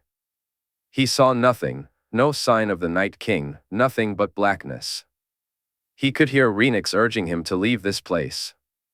Then, suddenly, a blinding light forced his eyes open, and he realized he was soaring through the sky. It wasn't warging, yet it felt almost the same as he glided through white skies over white lands. An army marched beneath him, stretching for miles. All around him loomed figures far larger than anything he had faced at Hardhome. Men, giants, beasts, and creatures that defied description. Ice beings rode on dead horses, elks, deer, stags, and even dire wolves. Leading them, atop an elk of a size he could hardly fathom, was the Night King. Jay felt his gaze drawn upward, but the Night King remained elusive. He could see the confusion on Jay's face as he turned away from the sky and faced forward once more. Before him lay the water, the sea, and the wall rising in the distance. He watched as the Night King dismounted. Kneeling down, the Night King began to sing, and the ground trembled beneath them. Spears soared through the air, and a dragon fell from the sky, its golden scales rapidly turning white as the Night King laid his hands upon it. In that moment, he too became a dragon rider. Jay looked on in disbelief as flames transformed into ice, and men froze instead of burning. He witnessed the sun descend from the sky, darkness swallowing the light. Soldiers fell only to rise again, and as he fought against the dead and the White Walkers, he found no trace of his quarry. Where he was, the Night King was not. Where he searched, the Night King remained hidden. Despite cutting down the army before him, it only grew stronger. The light on his sword dimmed as more enemies approached, and horror washed over him as one dragon multiplied into 2, then 3, until all 5 dragons belonged to the Night King, no longer to those who had once brought them into the world. In that moment, he saw clearly what he had failed to see before. He understood the truth, and as he opened his eyes, a smile crossed his face. "My prince?" Malora asked. "The future is unwritten," he replied. "I've seen the tale he wishes to tell, but the future is unwritten. This is my song, not his." With that, he rose to his feet and warned them not to look beyond the wall any longer, not to seek him out. Or let him find them. Their task was to keep him blinded for as long as possible. As Jay climbed onto Rhaenix's back and they soared northward, he felt vastly different from when he had departed King's Landing. In the lands of always winter, a one-eyed man had once aspired to be a king, but Jay possessed 1,000 eyes in one, and he was destined to be king. Winterfell, 300 AC, Ned Stark sat at his desk in his solar, holding a raven scroll from Robb. The message informed him that Robb, Winifred, Arya, and Cregan were on their way back to the north. He had missed having his son around, especially as Robb had taken on more and more responsibilities. Though Ned was Warden and Lord of Winterfell, he appreciated having someone to help lighten the load. Robb had skills and talents that complemented his own, taking over the books and finances, which allowed Ned to focus on matters he was more comfortable with. Not that Elle didn't support him just as much. His wife's skills complemented his, and Wintertown had especially benefited from some of her suggestions. Having Robb nearby also allowed Ned to travel if needed, to visit some of his bannermen, and it made settling the free folk much easier than it might have been otherwise. He felt relieved at how well the Great John had gotten along with them during their trip to Queen's Crown. The Umber Lord had told Ned before they left that he saw the free folk as people, just as he did his own. With Benjen there, he felt they would uphold their agreements. Ned had enjoyed seeing his brother, who appeared to be a much happier man than he had been in years.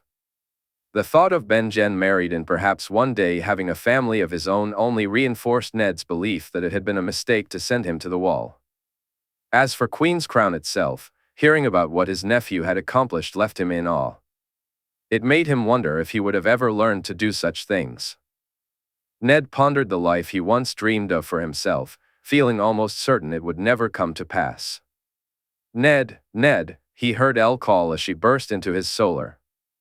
"Elle, Rickon, is something wrong?" he asked, rising to his feet.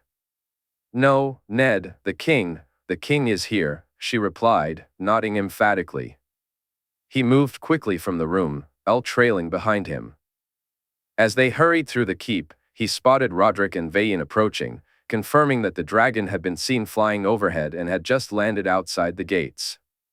By the time he reached the courtyard, Jay and Arthur were walking toward him.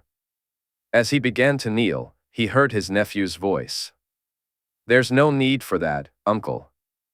I won't hold protocol against you, and my visit was not announced."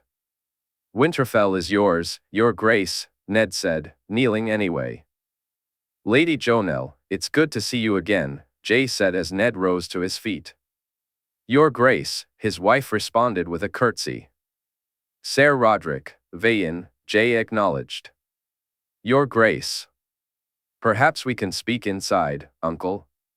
Jay suggested. Ned nodded, bidding him to follow. They walked to his solar, and as they did, he sent Vayin to organize refreshments. Jay insisted it wasn't necessary, but Ned knew something warm would be welcome, especially since they had both just come from the dragon. Upon entering the solar, he noticed how grateful Sir Arthur was for the fire. No sooner had they settled in than a servant arrived, carrying warm bowls of stew. Ned almost chuckled as he watched both his nephew and Sir Arthur devour it, prompting him to send for more. After they had each enjoyed another bowl, he could see that, especially in Sir Arthur's case, they looked far more comfortable.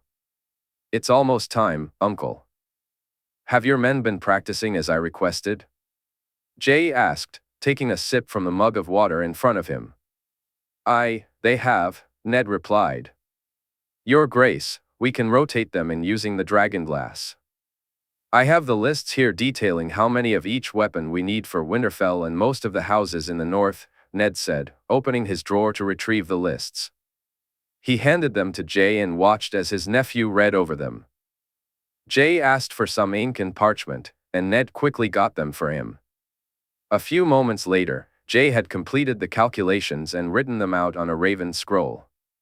As Ned read it, he noted the figures laid out in all their simplicity. Winterfell, 500 spears, 1,000 knives, 200 axes, 300 pikes Dreadfort, 700 spears, 100 knives, 100 axes, 300 pikes Carhold, 300 spears, 300 knives, 50 axes, 150 pikes. Last Hearth, 400 spears, 100 knives, 300 axes, 200 pikes. White Harbor, 500 spears, 50 knives, 50 axes, 200 pikes Deepwood Motte, 200 spears, 200 knives, 150 axes, 150 pikes. Jay, you've left off half the keeps, your grace, and far more than half the men from each of the great houses, Ned said, surprised by the numbers.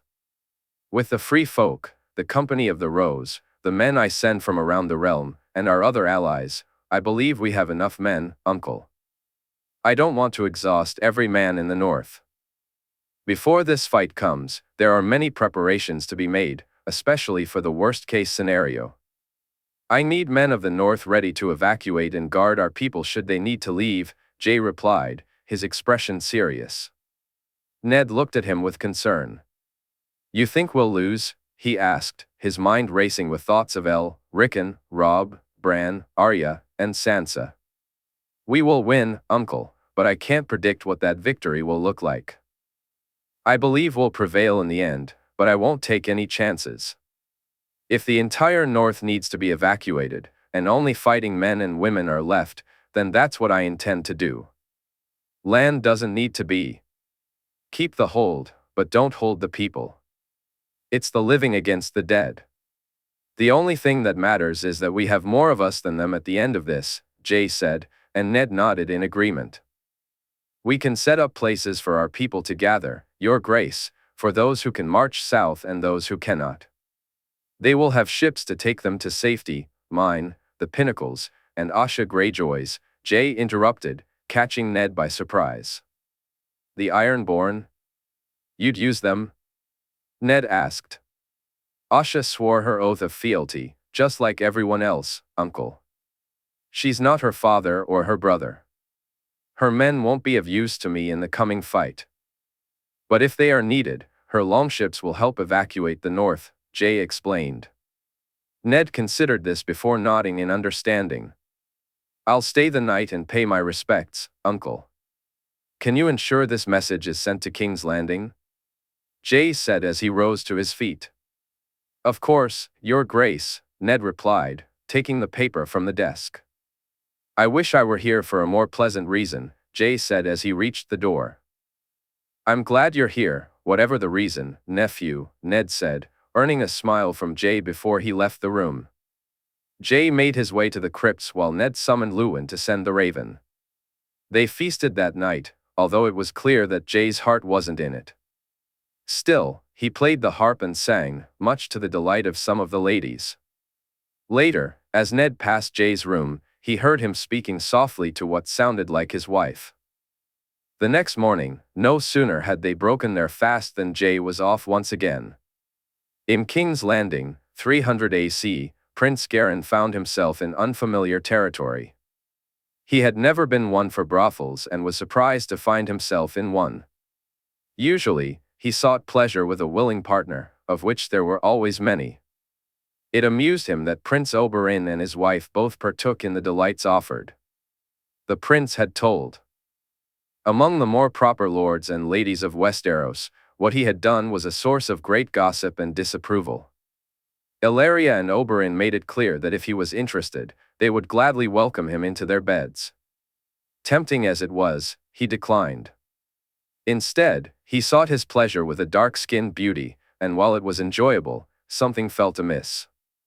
The next day, during a sparring session with Prince Oberyn, the reason became clear. He faced Oberyn, his spear against the prince's own. Oberyn was incredibly fast, his spins and turns a stark contrast to his own more practical fighting style.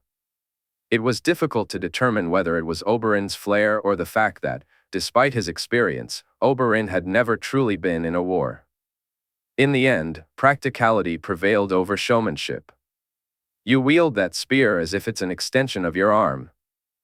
I doubt anyone other than the bold Jaime Lannister, Arthur, or my own nephew could give you a true match, Oberyn remarked as they paused for a drink of water.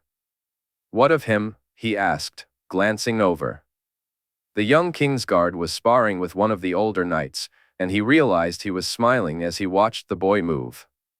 Ser Loras is a good blade, but not of the same caliber as the men I mentioned. Though perhaps it's another sword that interests you? Oberyn teased, a smirk playing on his lips. He's very young, he replied, chuckling to mask his intrigue. Aren't we all compared to you? Oberyn shot back, and they both laughed, their laughter echoing around the yard and drawing the young knight's attention. The boy was on the brink of manhood, far too young for him. Yet, so was the king, who was married and already had a child. The young knight was strikingly handsome. If he let his hair grow a bit longer and dusted his face with powder, it would be hard to tell him apart from his sister. There was a certain grace about him that was hard to resist. He admired the grace with which Loras moved. If it hadn't been for Oberyn's watchful gaze as he looked at the young knight, he might have lost himself in the sight of him while returning to his sparring. Later that day, he had lunch with the queen. As he made his way to the rooms she shared with the king and their baby, he spotted Loras once again, this time on duty. Seeing him in his white cloak, standing alert and ready to defend those he was sworn to protect, stirred something within Garren. When Loras smiled at him and said, "Of course, my prince.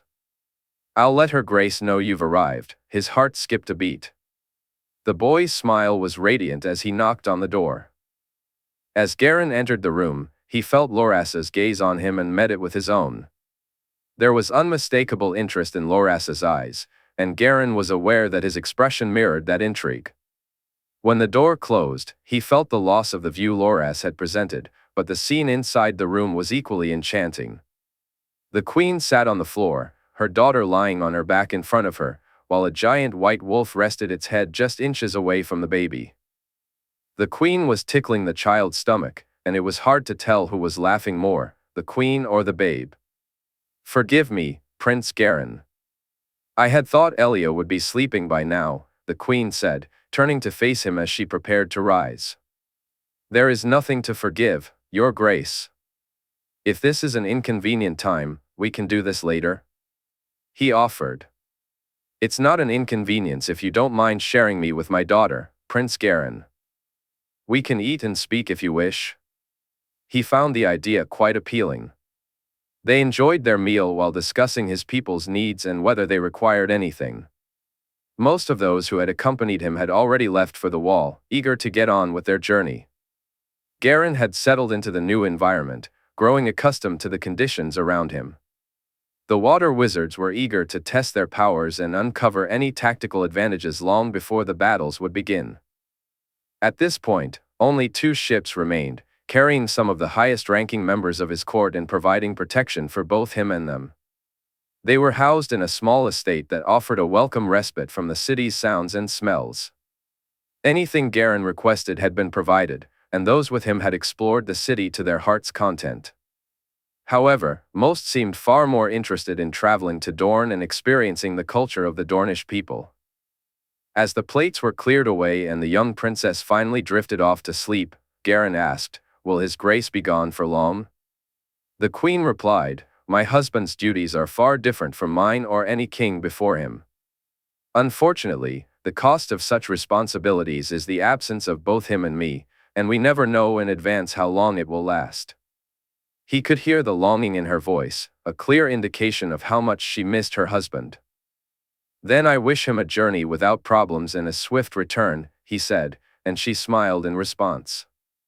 Just as he prepared to bid her farewell and leave the room, she caught him off guard by mentioning her brother. Garren felt a sudden urge to escape as she brought up Loras. "My brother is most precious to me, Prince Garren.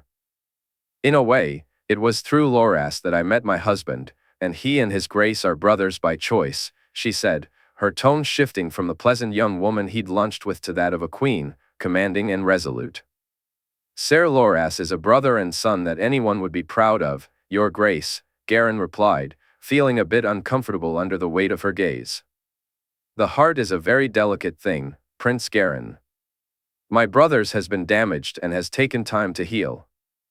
I would not see it hurt again, the queen warned.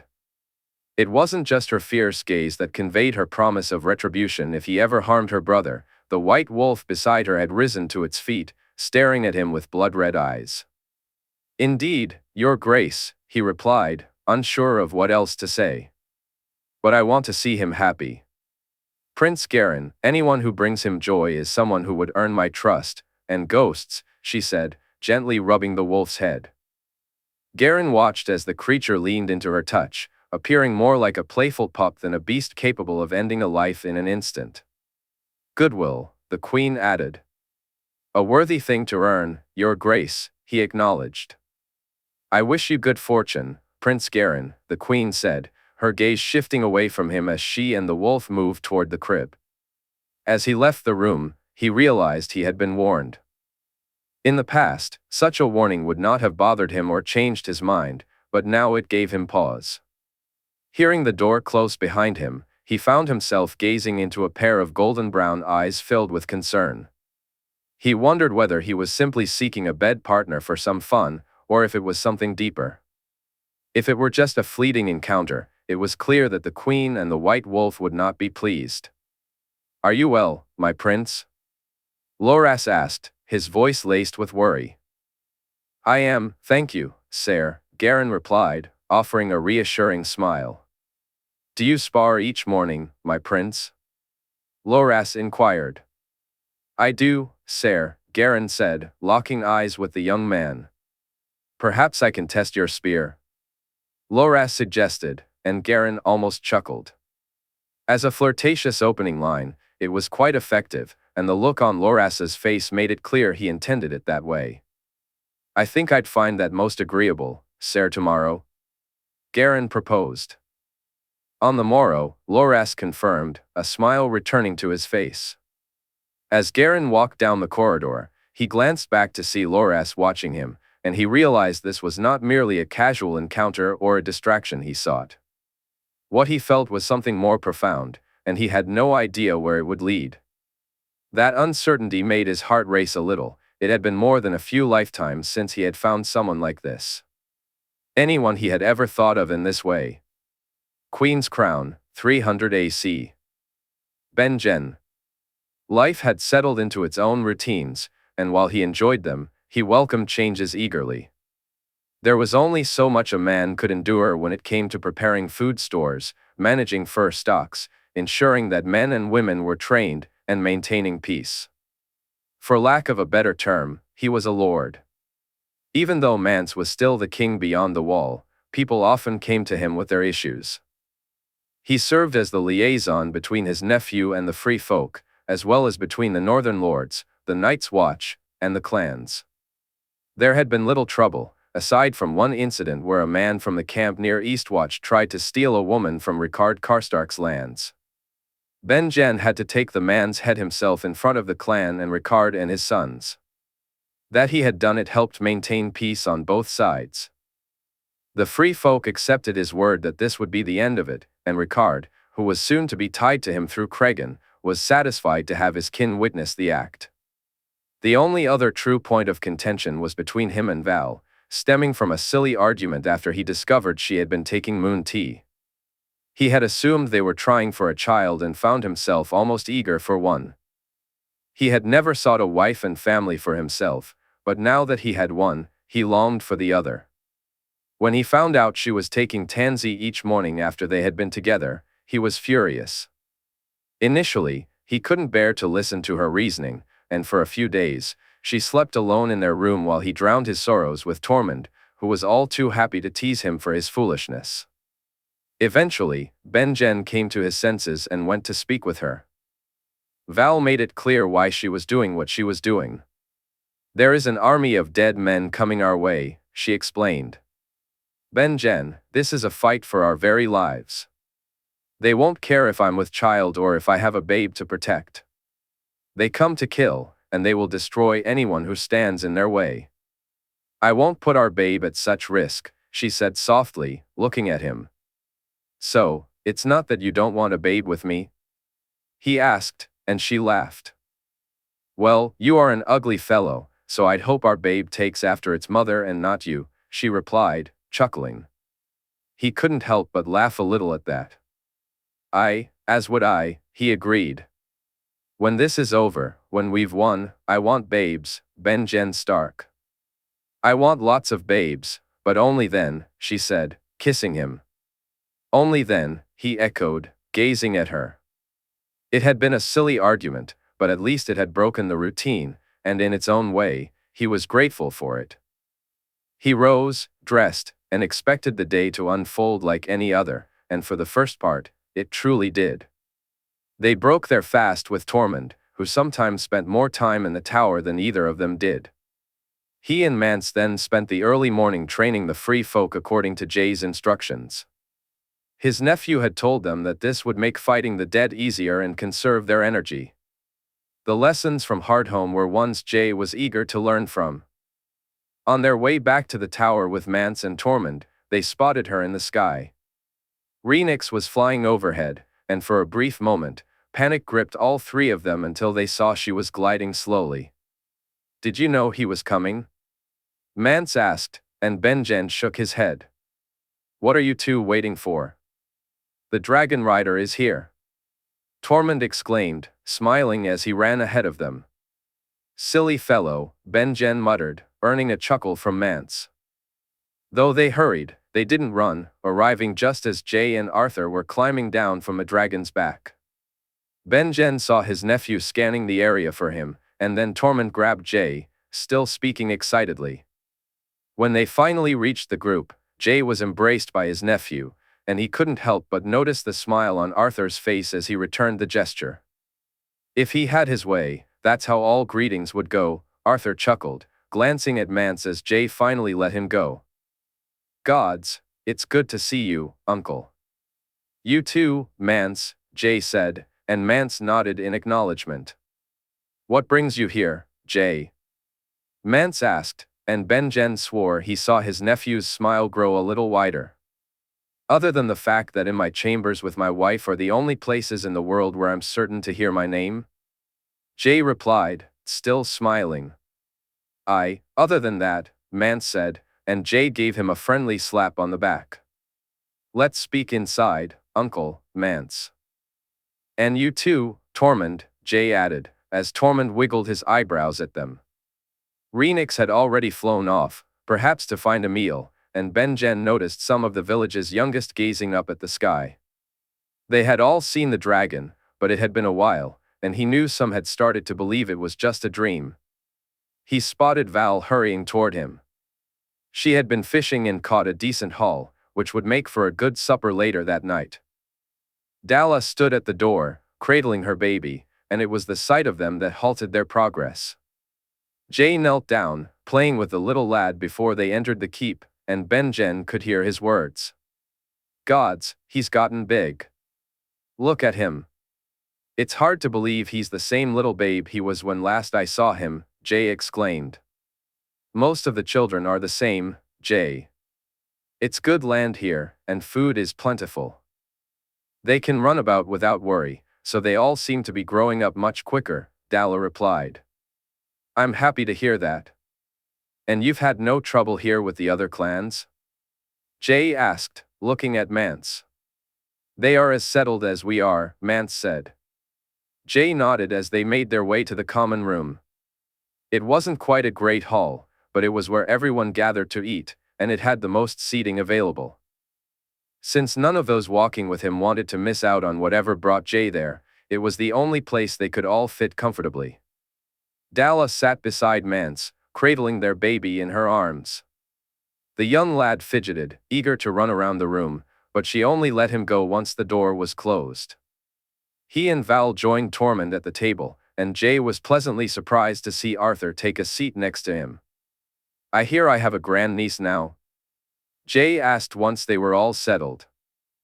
Elia, Jay replied, his smile radiant.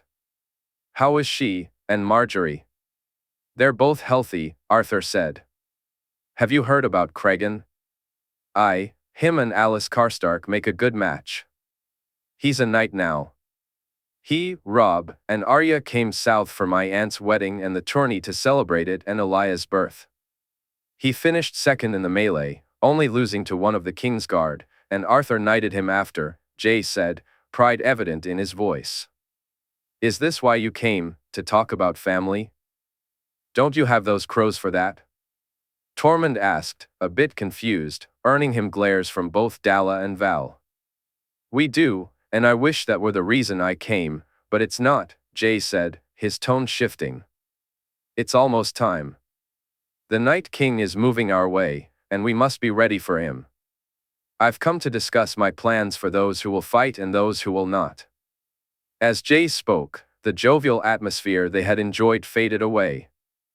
Ben-Jen listened intently as Jay outlined how many of the free folk he intended to enlist for the fight, the need for others to hold back to protect those who couldn't fight, and a plan to evacuate everyone should things turn dire. Hearing his nephew speak of loss and defeat was difficult, and he could see the worried expressions on each of their faces. However, they felt a bit more at ease when Jay explained that he was making plans, just as he had in Hardhome. The difference this time was that they had more time to ensure they were prepared. Once they finished their discussion, Jay asked his nephew to show him around the village. His nephew was eager to see for himself just how happy the people were in Queen's Crown. It was no surprise when he paused to watch a group of children playing, or when some of them inquired about his dragon. Jay ended up sitting with the children, sharing tales that captivated their imaginations. As night began to fall, they made their way back to the keep. Just as he had expected, they were all to enjoy fish for dinner, and he relished both the meal and the company. Afterward, Jay invited him to the top of the tower before heading to bed. Ben-Jen soon found himself gazing out over the village and up at the night sky. I'm going to the wall to speak with the Lord Commander and the Night's Watch to prepare them, Jay said, looking over the edge of the tower's walls. I doubt we'll see more than a moon pass without some sort of fight. I want to spend this last moon of peace with my wife and babe. Can you not? Ben-Jen asked. I'll get some more time with them, just not as much as I wish. When the fight comes, though, I hope to end it quickly. I fear how long it will take and how many we'll lose, Jay replied, his voice sounding far older than one his age had a right to sound. Is it doubt you have, Jay? Truly? Do you doubt you can win, or is it simply that you're a father now and don't wish to fight? Ben-Jen asked, a hint of concern in his voice. I don't doubt I'll win, uncle. I fear the losses. Gods, I fear for those who will fall, and I know people will fall. Since I left the Isle of Faces, I find myself seeing those I care for in my dreams, friends, family, people I see them fall, and I know that nothing I do will protect them all. I still dream of those who fell at Hardhome, Quentin, Ygritte, Styr, Walder. I dream of them, and even though I know it wasn't my fault, I feel it here. Jay said, touching his chest. Here I know the truth of things, he continued, tapping his head. But here I. Jay shook his head and moved closer, hugging him tightly and holding him against his chest. In that moment, he was struck by how young he truly was. Ben-Jen had been his age when he went to the wall, a lost, scared boy who didn't know his arse from his elbow. Not truly a man yet, he spent his first year there almost hiding, not understanding anything he was doing. Over time, he had grown and found his place in the world, but in those early years, he had felt like a lost boy among men. Concentrate on those who live, Jay, he advised gently. Mourn the dead when it's time and make your peace with that. But for now, focus on those who are still here. Look at the light over there, that's Dwyn's house. He, his 4 children, and Muna, his wife, are all safe. And over there is where Marl lives. He and Rana have 3 children, and one was born in this very village. They were at Hardhome, Jay, and they are here because you were there too. Mourn the dead when it's time, but until then, take comfort in the lives you save, the people who live because you do what needs to be done." The next morning, Jae didn't break his fast with them. Instead, he flew to the wall after telling him he would speak to the Company of the Rose before heading back to King's Landing. Ben-Jen had urged him to spend as much time as he could with his family, with those he cared about, and they had said their goodbyes just in case the worst came to pass. They had talked about Lyanna, and he promised that if he fell, he would tell her how proud he was of her boy. But he had no intention of falling, which brought a smile to Jae's face. Ben-Jen offered a silent prayer to the old gods as the dragon soared away. He asked them to grant his nephew the strength to confront what had happened and, if they could, to spare him any more than he was willing to give. Beyond the wall, in the year 300 AC, the Night King loomed large in Ben-Jen's mind. He could feel the weight of his power, even from this distance, and it stirred a deep desire within him. With that power, everything would fall, lands beyond his reach and the people he sensed at the very edge of his awareness. There had been a surge of magic somewhere far off, more potent than what he had felt at Hardhome, and it both troubled and irritated him. He had believed Hardhome marked the limit of the boy's abilities, or rather, the extent of what he could accomplish with that power. But this new display of magic was far beyond anything he had anticipated, and it fueled his determination to see the boy brought down and his power seized. So, the march intensified, and along the way, Ben-Jen practiced the skills he would need to secure his victory. Each spell drained him, yet he had barely begun to tap into his true potential. The nagging thought that he hadn't rested long enough flickered through his mind but was quickly dismissed. It wasn't a lack of rest that left him weary, it was the disuse of his powers. Magic needed to be sharpened, and far too long had passed since he had truly wielded it. In the past, when he had struck down his brothers, sisters, father, mother, and his people, each day had made him stronger. He absorbed their magic and grew more familiar with his own abilities. That was why, when they had banded together to stop him, they had failed. By then, he wielded magic like a master swordsman, while they stumbled in the dark. For too long, he had refrained from using his powers in anger, and now he found himself faltering at first. Ahead lay a chasm, and though he could have gone around it, he refused to do so. He was driven forward, only forward, toward the light. A boy shone like a beacon at the edge of his mind. To turn away would only make that beacon fade into the distance, so he pressed on. When he reached the chasm, those accompanying him stopped, their eyes fixed ahead, but their movements were his to guide. He walked to the edge and gazed at the far side, too distant for even him to leap across. Kneeling down, he began to sing. As his voice rose, snowflakes began to fall, and the wind picked up, swirling around him as the storm grew with his song. When he finished, the energy dissipated, leaving him feeling weary. Sleep beckoned, and he surrendered to it, unaware of how long he would be lost in slumber. When he awoke, the scene before him was transformed. The ice stretched as far as his eyes could see, and the chasm was gone, replaced by a path of ice that bridged the gap. He climbed onto the dead elk, leading the way across. There was no fear, no doubt in his mind that it would hold, and it did.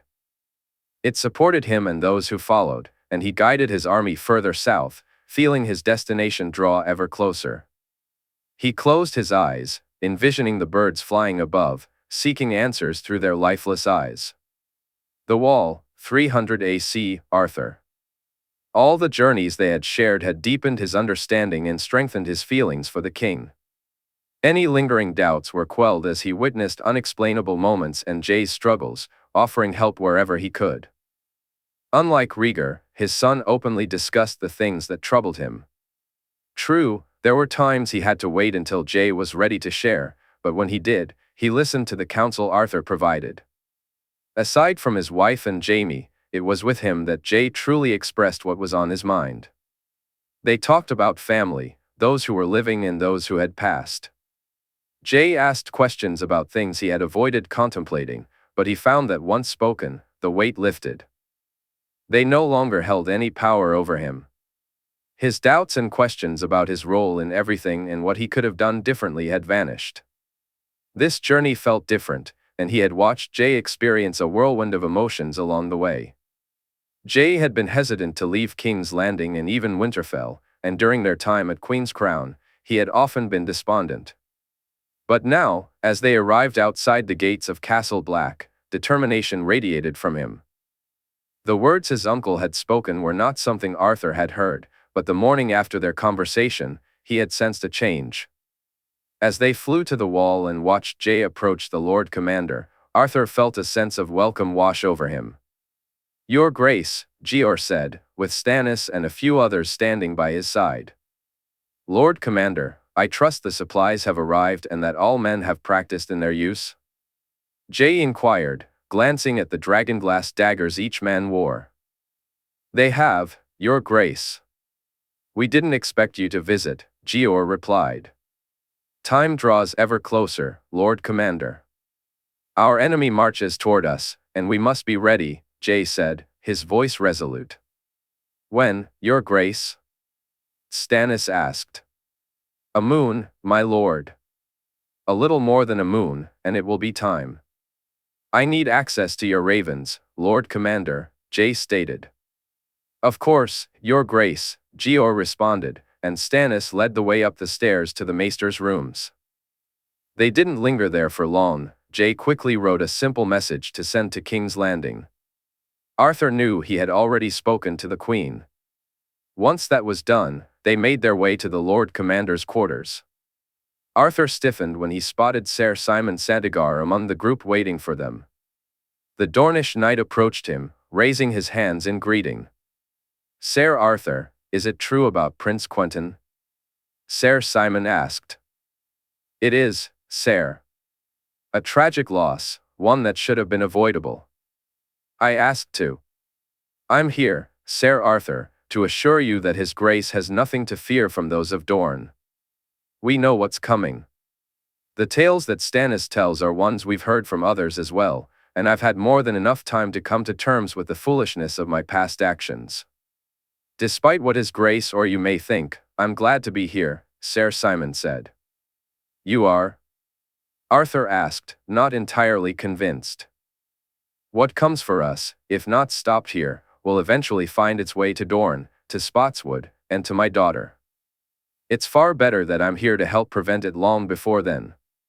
I'm not foolish enough to believe that without His Grace, I and others will be able to stand," Ser Simon replied, giving a small nod before walking away to join the others.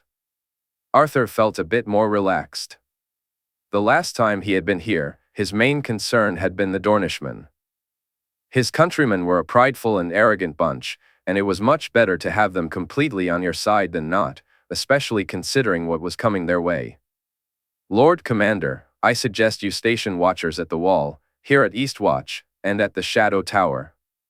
The Night King intends to strike with multiple attacks, stretching our forces thin right at the wall and breaching at our weakest point. The North, the Free Folk, the rest of the realm, and allies from beyond will make their way here, and we must try to stop them.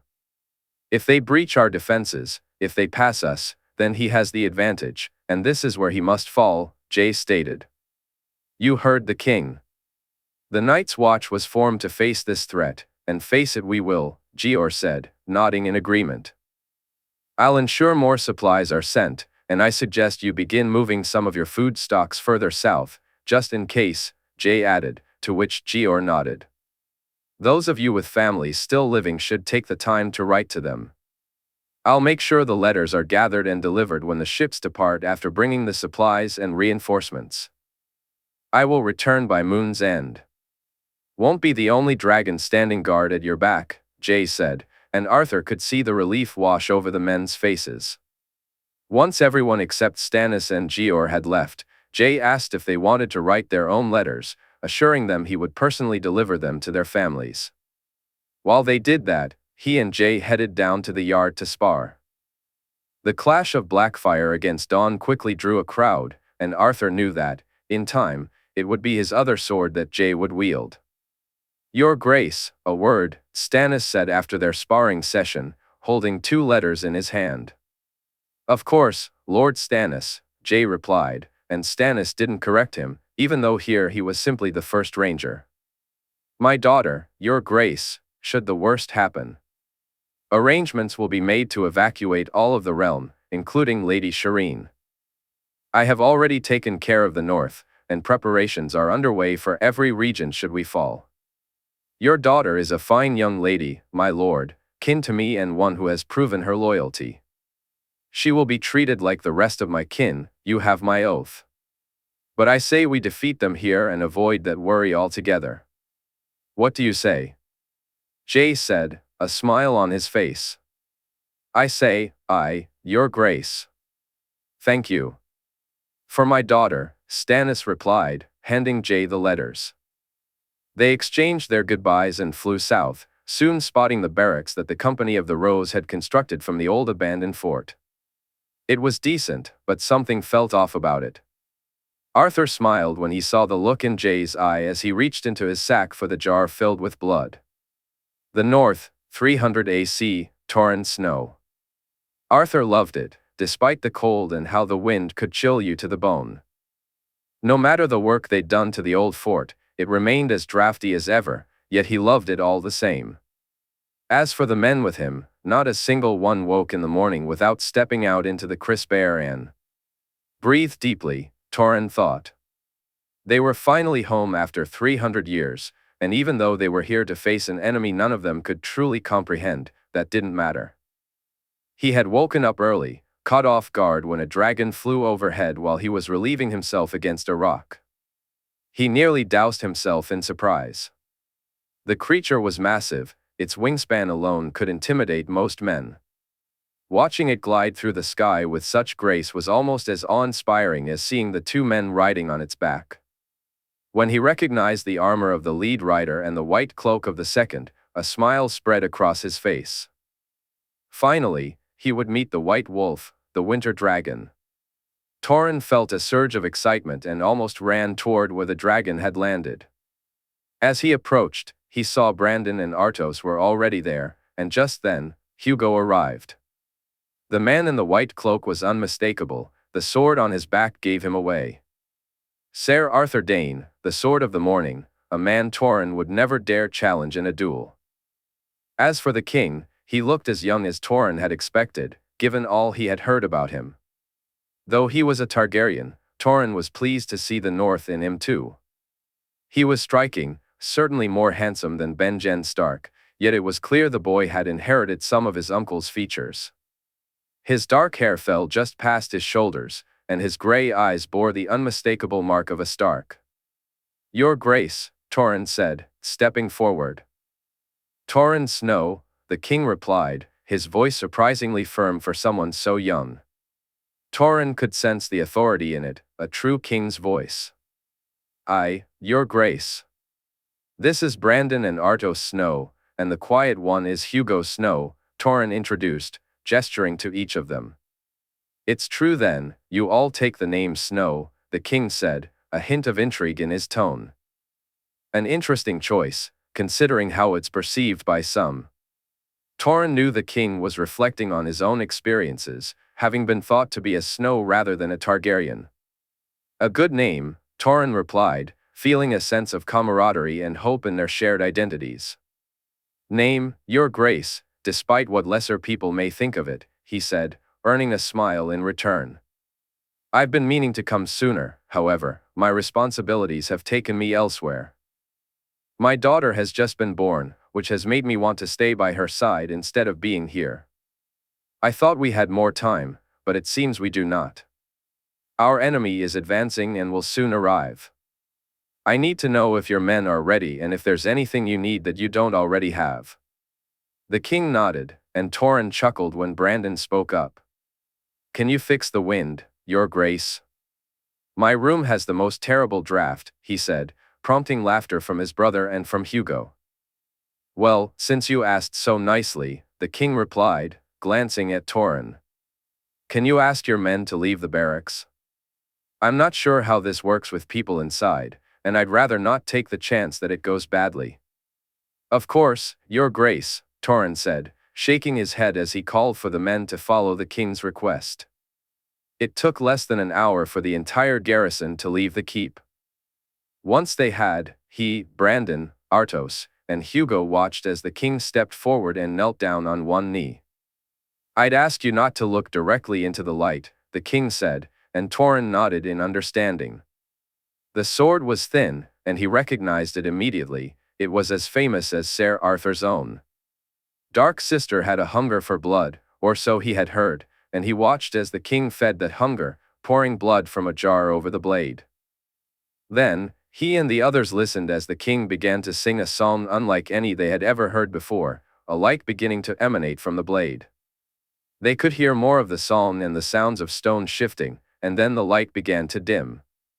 When it finally disappeared and the blade was sheathed once more, Torrhen looked beyond the king, who was rising to his feet, and at the old fort. It was no longer just old, its walls looked sturdier, stronger. The old stone wall that had been broken now stood whole once more. Torrhen glanced at Brandon and Artos, both of whom were focused on the king, while Hugo had moved closer to the wall. Others had wandered toward the buildings they had claimed for themselves. Torrhen felt torn between joining them and approaching the king, but in the end, he chose the latter. "Your Grace," he asked as he reached the king. "Stone singing," the king replied, "is a useful skill I've found. I believe you have something that belongs to me." Torrhen nodded, and together they walked into the largest of the buildings, the keep, as it now was in all but name. The moment they stepped through the doors, he felt a shift in the atmosphere. Gone were the drafts and the gaps in the stone. Instead, it appeared and felt as if it had just been freshly built, rather than an old ruin that had merely received some repairs. By the time they reached the solar, Hugo had caught up with them. Torrhen heard him speaking to Brandon and Artos about how smooth and firm the stone felt, and the brothers eagerly touched it for themselves. Meanwhile, Torrhen approached his desk and opened the drawer. "The crown of Torrhen Stark, Your Grace." "The winter crown, a crown for a king," he said as he handed it to the king, who regarded him before placing it upon his head.